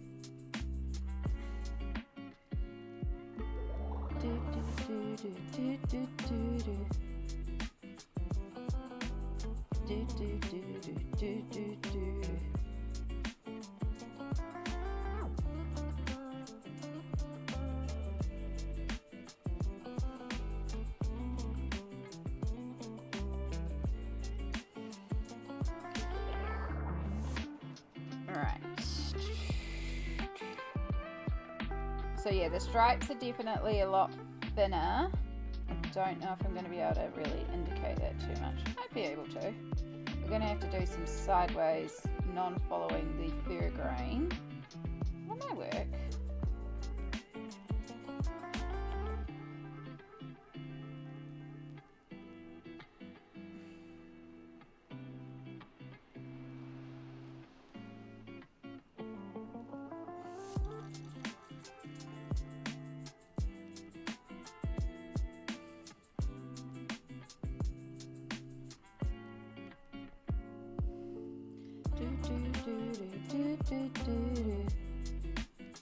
Oh, sorry, hitting the camera there. Alright, so Tama has a fluffy tail, but do we have a colour? So technically it could almost bring some purple into his tail. He's got like a burgundy plum tone to his tail and some lights too. And it also depends on where the photograph is and what the light's like and colour changing Tama. Alright, let's bring a little bit more orange into there, and then let's bring a bit more, whoop, sorry, hitting the camera again. When you're this close, it's very easy for me to hit. Bring a little bit of brown in.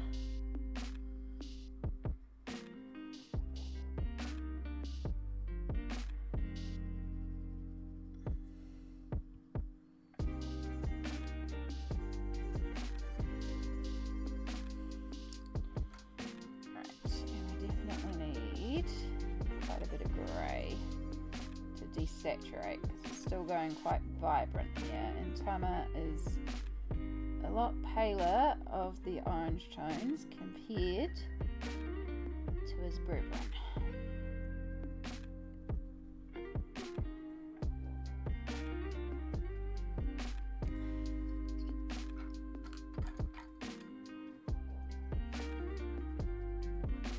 So I have to go back over that chin and lighten that chin a bit.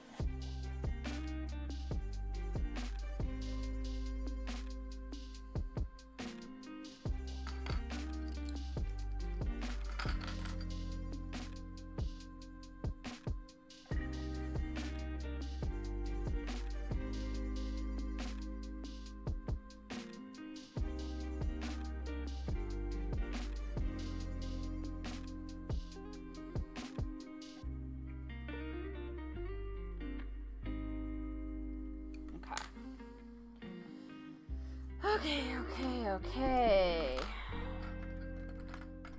And some grey.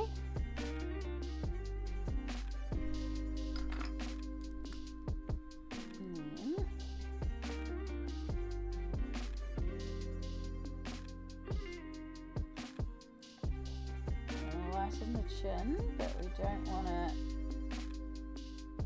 obnoxiously white, but we do want it lighter in there.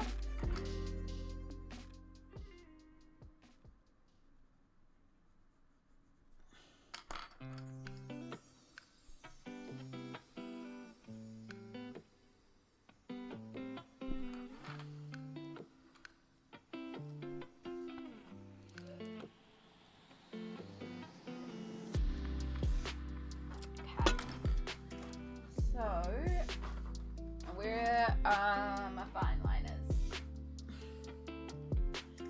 That's anyone's guess. Had them on the desk. I was using them semi-recently.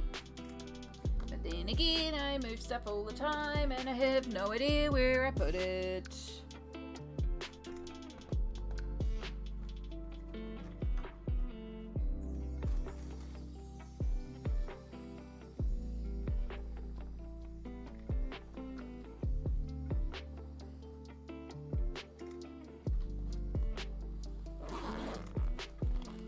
Daily experience for you too.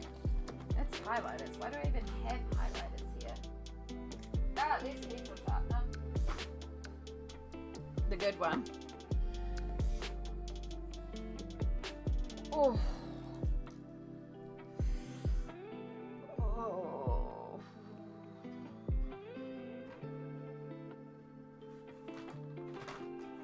Ah, here's a fine liner. It's not the fine liners I'm looking for, but it'll work. 0.5. Right, so now we need to make Tama's tail more fluffy, but of course using the posca is not quite right because his tail's dark. It would help if this fine liner is not completely dried out.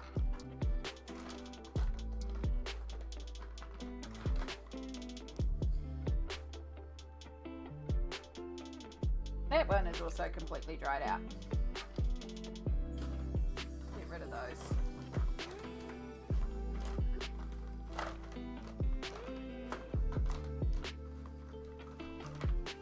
Third time's the charm.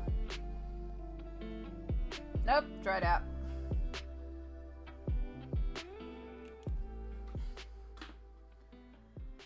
Hey.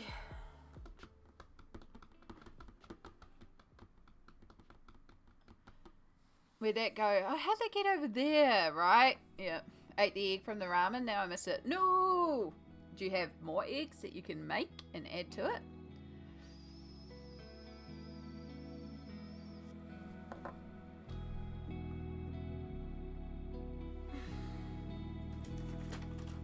Legit, like, I have no idea where it could be. Well, there's my parking card.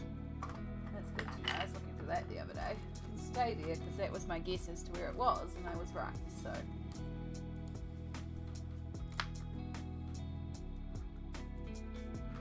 Oh, I didn't take them into the bedroom, did I? There's no reason for me to have taken them in there. There's like a box of them somewhere. Oh! Which, by the way, we're just about to head to an ad break, so we might as well sync this up and have an ad break and have a stretch while I look for some fine liners or a fine liner alternative. So I'm going to get this ad started and we'll just do some hunting. Hunting for an appropriate pen.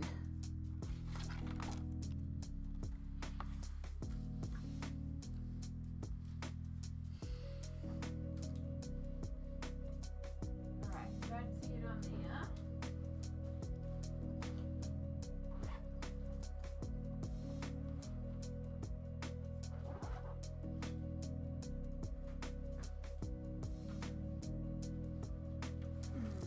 Probably something in there that will work, if not try it out.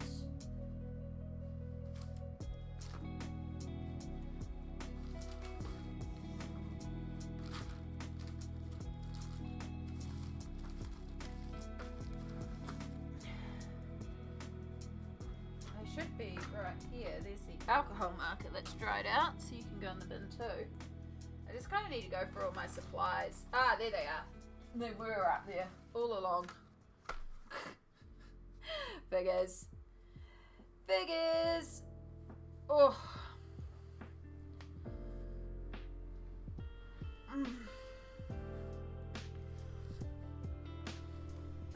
Oh. So we kind of got an impromptu stretch while we did all that too, so that's good.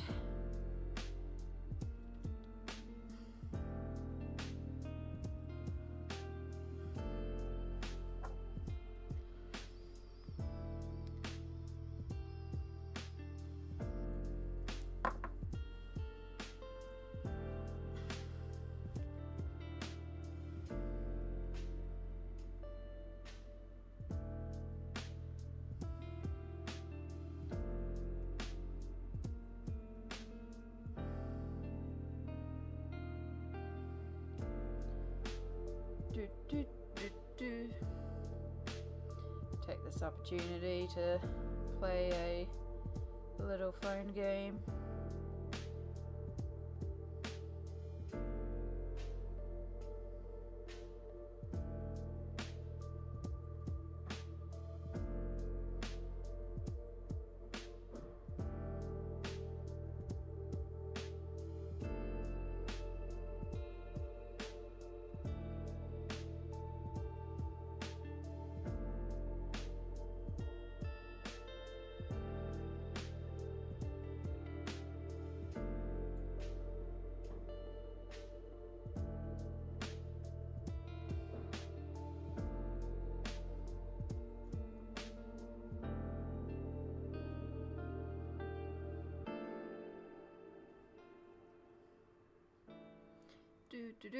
Just about done with the ads.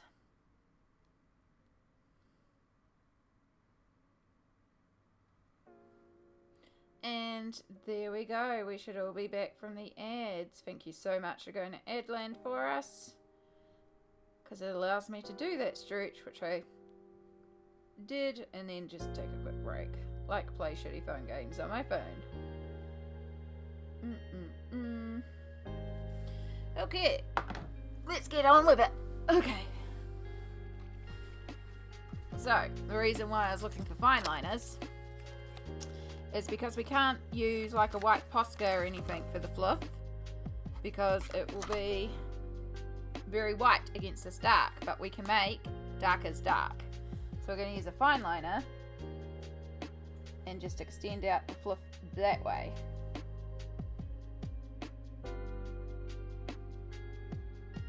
And then because we want some extension on the darks,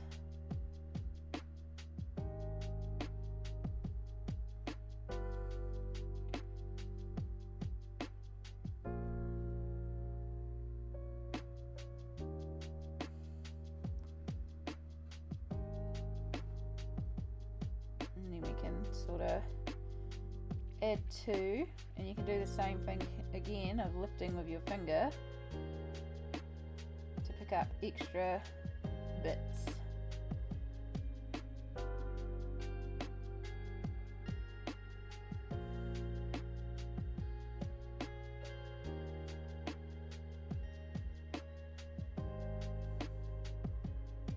And we'll use that to clean up Tama's eyes as well.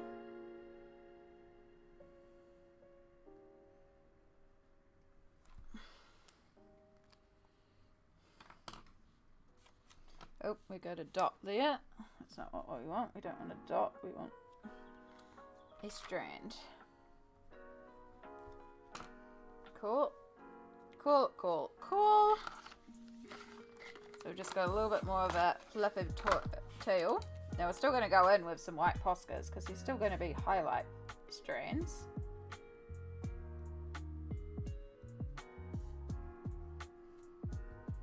Because cat's fur is light reflective. So I still want some fluff in there. Especially with Tama having so many different colours And his fur as well.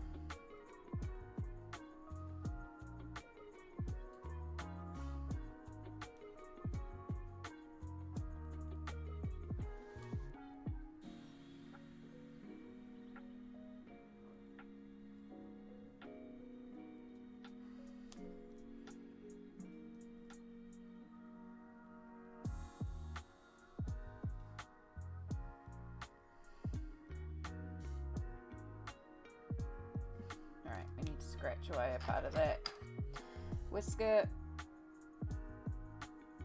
we go. Clean that up. Alright, where'd the phone go?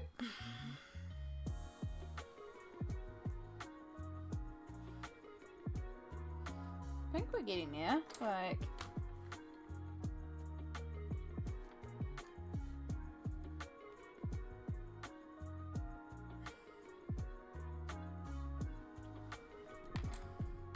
probably some of these stripes are too like liney. We need more break up and shape. Itchy nose.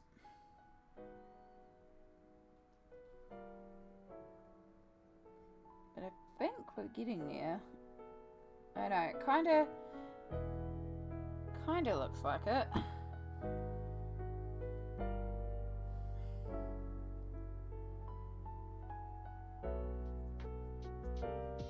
Tama's also a lot more in the shadows down here technically.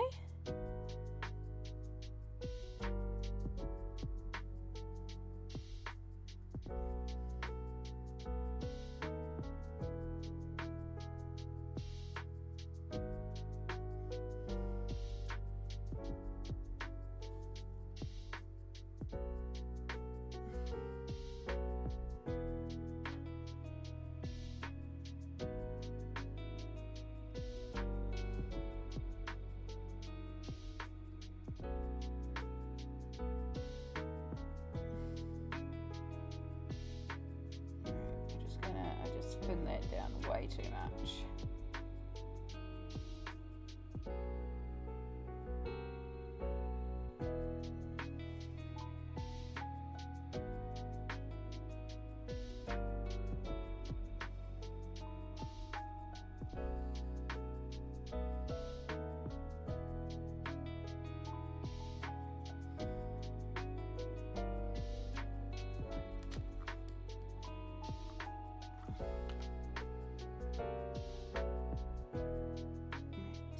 Some of those brighter ones, especially around the tail.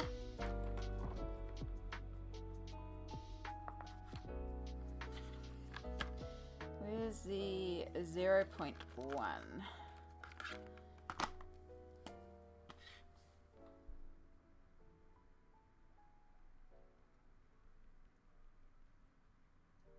More fluff. More fluff.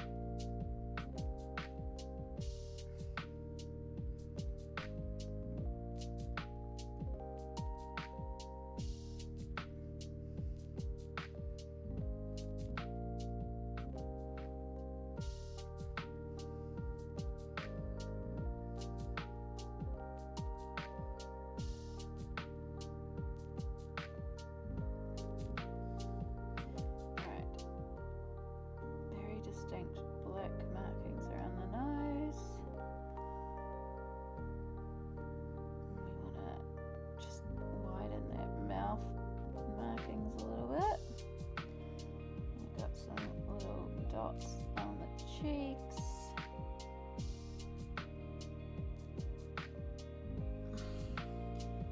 There we go. I feel like we've kind of got Tama down there.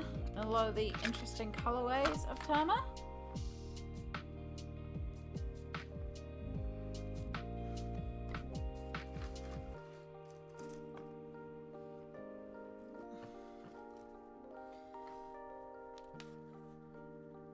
Alright, so that does indicate to me to finish off this at least.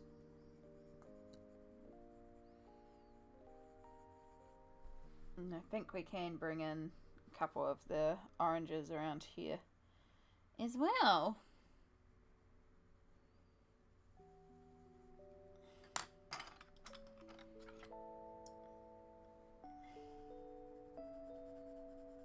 I hope it meets your approval, Fud. Considering you know Tama, since you know you're a beautiful little baby.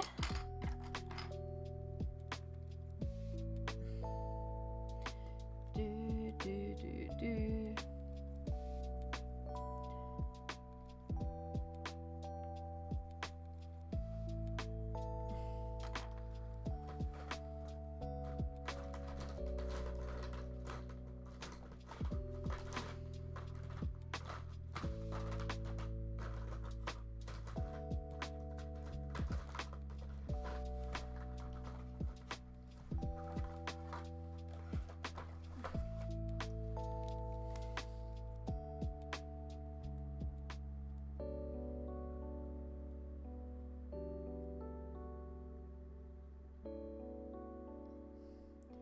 Probably should have done white posca first before I'd put the gold down, because the gold's barely reading.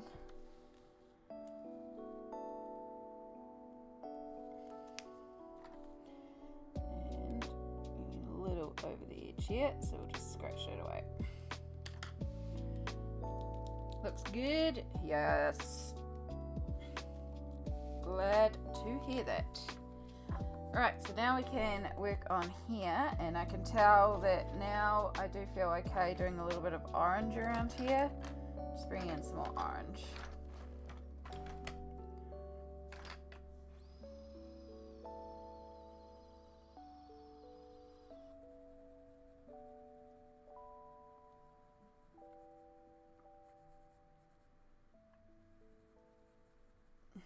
Just to help balance that orange above.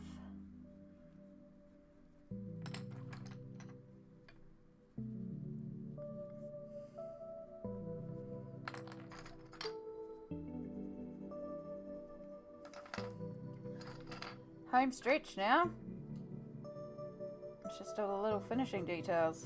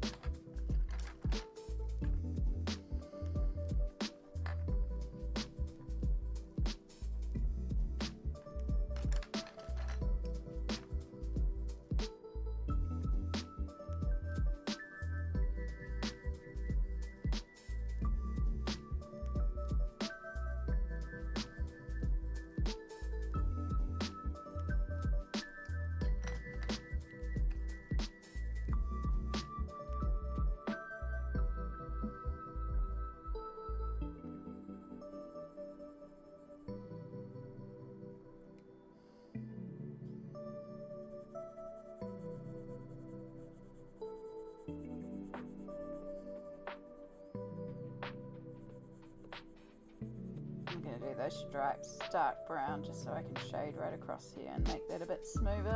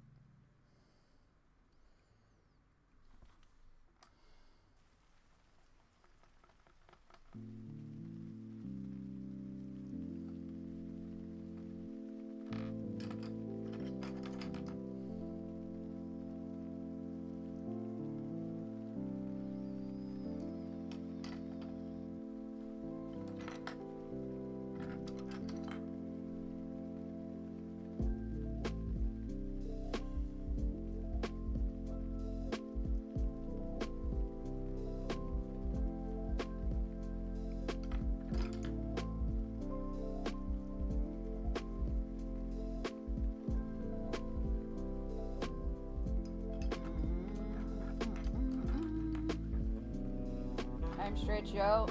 Home stretch.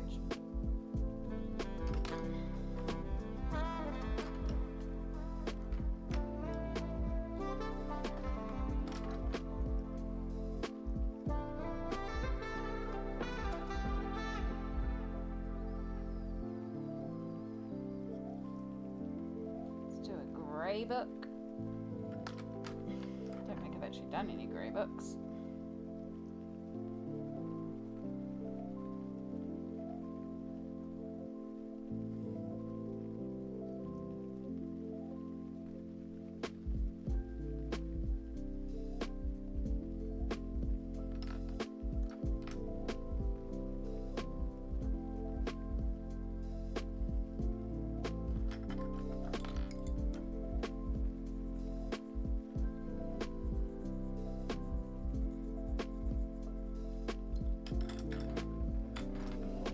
Okay, it's been 7 hours of Masters Works including breaks, so that's long enough for now.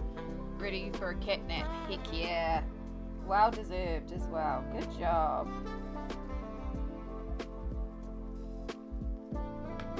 Good job indeed. It's a lot of work done.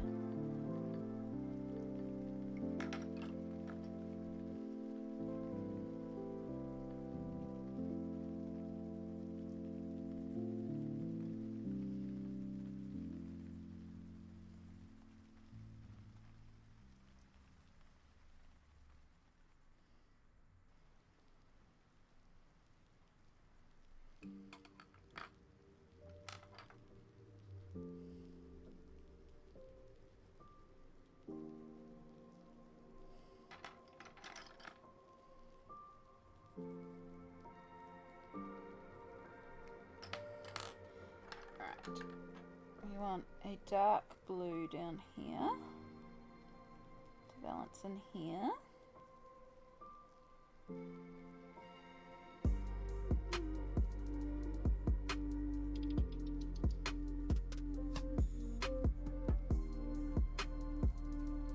Do do do do do do do.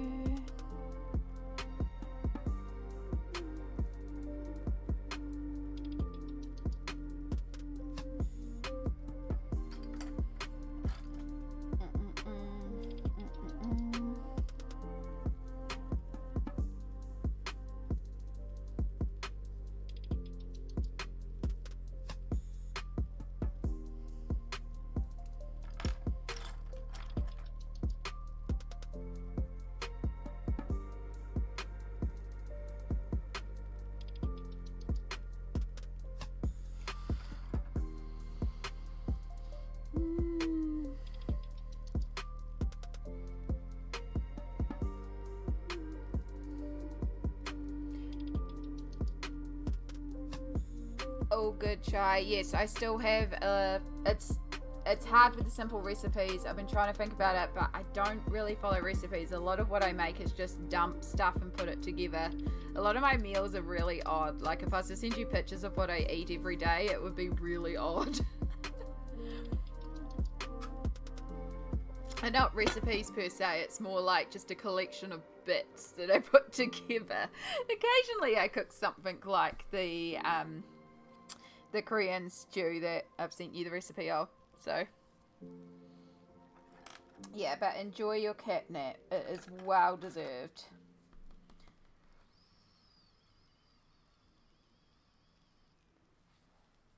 Right, we might go a bit odd with the colours down here for this guy. Or we could go yellow. Actually, no, let's go yellow and then blue and purple. We're still doing odd, but we're going to do yellow as our body. We'll just colour the whole thing yellow and then we'll come in with spots. And we can bring the poscas in for the little areas. But we're doing like a plushy toy version kitty here. Just because I've spent so long on actual kitties, let's just have some fun with this kitty. Go a bit odd with the colourway.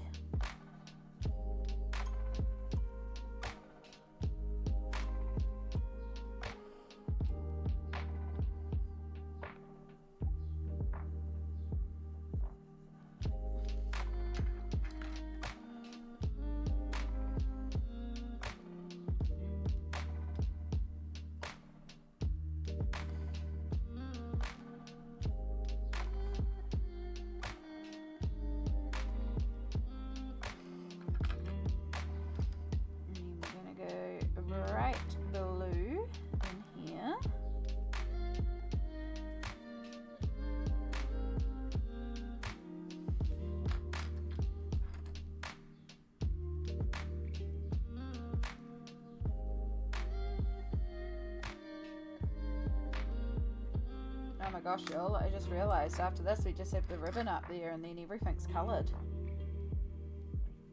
And then we just have to do the glitters. Because you know there's going to be glitters.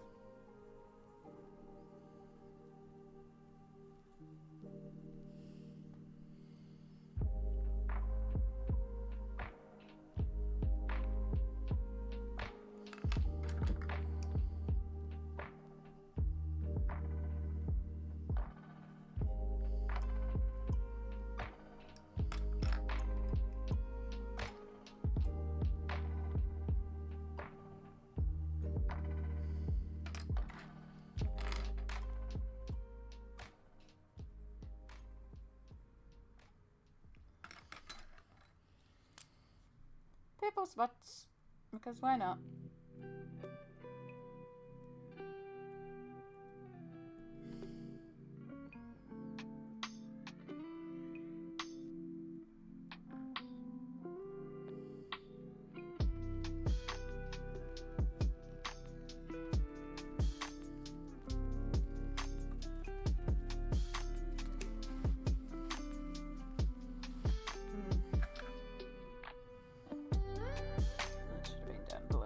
Well, for consistency, we'll do that one blue as well. Let's do red across here. In fact, let's just do all of that red. Do do do do do do.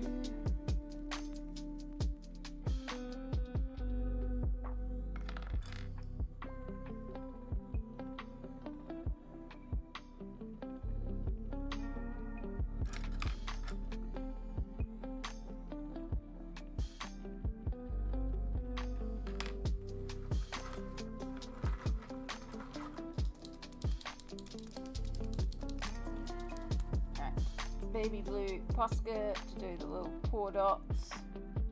I'm just going to circle around that.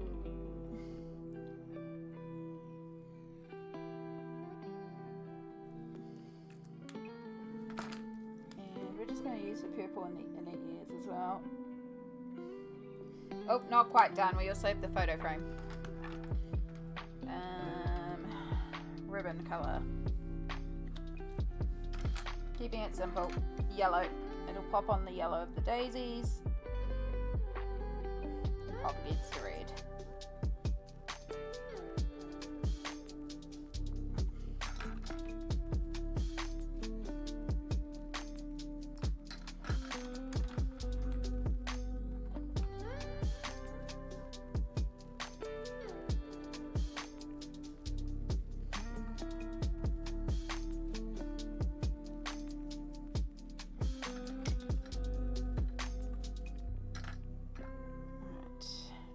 Colour over this. I kind of hate what I did with the pattern there, but it's okay. It's there, but it's very subtle now. Alright, we've got a picture of 4 cats.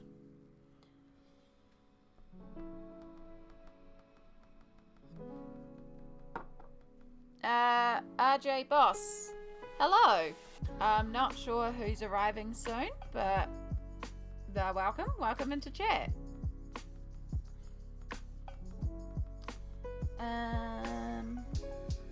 I am colouring.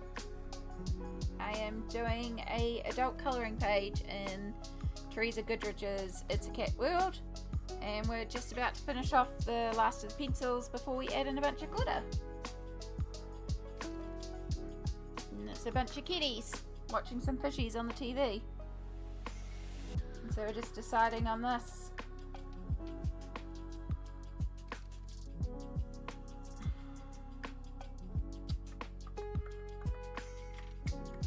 I think we'll just do something sort of roughly the colours of each of the cats, and we'll just chuck an extra colour in there.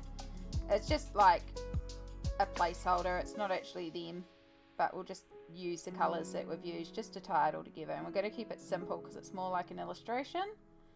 It's not like a detailed Tama's like, you can't watch colours of me on the screen, you've got to actually deal with me.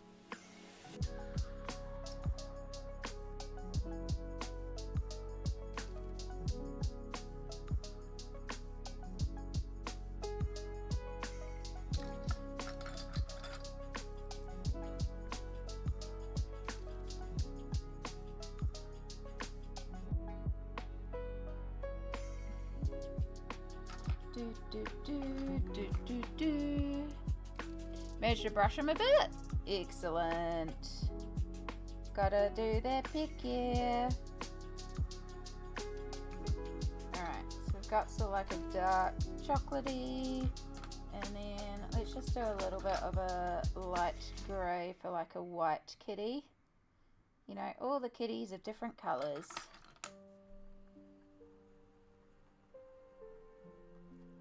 And then let's do a medium grey.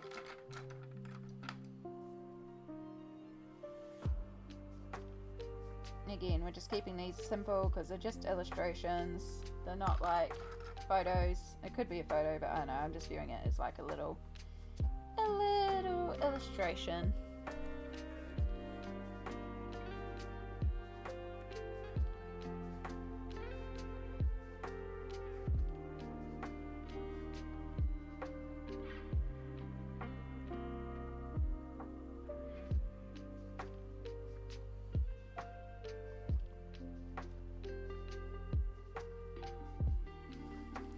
Alright, and we need a colour behind, which is going to be red.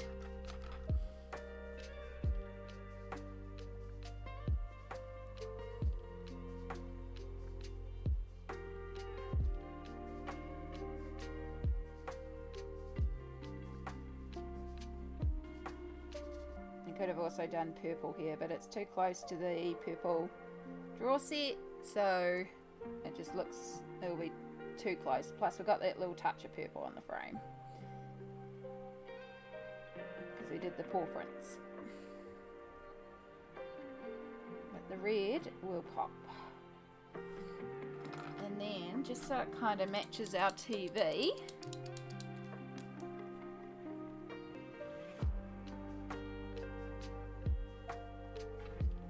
we had a little bar with that one, but that's okay, we can clean that up. So it looks shiny like it's a glass frame. Oh my gosh, folks. So I still got to colour around the frame, and we got glitter, but that's all the pencil work done. I like it. I like how it's come together. Let's grab out our 1.0.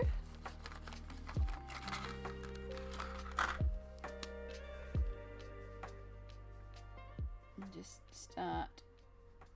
Oh no, it wasn't the 1.0 I was using, it's a brush. Can be anything really, as long as it helps fill this out. Really helps frame it when you colour in these frames. And I could technically also colour it in like a purple or an orange or something, but I just like the black. I just feel like black sets the page so nicely. I wasn't even in frame then.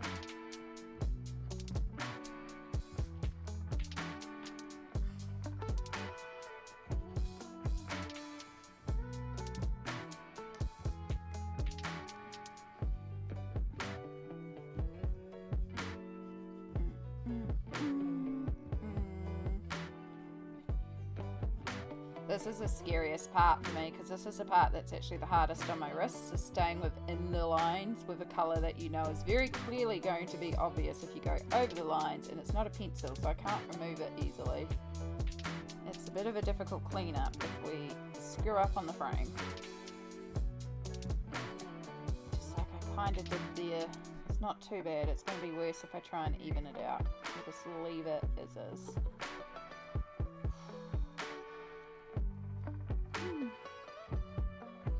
Your baby's come to judge me and sit on the floor. Aww. Okay, I'm probably going to butcher this name. Torstein Solheim? I'm so sorry if I'm mispronouncing that, but welcome in. How are you going today? We're on the home stretch of this page.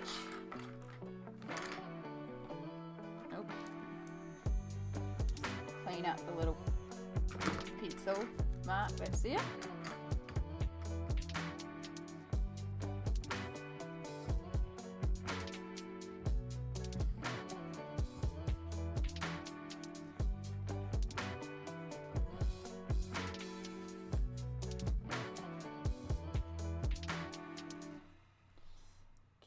Carefully, carefully, carefully.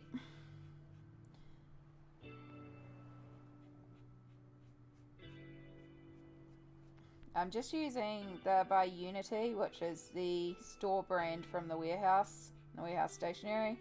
Just using their pigment liner pack. It's pretty reasonable. I got it on like some sort of special price deal, so it was only like $7 for 7 pens or something.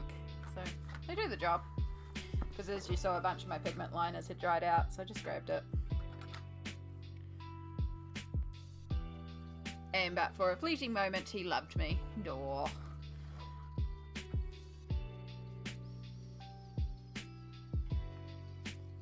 Cats are so fickle, but also so good.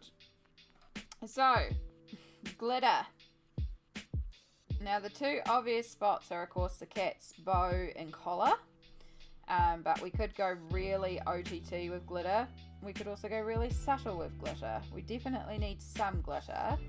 I'm leaning towards just the bow and the collar for our two angel kitties, but we could go nuts with glitter.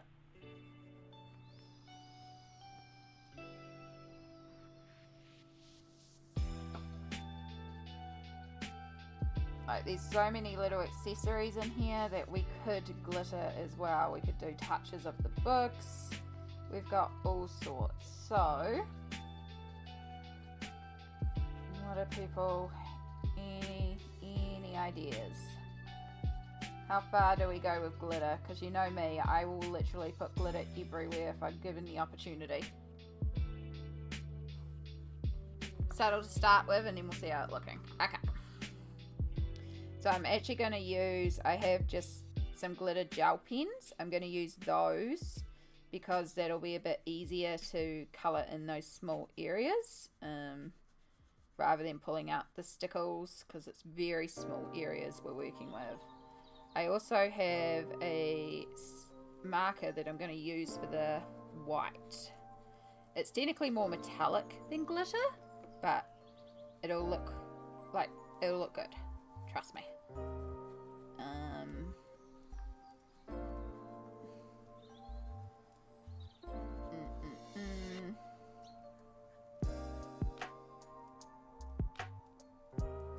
Alright, there's our black frame. Sitting in the couch with you? Heck yeah. Heck yeah. So, I'm going to put a little scrap piece of paper behind there. And then we're pulling out another warehouse name brand product, dual end metallic markers. Now these are actually alcohol markers, surprisingly, but they're metallic. And the great thing about the kit is it comes with a white. So we're just going to put a little bit on here. Now you're not going to see anything because it essentially comes out clear, but then as it dries it takes on this purely metallic shimmer to it. So don't make the mistake I have done and put it down and then go, can't see anything, and add more, because it does actually show up. And if you colour on top of something that's already coloured, like, it comes out white, but then clear, but as it dries it goes whiter and whiter. They're quite neat. So yeah, right now you're probably not seeing anything, and I'm wondering if I just lifted that all off because I put that on top. No. So we'll give that a minute to dry, but you can see it's starting to appear here.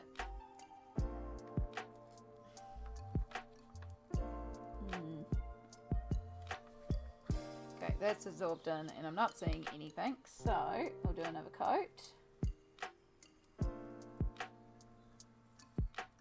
And if this doesn't work, we will pull out iridescent glitter. But we'll see how that looks first. Make sure we've actually got ink down on everything.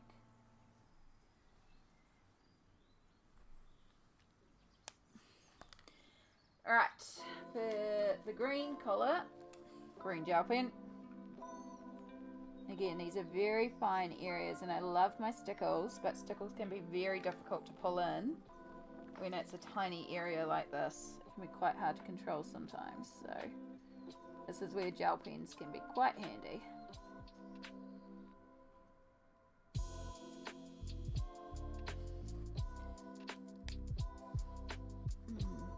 King, hello! How are you going, King?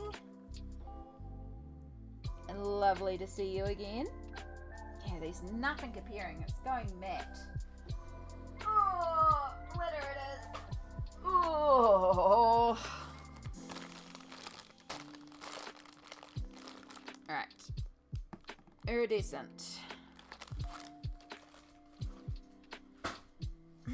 We are just doing some final details on the page.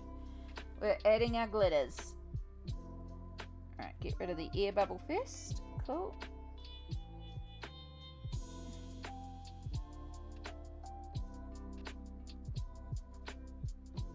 That white just looks matte, unfortunately.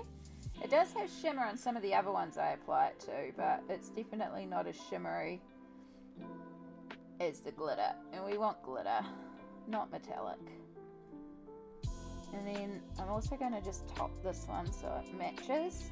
Even though we've got the green glitter underneath, we'll make a custom little glitter by mixing the two. Alright, so there's our collar. I'm doing quite good. Managed to go to the doctor's appointment, got my medication, went to a counselling session. Hells yes. So proud of you. So proud of you. You did self-care, you did scary things, and you did self-improvement. And that's all really, really positive stuff. Good job, King. Take a, you did a good job. Virtual sticker? I don't know. Good job. Alright, so there's our little touch of glitter. Again, it's really not a lot, and it's probably not even reading that glittery. It is glittery. There you go, you can see some of it there. Hey, so this is where we can go a bit nuts and go really over the top with glitter. It's very subtle right now.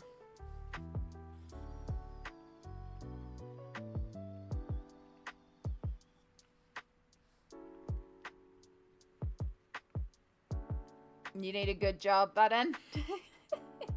I do. I should have a sound alert that's just like, good job. I need to look at all my commands and stuff anyway, so I'll add it to the massive list of things I will eventually do for the stream. I kind of need to spend a day rejigging a lot of stream.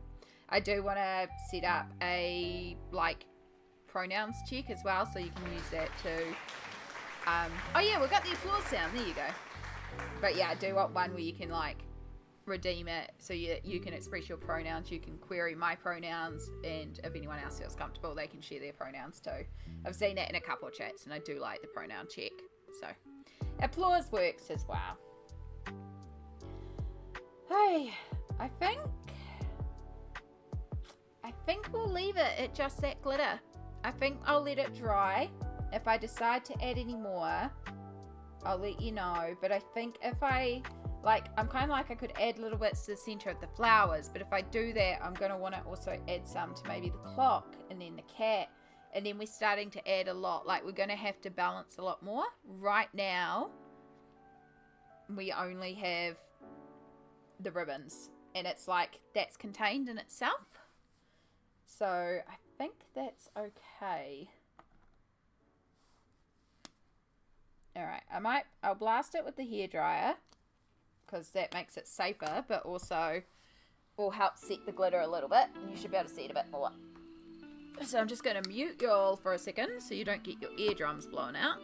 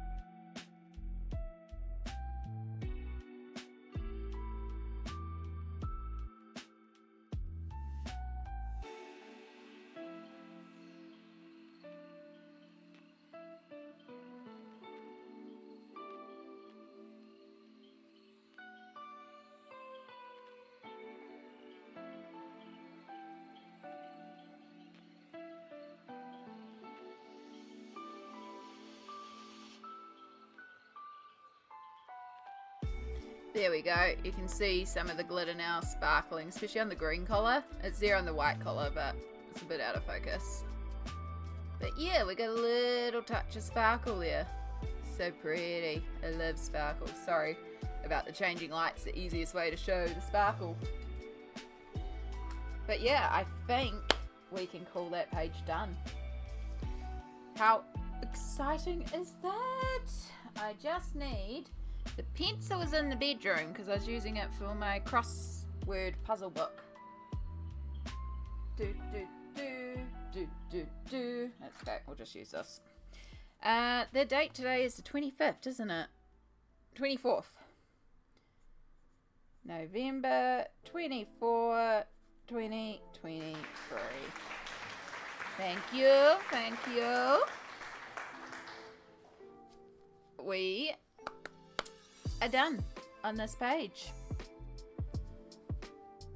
I need to lurk for a moment so I can do something, but I'll be back. Oh, good. We're actually pretty near the end here, really. Like, that's that page done.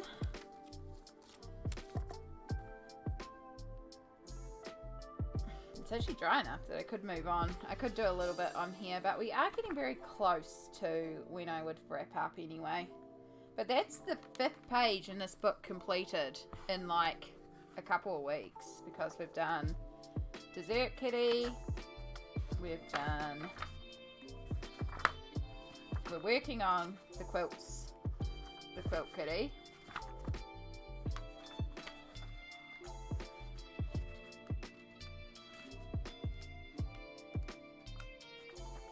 Did the garden porch kitties. Did the bicycles. We've done the kitties watching the fish. And then we have the kitchen kitties trying to make a cake. Like, done quite a bit in here so far. I'm just seeing if there's anything else I want to add. I do want to...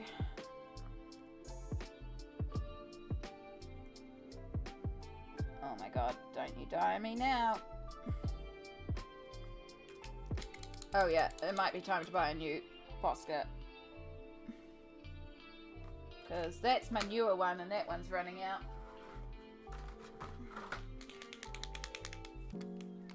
You're scary to work with.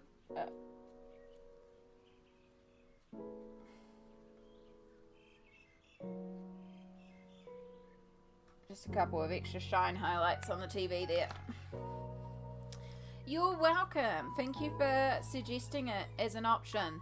I very much appreciated it because I was very stuck on what to do next. So, yeah, very much appreciate it. There's probably little things that I will, because again, after I finish a page, I usually wait and come back to it with fresh eyes, and then I might see something, like I may decide I need to darken in these boxes, as you're seeing me do quite right now, just to make them a little bit more in shadow, but I think we're pretty good. I feel confident kind of saying this page is done, which is exciting, which means on Sunday we will be starting a new piece, and I will put the call out. I'll find out tonight if Mum's coming to the market or not. The weather's meant to be fine, it's just windy, so she'll know tonight, and then if she can't do it, I will put the call out to the fam and be like, yo, I really need this book before Sunday, because I really think I want to move on to Summer Santa. If not, we have plenty of books around. It's not like I'm not liking books to colour, you know.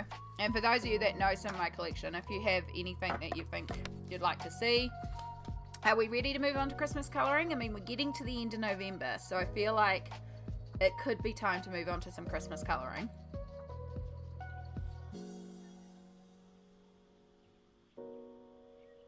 I was going to wait to December, but I really want to move on to Summer Santa.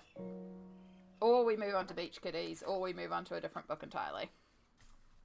So many options. But yeah, so this one I'll keep working off camera. Oh my god. May continue it with YouTube. I did the tape for YouTube, but we'll see how we go. Not quite sure how I'm approaching the rest of that one yet. But yeah. So, I feel bad that King's just turned up and then we're basically finished stream, but that is the way it goes sometimes. We are going to have a look at who's on.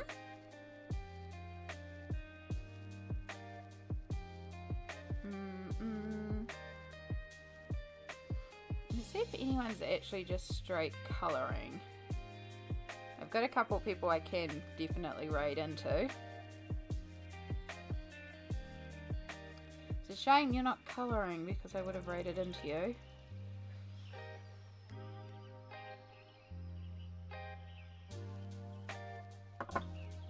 Ooh, there's a lot of live channels that are tagged as colouring, but let's see if they're actually colouring. There's me! Okay, not under that spelling, so let's try this spelling.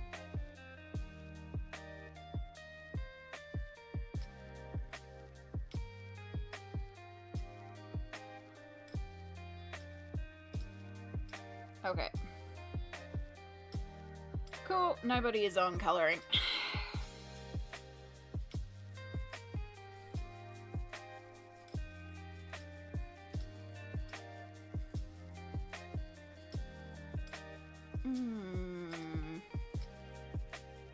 I mean, I can always just raid you into Cindy, but Cindy's also doing a subfest, and I'm not even sure if they're drawing today.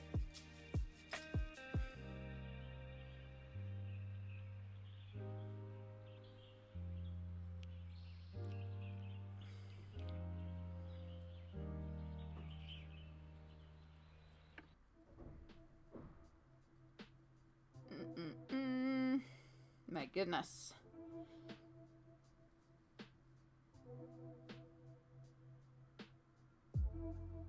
Ooh, they're drawing Gandalf. That looks cool.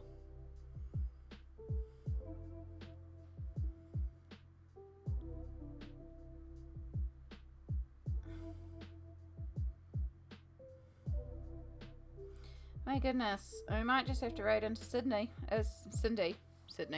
Cindy. We might just raid into Cindy. It's a good safe space to raid into. The issue is that I don't think any of them are safe at the moment. So we're just going to raid into Cindy. It's a good safe spot. And she is in the art category at least. So at least it'll be arts, which is what I try to raid into. Cool. So before I do that, let's do this properly.